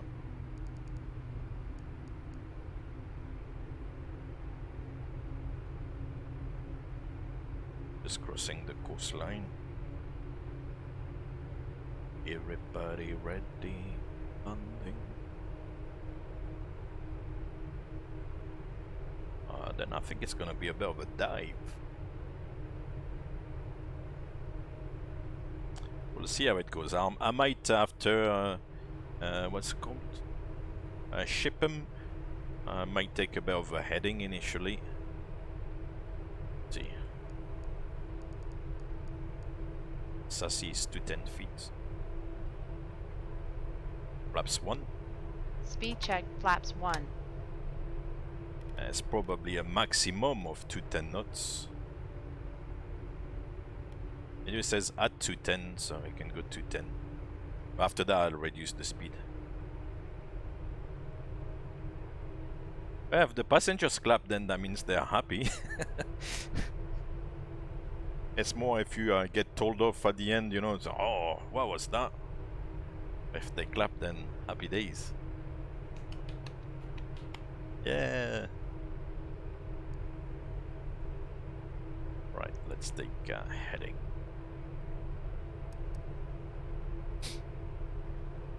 Right, so sassy, and then there's no restrictions, so we can go down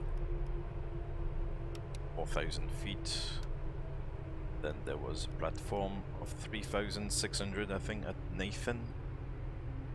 Yep, so we'll go to 3,600. Flaps 5. Speed check, flaps 5.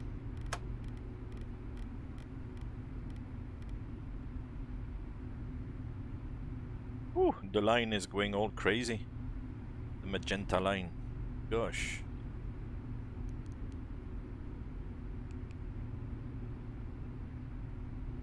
Are you getting so excited, magenta line?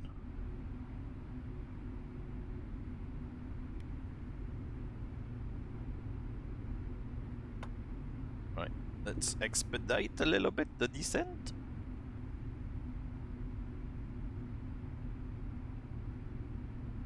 Oh, it was not a good landing, but passengers clapped. Okay, it's original. Right, let's double check this. We'll keep updating. Yeah, shouldn't be too long before we can turn.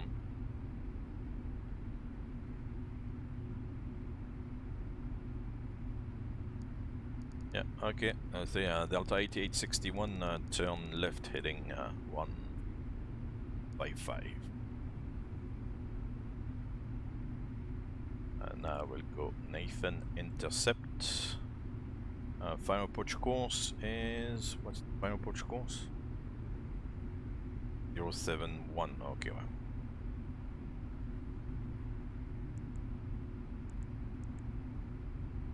71. Execute. But now we've drawn to level off. The extended center line.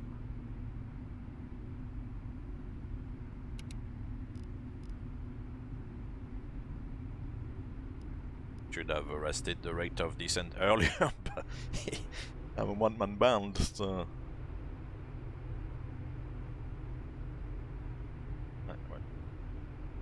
Flaps 15. Speed check, flaps 15.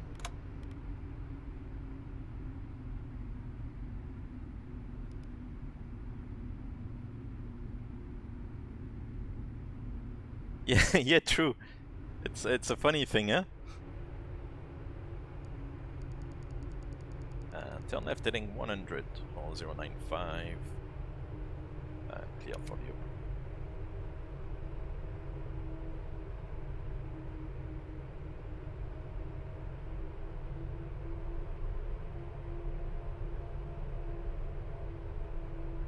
Oh, we're over the ocean.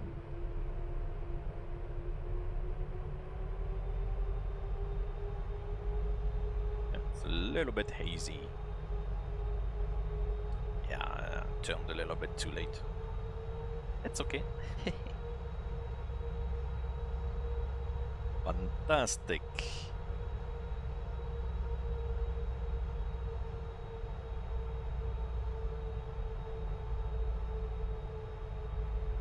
KLAX traffic, Delta 8861 heavy, final 6 left, 12 miles.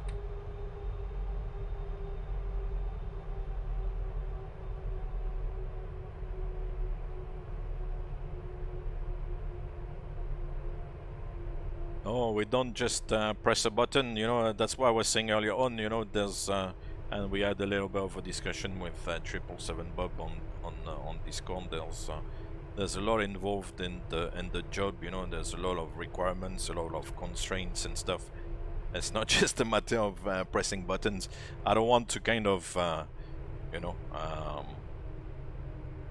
sound like pompous or like throw flowers to myself, if I can say that, if that's a phrase, but yeah, it's a demanding job. It's not just a matter of pressing buttons. All right, now we'll come back to 69. Yeah, it's a little bit hazy. Whew. Coastline is. Whew.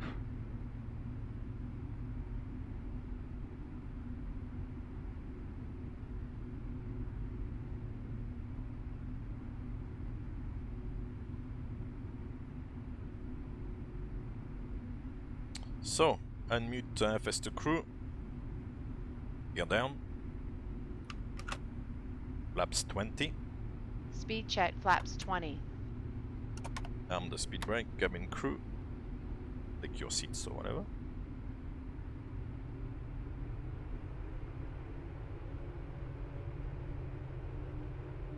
$2,500. Yeah, true, because the auto land is only when it's foggy, Cabin crew, really. take your seats.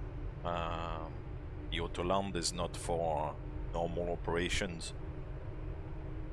Flaps 30. Speed check flaps 30. If the weather is good, we're not gonna do an auto land. If the weather is good, it's gonna be a manual landing. So.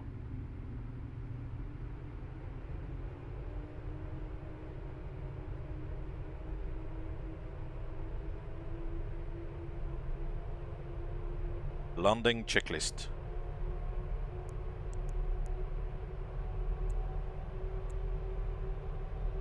Landing checklist. Landing checklist complete. Checklist complete.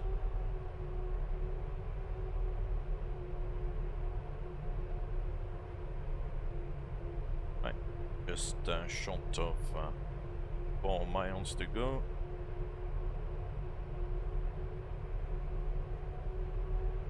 The better QNH now. Defunction. 017, that's the one in X now. Flight director, let's fly manually. LAX traffic, Delta 8861, final 6 left.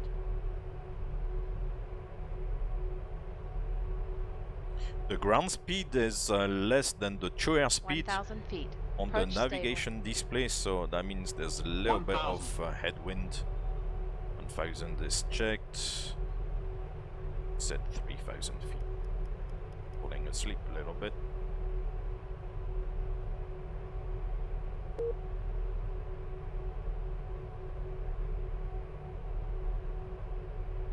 Approaching 0, 6, left. And we've done all the approaches at the airport.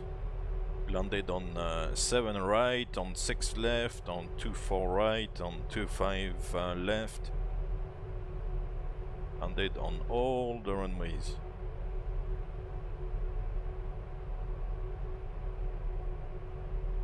Dun dun dun dun. Why is it giving me 4 whites?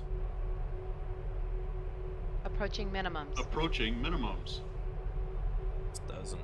Right, I'm on the glide slope. Minimums. Minimums. Checkly check. Oh, and now it's adjusted the puppies again. 100. 50. 50. 40. 30. 20. 10. Right, sit down. Sit down. Speed brakes up. Idle reverse. Reversers normal. And we'll let it roll to the end.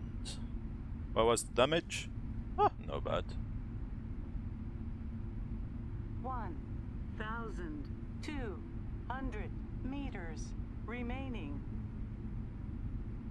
As we said, all the way to the end. 60 knots. Meters. Thank you. Right. So, we'll vacate here. How does it look actually? Oh yeah.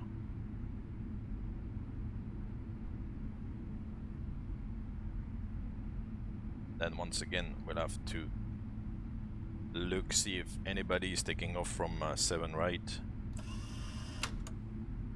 Oh yeah, would have been a good idea to to stow the reversers. That's the thing here in the desktop simulation, is that it's hard to sometimes know what you're doing. With your seatbelts fastened until the captain has turned off the seatbelt sign and the aircraft is parked safely at the gate. This will be your indication. It is Yeah, no worries, William. Thank you very much. We'll see you soon.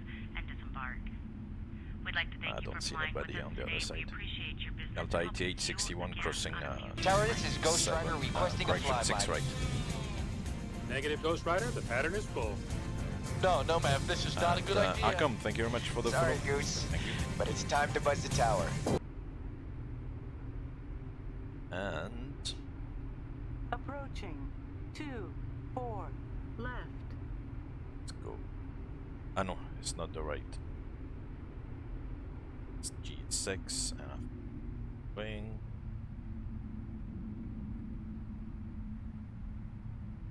Previous page.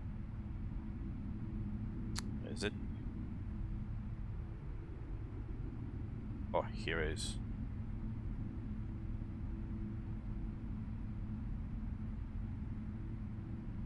Delta.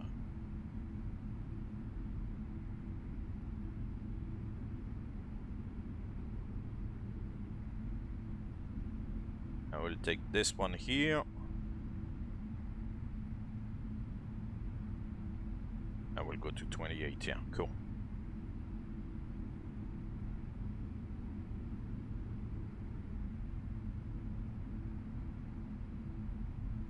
Yeah, the cleanup is with retracting the speed brake, or like, yeah, retracting the speed brake, so I've got like a shortcut for that. And then it launches the FS2 crew cleanup procedure, so the aircraft is now cleaned up.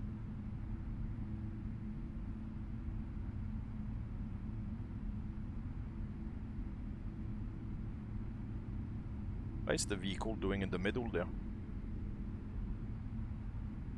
Really?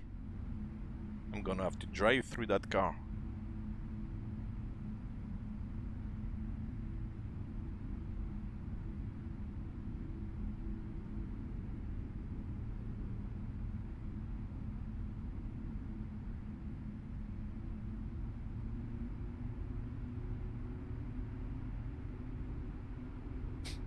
What is that car doing here? Oh well, disregard the car then. Lights and doors. Lights and doors. Lights and doors.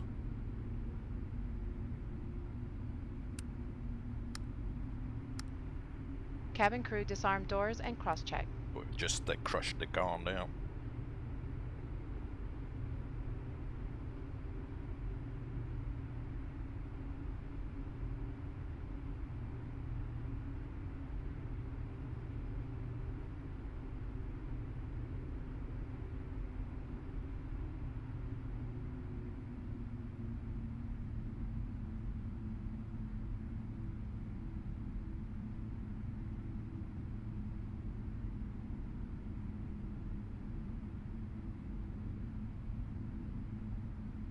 Up! Gosh. So, parking brake is set and the APU is running. Beautiful. Back to this. Down the doors. The bridge.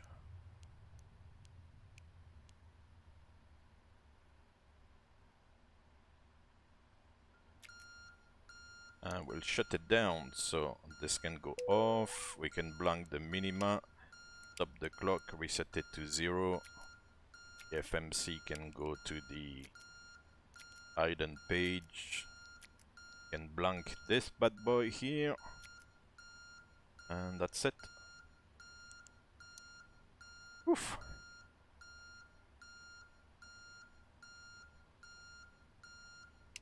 Yeah. Oh, I didn't know 747 would have a horn. That would be funny. I'm not sure what the deal is with the FS Dream Team scenery here. You can't seem to get rid of the traffic. You know, that airport road traffic. I am ready for the checklist. So it's a bit of a shame you can't disable the option. And let's do the checklist then. Shutdown checklist.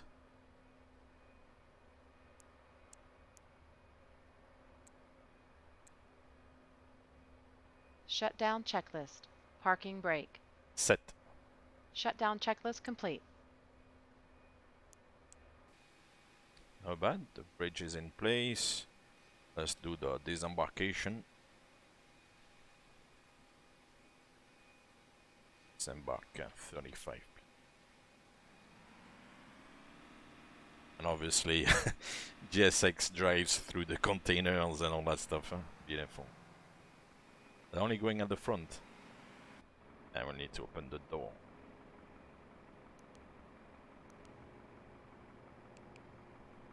Open. That's it.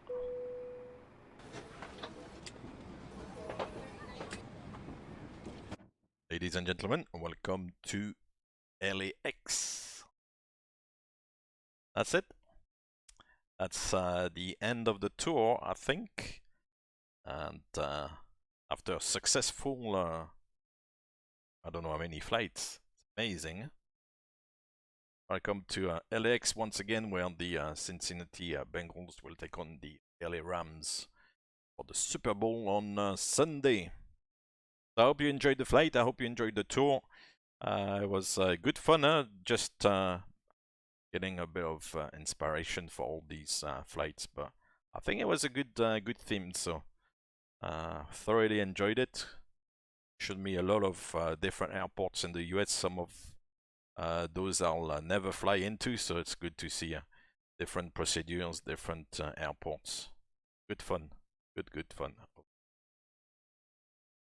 And yeah, I'm gonna dash out, so thank you very much once again for all the good following and all the goodies today. I appreciate it, and yeah, we'll see you on the next one. Thank you very much. I'll keep you advised for the next one, but for the NFL Tour 21, that's it, so maybe next year. Till then, take care, and I'll see you soon. Thank you.